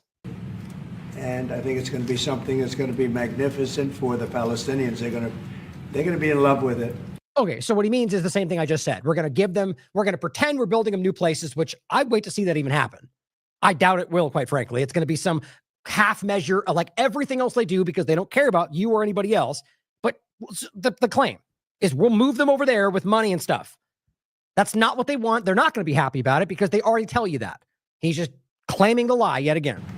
I did very well with real estate. I can tell you about real estate. They're going to be in love with it. Oh, money, things and stuff. I know things. So they're going to be great because everybody's like me and selfish. And, it's like, come on, guys. That is, everything they talk about is about the 1.01%. The people that make the money off the stock market and benefit from the business deals and the infrastructure and real estate. That's like nobody in this conversation. You think the Palestinian child that doesn't have any toys anymore, that's been wandering on the dirt with bare feet, is going to care whether you give them? It's just exhausting. But Mr. President, doesn't concern you that moving 2 million people from there? It's a very small number of people relative to other things that have taken place over the decades and centuries. Okay, you're right. It's a small number. A couple of 100 years of things that have happened, brush it off. It's a very small number of people. No, it's not. It's not. It's a huge, gigantic effort to move 1 million people anywhere. So he either doesn't know that, or he's just trying to downplay because it's a huge feat that probably won't even happen. And they're living a terrible life. Look at the way they... Yeah, look at what Netanyahu's done to them. Can't we just get them out of the way like Netanyahu wants? Come on, guys. They're living now. Nobody's living like that in the entire world. All right, we'll leave it there. It goes on and on and on and on the same way with no answers and a lot of lies. Here's one quick point that I didn't get to. President, you've said before that the U.S. would buy Gaza, and today you just said... And Rubio was in the room, by the way, this monster as well. We're not going to buy Gaza. We're not going to have to buy. We're going to have Gaza. We don't have to buy. Same question, same answer. We're going to have it. Democracy. There's nothing to buy. We will have Gaza. What does that mean? No reason to buy. There is nothing to buy. It's Gaza. It's a war-torn area. Right. So it's just open for taking, apparently. Right? It's just nobody owns anything. We're just going to take it. That's what he's telling you. The Palestinians that have claim to all of Palestine, legally speaking, but especially Gaza and the West Bank, no, it's just because we're just kicking them out of the way. There's nobody that owns anything anymore. But we're going to give it to Israel. We're going to take it. We're going to hold it. We're going to cherish it. We're going to so dumb. Get it going eventually, where a lot of jobs are going to be created for the people in the Middle East. It's going to not Palestinians, though. We'll show you that next, because he already said they're not going to be allowed to return. be for the people in the Middle East, but I think it can be a diamond. It can be an absolute tremendous asset for the Middle East. And you're going to. And what he means by that is the powerful people that we support in the Middle East, the powerful entities that want to Americanize and Westernize and do whatever we think is beneficial of our ecosystem, not the Middle East people that currently reside there. No. You're mistaken if you think that. Peace. It's going to bring peace in the Middle East. Gaza, the way it is right now, every 10 years, you're going to have the same thing happening. I've watched it so long. And why is that? Because of Israel. It's not like Hamas just decided every 10 years to kill people. That was clearly because Israel decided to go after Hamas or whatever they use as an excuse to just cleanse Palestinians. If anyone's still pretending that's not the case with what we've seen, again, I don't think you care to see the truth, because obviously Israel has been... I mean, guys, they've been doing dances and videos about how they're killing Palestinians. They've been making chants about how no one should be left alive. It's always been the most obvious part of this conversation. All the death and destruction of Gaza, the civilization's been wiped out in Gaza. No, it's going to be. So does Hamas have the weapons to do that? No. So there's only one thing. So either you're okay with Israel wiping out an entire civilization to claim to go after Hamas, even if they meant to. Like he just said, this is how clumsy he gets. You wiped out an entire civilization. Hamas doesn't even have the weapons that are capable of that. So he just told you Israel wiped out an entire civilization, includes their own hostages, includes women and children and everybody else, including Americans, by the way, including everybody. And that's okay, though, because nobody cares about that. Now get them out of the way. And now that it's gone, we're going to give everything Israel wants. But that's what a rules-based order looks like, in case you were confused. Be a tremendous thing. It's fronting on the sea. It's going to be a great economic development job. It's going to put people to work, a lot of people to work. And those people are all going to be from the Middle East. Nah, it's going to be outsourced for artificial intelligence, technocratic future. And most of you probably won't, but you'll get UBI, don't worry. But we're not caring about that anymore because Trump's version is going to be the good one. Yay! It's enslaved by the technocratic world, but Trump's style with a red hat. Woo! MAGA freedom phone. I shouldn't make fun. Honestly, that doesn't help with people that might be wanting to listen, but I'm just frustrated about it. I'm sure you can tell. Trump says no right of return for Palestinians in Gaza under his plan for U.S. ownership. No, you don't have the right to say that. That's not your decision to make, but it's already clear what Trump is acting in the interest of. Not Americans, not Palestinians. It's pretty damn clear what's happening. No, they would not, but you already know that. This is the video just simply saying, will they have a right to return? No, they wouldn't. There's just really you can't misunderstand that. These people are being ethnically cleansed. We'll build beautiful communities for the 1.9 million people. We'll build beautiful communities, safe communities. This is my point about this, guys. God, it's so funny to me. Now, it's not just watching social media. Let's be real. They are surveilling us using all sorts of things well beyond just tapping into what people say on Twitter. But do you notice how rapidly reactive? I keep saying it was Israeli propaganda. They came out and said 1.7 many, many times in a succession of interviews, which shows you that they have that number from their intelligence, which then accidentally revealed they've killed 300,000 plus people. That's disgustingly crazy, right? And since people started making that point, you've seen him slowly go 1.8. Now he says 1.9 in the series of like a day and a half of interviews. Somebody got in his ear and said, oop, don't say that anymore. That's my opinion. I mean, it could be 5, 6, could be 2, but we'll build safe, beautiful communities for the 1.9 million people. We'll build beautiful communities, safe communities. Could be 5, 6, could be 2, but we'll build safe communities. 5, 6, or 2. You pick. 5 communities, 6 communities, 2. We'll figure it out. A little bit away from where they are, where all of this danger is. In the meantime, I would own this. Think of it as a real estate development for the future. It would be a beautiful piece of land. Would the Palestinians have the right to return?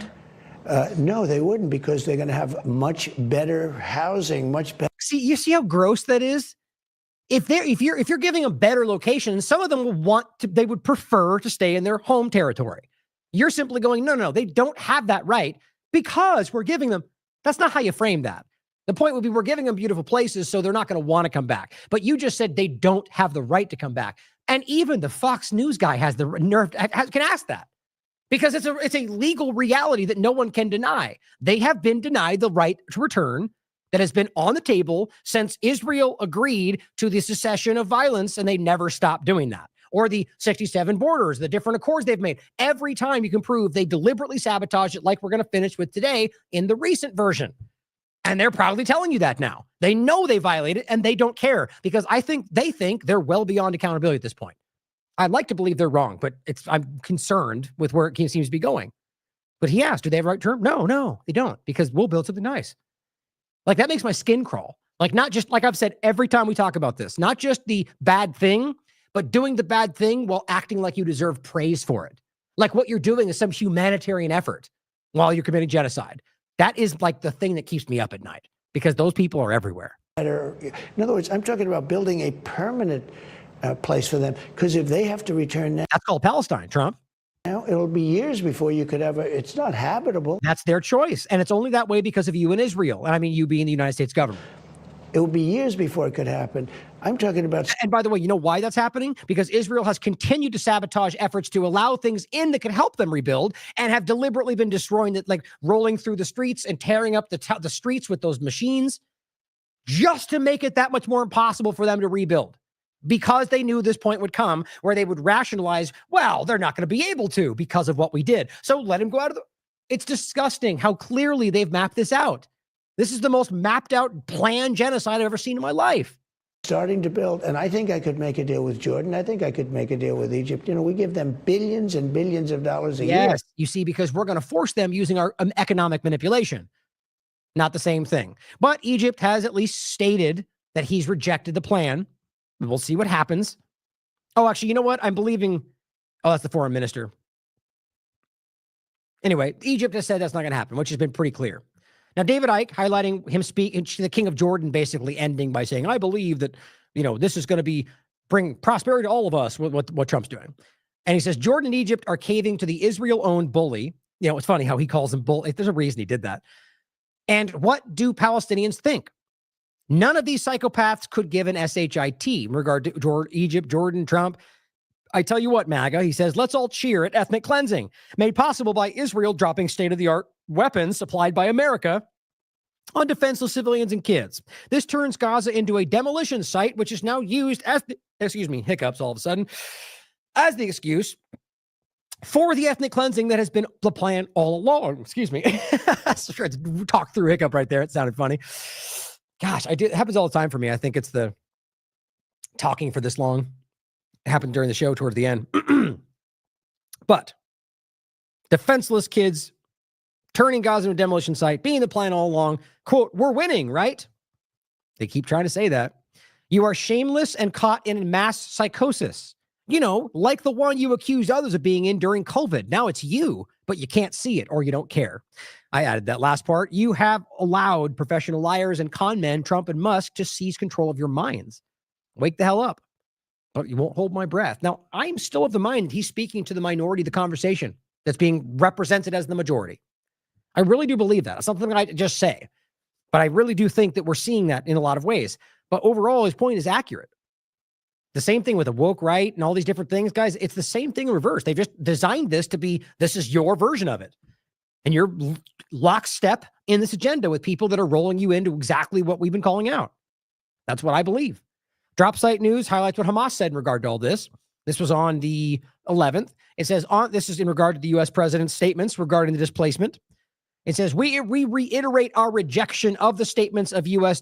President Trump regarding the displacement of our people from Gaza Strip under the pretext of reconstruction, because it is a pretext.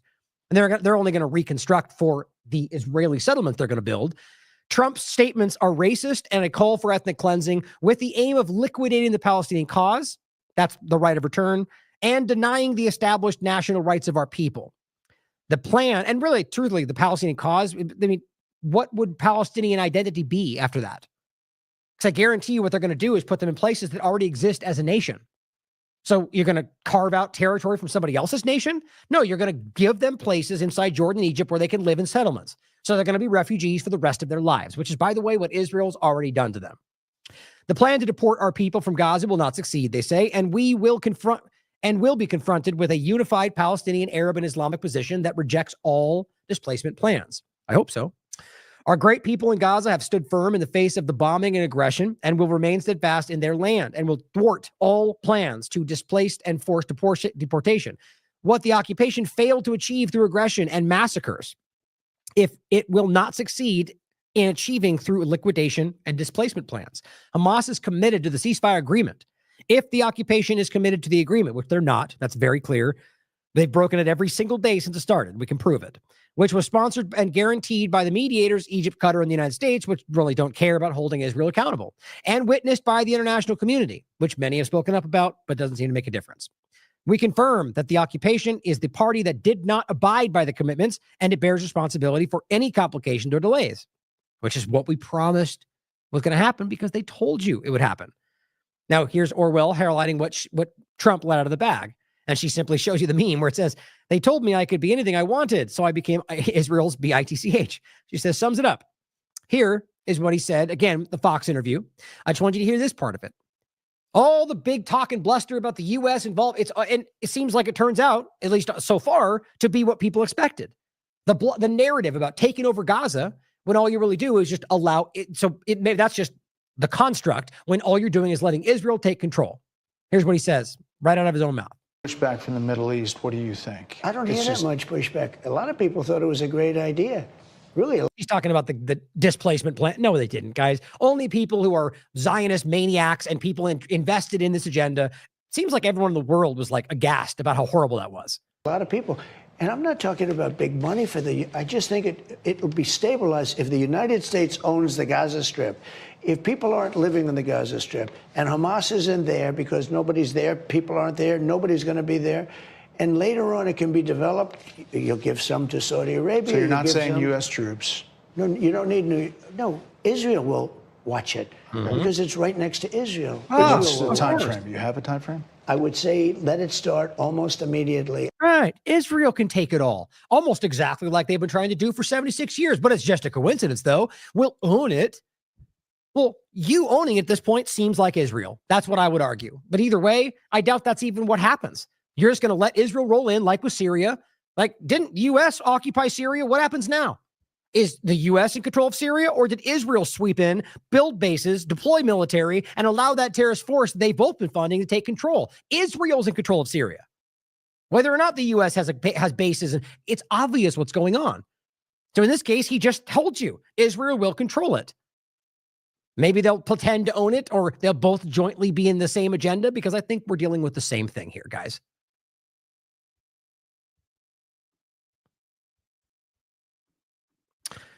So here's another clip and we're going to finish with the ceasefire overlap, which shouldn't be that long, just showing you the updates and how we knew this was going to come to pass because they told you it would.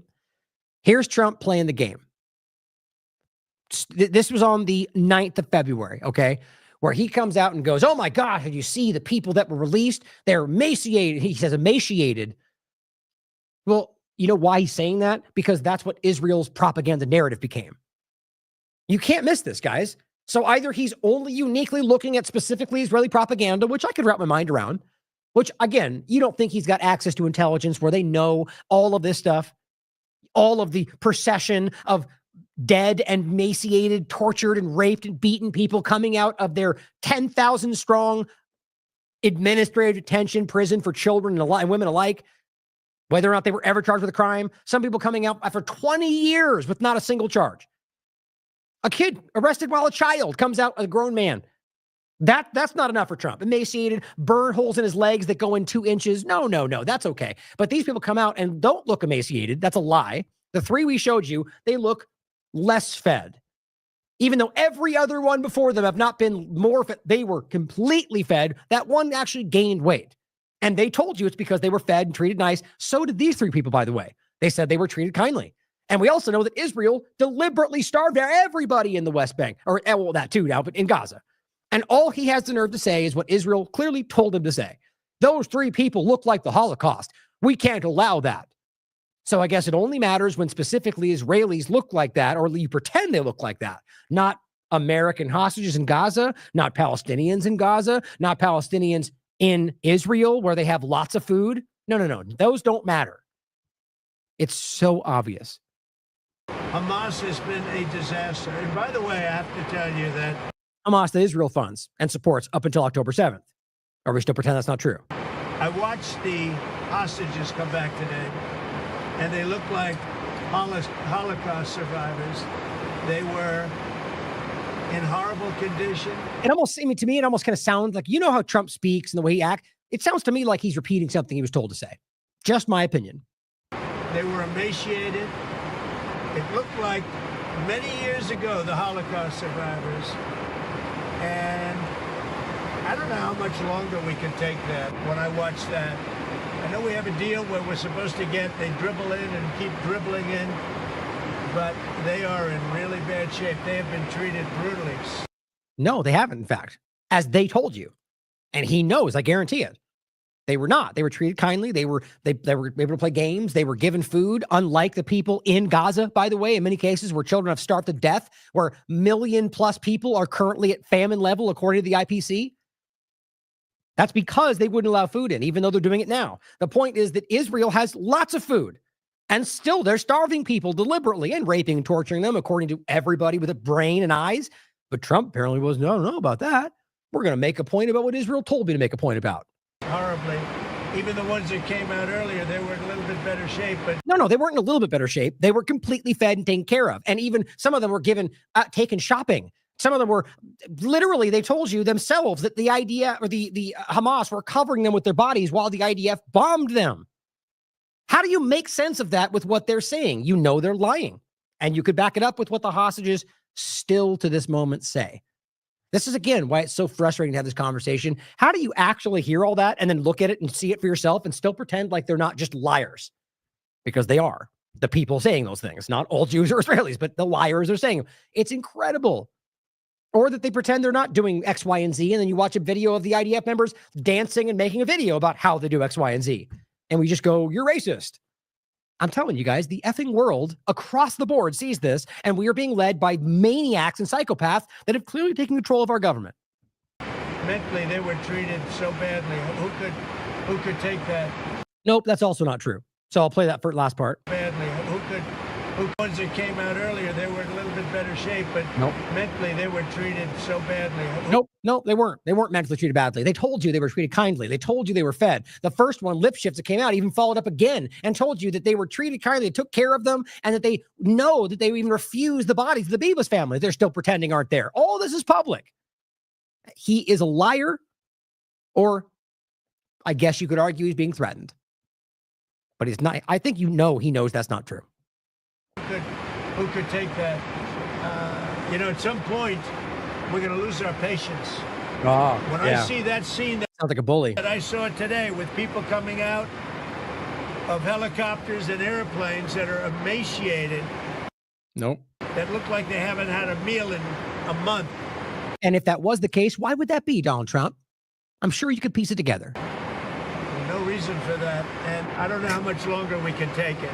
Do you mean you want to recast? I don't know how long we can take it. When I watch... It's so funny. That happens often where somebody goes to ask a different question and he just goes, I don't know how long we can take it, and just rolls back over at the same point. It's like, okay, just keep talking. Either because he senses it's not something he wants to answer or whatever. It's just funny to me. I know you guys all see these things. It's just funny how people are so willing to, pretend, because it's just, people walk on eggshells around the partisan field. It's so funny to me. People that were healthy people a reasonably short number of years ago, and you look at them today, they look like they... short number of years ago. How much before October 7th before they were taken? I mean, you can't piece that together in your brain? 25 years. They literally look like the old pictures of Holocaust. Yeah, we got it, Trump. We got it. You were told to repeat the Holocaust. We get it. Now, here's what one actually looks like. That is actually an emaciated person. That is somebody who was released. And look at his picture. Look at that picture next to him. That's what he looked like when he was taken by Israel for no reason. He wasn't charged with a crime. He's not a terrorist. In fact, he's a teacher. And that's what he looks like now. And if you listen, he was tortured, he was burned, that's what happens. And you're going to pretend that the people they released, which by the way are healthy, maybe slightly lost some weight. If you actually look at the overlap, and they still tell you they were treated kindly, and Trump can do nothing but lie to you because that's the game. But here's Assault Rod making the point, as always. Israel says publicly we're blocking food to Gaza. Starving everyone is moral and just. And they have their settler movements having destroying them, burning trucks and tearing it down. Right. No food, no water, no fuel. All public, right? Also Israel. We can't believe our people didn't get enough food. It's a crime against humanity. This is why, again, it's frustrating to pretend like that this is even a real conversation. Is anybody confused about that? How did they were supposed to get food if you made sure food didn't go in? And I've showed you that every single day that trucks going in were deliberately pulled back to basically nothing. Now, just because they're rushing it in, and I'll point that out in a second, because they're doing that based on the ceasefire back and forth, which we'll end with right here. Here's another example, by the way, and these aren't even some of the most graphic or hard to look at. And you've seen them on this show. But this is another person who came out from the Israeli prisons as a hostage who was not charged with a crime, lost my hearing because I was electrocuted behind my ear. And let's not forget the obvious conversation of rape and torture, which anybody can look up for themselves. I'll include just the most obvious. The Israeli human rights group, B'Tselem, who wrote an article called Welcome to Hell. And yes, it talks about rape and torture inside the Sid Tiemann prison where they were raped and tortured. The Israeli prison system as a network of torture camps. That's not an old one. This is recent, guys. This was put out. Where was it? It's not dates in here somewhere. This was pretty much right after the rape discussion. That's an Israeli human rights group. But I guess we're still just going to pretend it's not there. That's why it is infuriating to have this conversation. But he was tortured. He reveals the details after his release after 14 months in captivity.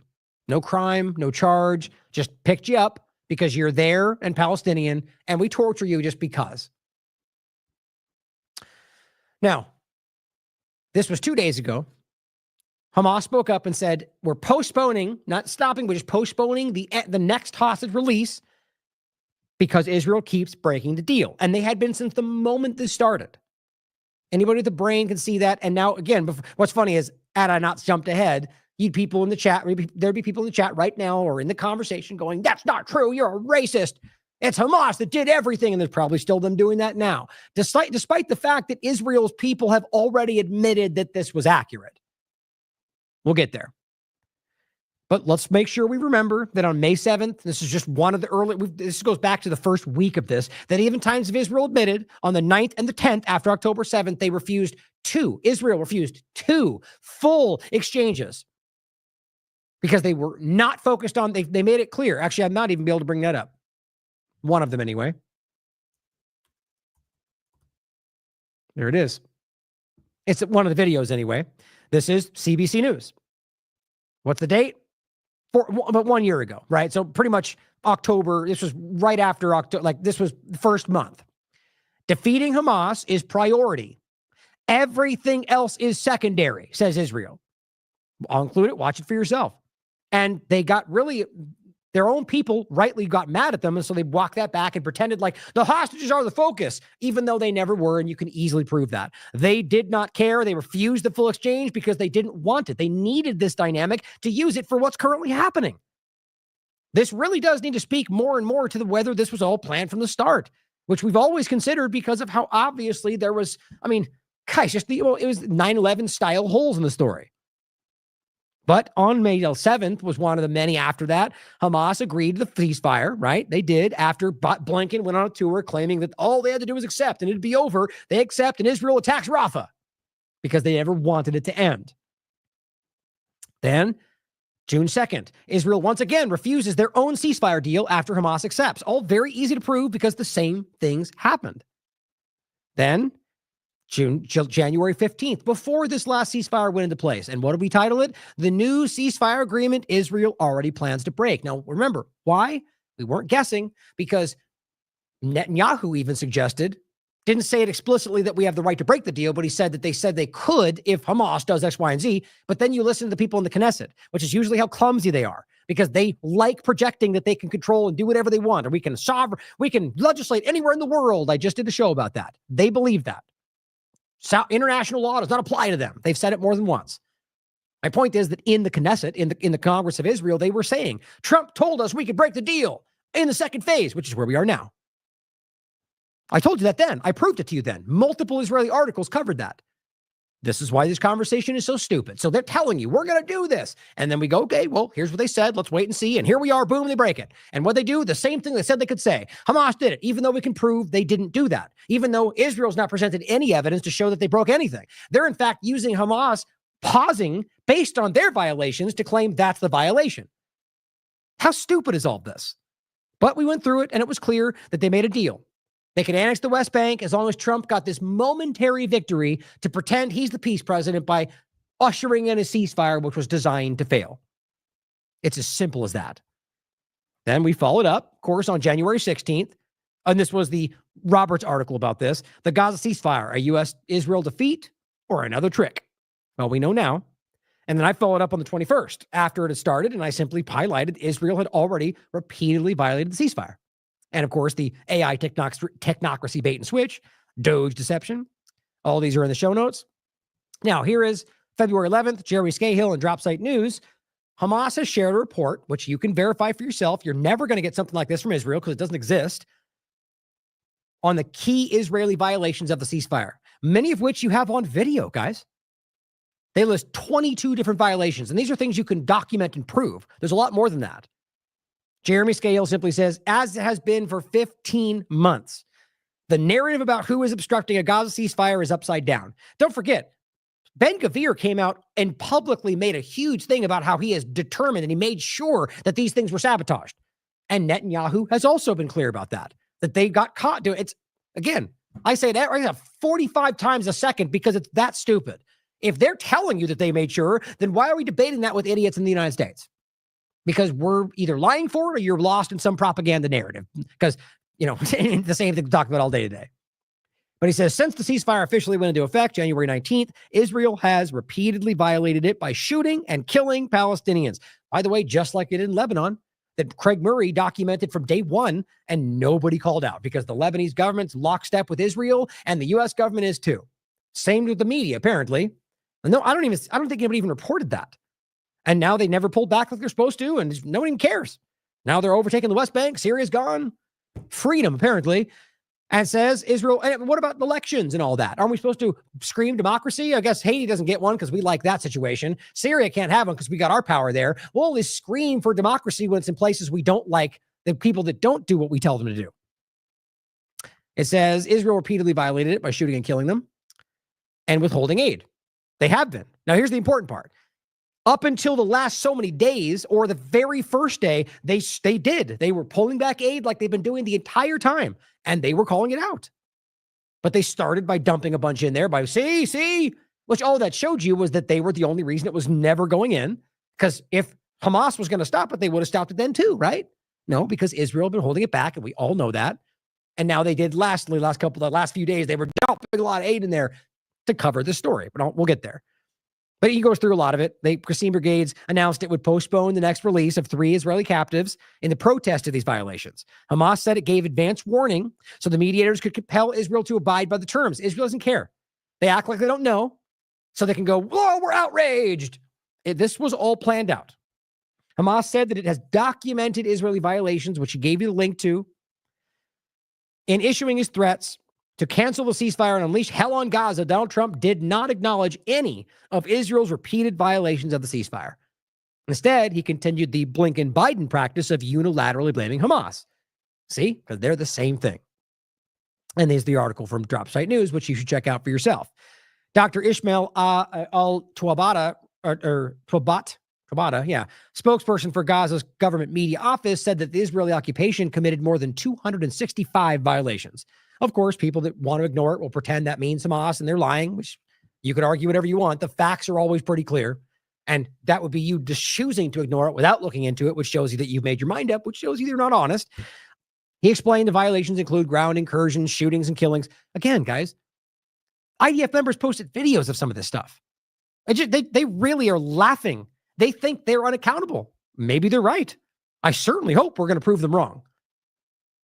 Ali Abunimah points out that at least 118 Palestinians have been killed in Gaza during the so-called ceasefire by direct Israeli fire, unexploded ordnance, and from other injuries.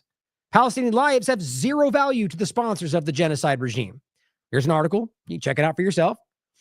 Patrick Henningsen then gets into the part that I thought was most important, and so does Ali Abunimah, by the way, which is that the New York Times quoted Israeli entities telling you that we know this is accurate. Confirmed, Patrick says, Israel has intentionally sabotaged the deal. Now, I wouldn't say it's confirmed based on New York Times citing anonymous Israeli sources, like I wouldn't say that for any other dynamic, because that's equal application of logic. But I would say that it has been roundly confirmed 45 times over. So I agree with that. They have been sabotaging the ceasefire deal. Netanyahu has admitted it publicly. It says this is why Netanyahu went to Washington to arrange a reboot of the genocide in Gaza.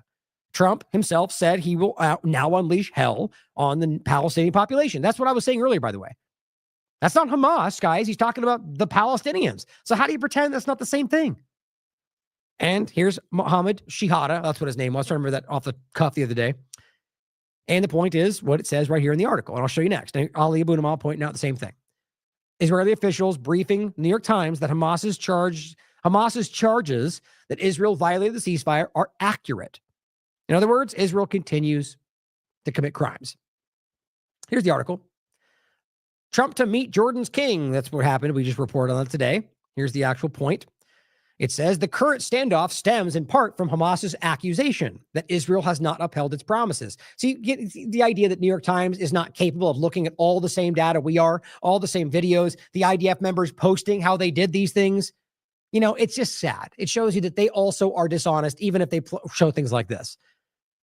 But it goes, has not upheld its promises for the first phase of the ceasefire. Israel was required to send hundreds of thousands of tents into Gaza, a promise Hamas says Israel has not kept. Guys, you could prove they did not. Speaking on the condition of anonymity to discuss a sensitive matter, 3 Israeli officials and 2 mediators said that Hamas's claims were accurate. Think about that. Now, this is New York Times. I never would blindly take anything at face value you couldn't verify, but they have, ultimately, New York Times would be somebody that could put this story out. Like, let me put it this way. Typically supportive of the mainstream discussion, right? And so if they're putting this out and claiming that, it challenges them. It's interesting to consider at the very least. I think what we can see is, regardless of this claim, that it is very easily true, provable. And what we're seeing now is, I think, an indication of people that are feel that what they're doing is destroying everything they are. Even if they want the genocide, they just think doing it like this is going to hurt their long-term agenda. And that's been public in their conversation. And so they're coming out and going, we got to stop this. But here's the part that we've talked about a lot. COGAT, the Israeli intelligence unit, but pretends to be about humanitarian aid, which has been caught lying 50 times over. And the main one I always show you is about them lying about bread coming from a factory or a bakery that was destroyed a month before they made the post. And we make this we've shown this many times. Of course, so these people say that. COGAT comes out because their job is propaganda and says, that's a lie. Hundreds of thousands of tents have entered Gaza since the beginning of the agreement, as well as fuel and generators. Well, some of that's true, but they stopped doing what they were required to do. So they gave some and then stopped because it was an illusion. But it goes, regardless, officials and commentators say the dispute can be resolved relatively easily. How? If Israel allows more aid. But guess what? Israel goes, no, that's their fault. We're going to go back to the war because Trump already told us we could. That's what's happening. So even New York Times is like, well, they could just give aid. It'll be good, right? No, because they don't want to. Soul and child. Now, following Al-Qasim's announcement of halting the release of the hostages, guess what? Israelis in Tel Aviv marched through the streets blaming the Israeli government. Now, this is not a hard thing. People don't want to admit this. It's been going on most of this entire time. Months into this, they were protesting that they were killing their own hostages. But we know that's true because they knew they were there and they were bombing. And they also now know that there were deals. They refused. So these people are going, I think they know very clearly that the Israeli government is making this happen. Now, here's Netanyahu on the 11th, after Trump gave them the opening, which I think was all included in design. Netanyahu said, I have just finished an in-depth 4-hour security cabinet meeting We all expressed outrage over the shocking state of the 3 hostages who were released. You see the point? That's why Trump said that, because you're building a narrative that they were starved. Well, if they were starved at all, it's because you didn't let the food in. But we're going to pretend like that's not obvious. Or the fact that they weren't as starved as anybody else you've seen coming out of any other part of the situation, from their prisons in Israel, from the people they starve in Gaza. And look, if you look, I should have grabbed their pictures, honestly. I don't want to fight it right now. We showed you the last show. They weren't emaciated. They were thinner than they were before. Emaciated is what I showed you a second ago. Or the people that the dead children that are dying in the streets of Gaza, right? But this is what they wanted to build. That's why the Eva Klompuses of the world, the Hen Bazigs, they ran to the story and they were lying in unison. Eli David and all of them. All of them. Guys, if you go day by day, they're all sharing the same things. It's not hard to see. It says, we all welcome President Trump's demand to release the hostages. This is in unison. Saturday noon as well. And we'll all be welcome. So the point is, if they don't do it by Saturday, then we're going to go back to the war. Now, how much you want to bet, even if they do, they'll still do it. They're going to find a justification. They're going to say, that's the wrong person, or the Bebus family's dead, even though they know that already, and they're the ones that killed them. My prediction, on top of what we're already correct about here, is that they're going to justify it because that was the deal that was already made. It says, in light of Hamas's announcement regarding its decision to violate the agreement, that's not what's happening, and not release the hostages, that is true, but they're pausing. Again, you could all make this semantics, though. Yeah, they stopped, right? Which in and of itself alone would be considered a violation. But if Israel's been violating this, murdering people, killing people, stopping aid every day since, why did it take them this long to call it out? Maybe they're all working together. Who knows? And it says, last night I instructed the IDF to amass forces inside and surrounding the Gaza Strip. Oh my God, how unpredictable. Who didn't see this coming? This action is being carried out this hour and will be completed very soon. It says, the unanimous decision that I passed, if Hamas does not return our hostages by Saturday noon, the ceasefire will end and the IDF will resume intense fighting and a final defeat of Hamas. Oh, because you've been holding off on that? You failed to do it for a year and a half, but now you're just going to do it like that? Because no, what they're going to do is what they've been doing, which is just bomb everything, which will kill the hostages that are still there, which shows you they don't care about that. It's obvious, guys. This is about the continued agenda. And to make that even more clear, here's Smotrich. He threatens to, get this, apply sovereignty, in quotes, in Gaza if the captives are harmed. I guarantee you he's going to reference the Bebus family. I should even look if they mention that. No, not in this article. If they're harmed. So they're already setting you up to make some kind of what if they're harmed? So what if they have an injury that they sustained because of bombings that you carried out? All they're doing is setting this up to pretend now we have to apply sovereignty, these are the people that tell you that they can apply sovereignty anywhere in the world. That's their quote. That the international law does not apply to them. Also their quote. So all they're doing is running with the narrative. They already knew they could break it. Trump already gave them the allowance. Now they're going to tell you if this thing and whatever, they'll make it into whatever they want, we'll have to apply sovereignty to Gaza, which was always the plan. Always. It is so clumsy and obvious. And of course, same day, right now that they've set the narrative out, now that Netanyahu and they've given the marching orders, Department of State, so Rubio comes out and says, there's not going to be peace in the Middle East as long as a group like Hamas physically controls territory and is the most dominant power in Gaza or anywhere in the Middle East. Hamas is pure evil, Senator Rubio. Right. And I said, the Hamas that Israel funds, that Hamas, same thing every time. You'll never, I mean, it's funny how little this gets. How is this not obvious? If you're going to pretend it's evil, then shouldn't it matter that Israel on the record has funded this group? You'd think so, wouldn't you? And I'll play it again, even though you guys have seen it millions of times. It's important to hear it for those that have not. This is a fact. So are you saying Benjamin Netanyahu deliberately boosted Hamas to try to prevent a Palestinian state? Yeah, sure. He deliberately and systematically even told on record, whoever wants to avoid the threat of a two-state solution has to support my policy of paying protection money to the Hamas. So what we did, with the permission of our Prime Minister, is to let Qatar to transfer a huge amount of money in cash, probably more than $1.4 billion. By doing it, we increase the power of Hamas. We did everything in order to make sure that Hamas will go on controlling Gaza, and Palestinian Authority will control the West Bank, so they will fight each other. How is it possible that can be so public, or that they even say that on, mainstream interviews? You know why, guys? Because we're in a dishonest circumstance here, and our government is not on the side of the truth or the people. Any of them, it seems. Here's Rubio carrying out through his position as Secretary of State an Israeli agenda. America first, though, we'll pretend, right? He's trying to create this narrative because what they're doing is acting like this has to end. We're back to day one here. This won't be over until Hamas is annihilated. That's what they said. Remember? Secondary, hostage secondary. It's all about Hamas because it's only about keeping the genocide going, destroying everything that's ever been Palestinian. Now West Bank as well. That's what's happening. How are you going to pretend? And let's not forget, here again, this is from Haaretz, the Israeli newspaper from October 9th, 2 days after October 7th.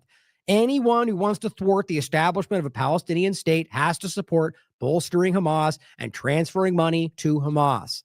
That's not aid, guys. How do we misunderstand that? This is part of our strategy. You just heard him say it. We have to keep them divided so we don't allow a two-state solution, despite telling the world that we want it so bad, but they hate Jews and they won't let it happen. If you care at all about the facts, it's objectively clear. Or, this was 2020. That's what he just referenced. The Mossad chief sent to continue funding Hamas because that's how they funneled it through. It's obvious. And yes, the data shows that it went right up until October 7th, which, by the way, even if they funded every part of Hamas, does not still invalidate the act of armed resistance. It doesn't. It's a legally protected act by any group from Palestine against an illegal occupier, which is Israel. No matter what you want to scream, it is an objective truth. But here's our government telling you they're fighting for a foreign government at the expense of everything they've ever pretended they care about. That should be alarming to people. Now, Mossad commentary simply shows you what Trump said here about makes dramatic announcement. If all hostages are not released by Saturday noon, the ceasefire will be canceled and we'll release hell on all civilians and our own hostages, by the way. If Egypt and Jordan refuse to accept it, he may stop aid to them, he says. And again, now we come full circle back to the main point of when he already told you before we even got here. That was the first thing I showed you. Remember, he said, we're going to end both wars on day one. Obviously, neither happened. But then the first thing I saw was he then told Netanyahu he would stop the aid. And we said, well, there you go. And he goes, well, it's too early to jump to. Yeah, I didn't say I knew for sure, but I said there's an earliest indication that this is where we are. And now they're using the set up circumstance that they're going to use as the excuse to stop. Why would you stop aid? How does that make sense unless you're clearly showing that you're fighting all Palestinians? So Hamas changes the deal and then you stop aid to innocent people, including hostages, and then you wonder why they're starving? I mean, guys, it's so stupid. Are there any honest people that actually believe what they're saying?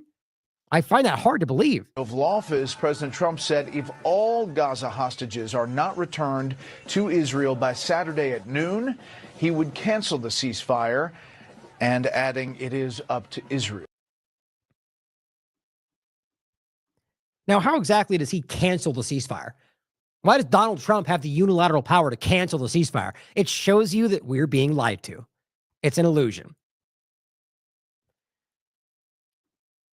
Michael Tracy simply adds, Trump now says that unless Hamas releases all of them by Saturday noon, something like high noon dynamic, Israel may resume the war and let all hell break out. He goes, looks like he's intentionally blowing up the ceasefire framework shortly after transferring 2,000-pound bombs to Netanyahu. Of course.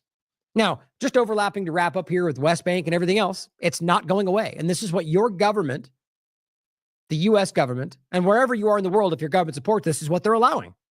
And they know what they're involved in, guys, and we have to be really clear about how alarming that is. This is a big deal, and it's not just one government. Israeli occupation forces are now forcing families out of their homes in a refugee camp in the West Bank, as Israeli military continues the assault on the camp for the 7th day in a row. Since the 2nd of February, they've been, look at these people. Does that look familiar to you? It should. It's what they did in Gaza. Now in the West Bank, where there's not Hamas, they are rolling these people out. Look at the crib just sitting there in the middle of the dirt. They are occupying, ethnically cleansing, destroying every sense of everything Palestine, which is what they tell you if you actually care to listen to them. And Francesca Albanese, UN Special Rapporteur, says self-righteousness and impunity combined are the propeller of an illegal occupier's sense of entitlement to destroy peoples in their own land. Eye of Palestine points out the Israeli occupation army executed a Palestinian girl, Rafa al-Ashkar, in the Nur Shams refugee camp in the West Bank. This was on the 12th, this was posted today. This was not the first crime, but rather part of ethnic cleansing, which have intensified following the expansion of the open fire orders in the West Bank. They're firing openly on civilians, guys. It's very clear. I've been reporting this for weeks, as reported by the Israeli newspaper Haaretz. Right? So right up until then, I guarantee the Zionists were pretending that, oh, you're listening to Palestinian news. No, it's Israeli media. And still then, you'll probably call them racist or something because you guys are ridiculous. Haaretz also documented the Israeli occupation army's use of Palestinian civilians as human shields to search buildings during the large-scale military assault. They called it the mosquito procedure. Right? They just continuing to do the same things right in plain daylight. Israeli occupation forces have also detonated buildings full of people in southern Lebanon. Every day we keep seeing this. And I mean, this is Craig Murray is on the ground highlighting this stuff. Buildings full of people being executed. Nobody says a word. That's what scares me the most about this. That's real and possible anywhere if it's happening there. Now, a resident, and this is on the 12th as well, a resident of Jenin Camp is refusing to leave his home despite threats. And this is where we are. So they're going, you got to get out of your house because we're taking your territory. And he goes, I'm not leaving. And you'll probably never see him again. That's where we are. Same thing's happening in Gaza, and Trump's telling you, well, we're going to get them out of the way. Just because you yell freedom doesn't make it any less of a crime. Palestinian journalist Raya Orak reports on the extensive destruction and flattening of buildings caused by Israeli occupation forces in Jenin, the West Bank, where the Israeli invasion has continued for 23 days. Can you imagine not even hearing about this? This is the West Bank, guys. They're just they're executing people in the streets, destroying homes.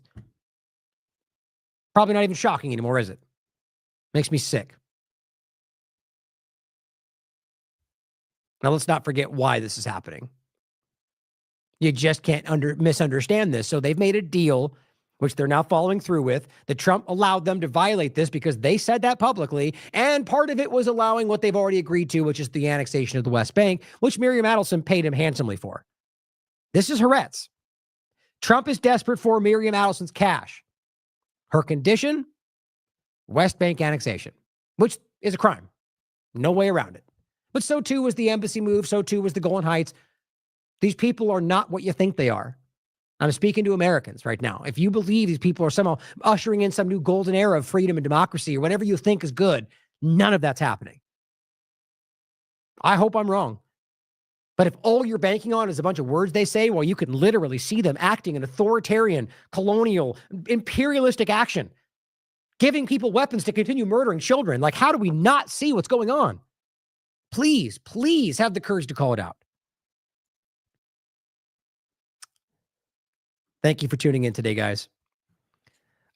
I can tell you right now, based on tomorrow, I'm going to try to get to a show tomorrow, but tomorrow is my grandmother's funeral, so that'll be taking up most of the day. But I kind of had the feeling, the reason I say that is I felt like she'd want that in a way, But if we have time, which I'm not sure, and the point is I'm going to be there for my mom the whole time, for as long as the day takes. Maybe it'll be the whole day because it'll be emotional, right? But I have more to get to. I'm really trying to get back into some routine. It's just crazy how much has changed over the last year for me. Wild, actually. And it just seems to be every little thing that adds, it just takes time away from everything. But I'm really trying to struggle to get back to some semblance of even before the times would shift, but I felt like I was much more consistent. And I'm trying to get back there for you guys, but for my own sanity as well. But in general, guys, there's just so much, there's so many different ways of just, it's just every angle coming to bring down what we're doing, to stop what we're growing. And you know why? I think it's obvious. So if you believe in what we're doing, help us continue this project, right? You are part of this. You are why this exists. I believe in you. I love you guys. Thank you for being here. As always, question everything. Come to your own conclusions. Stay vigilant.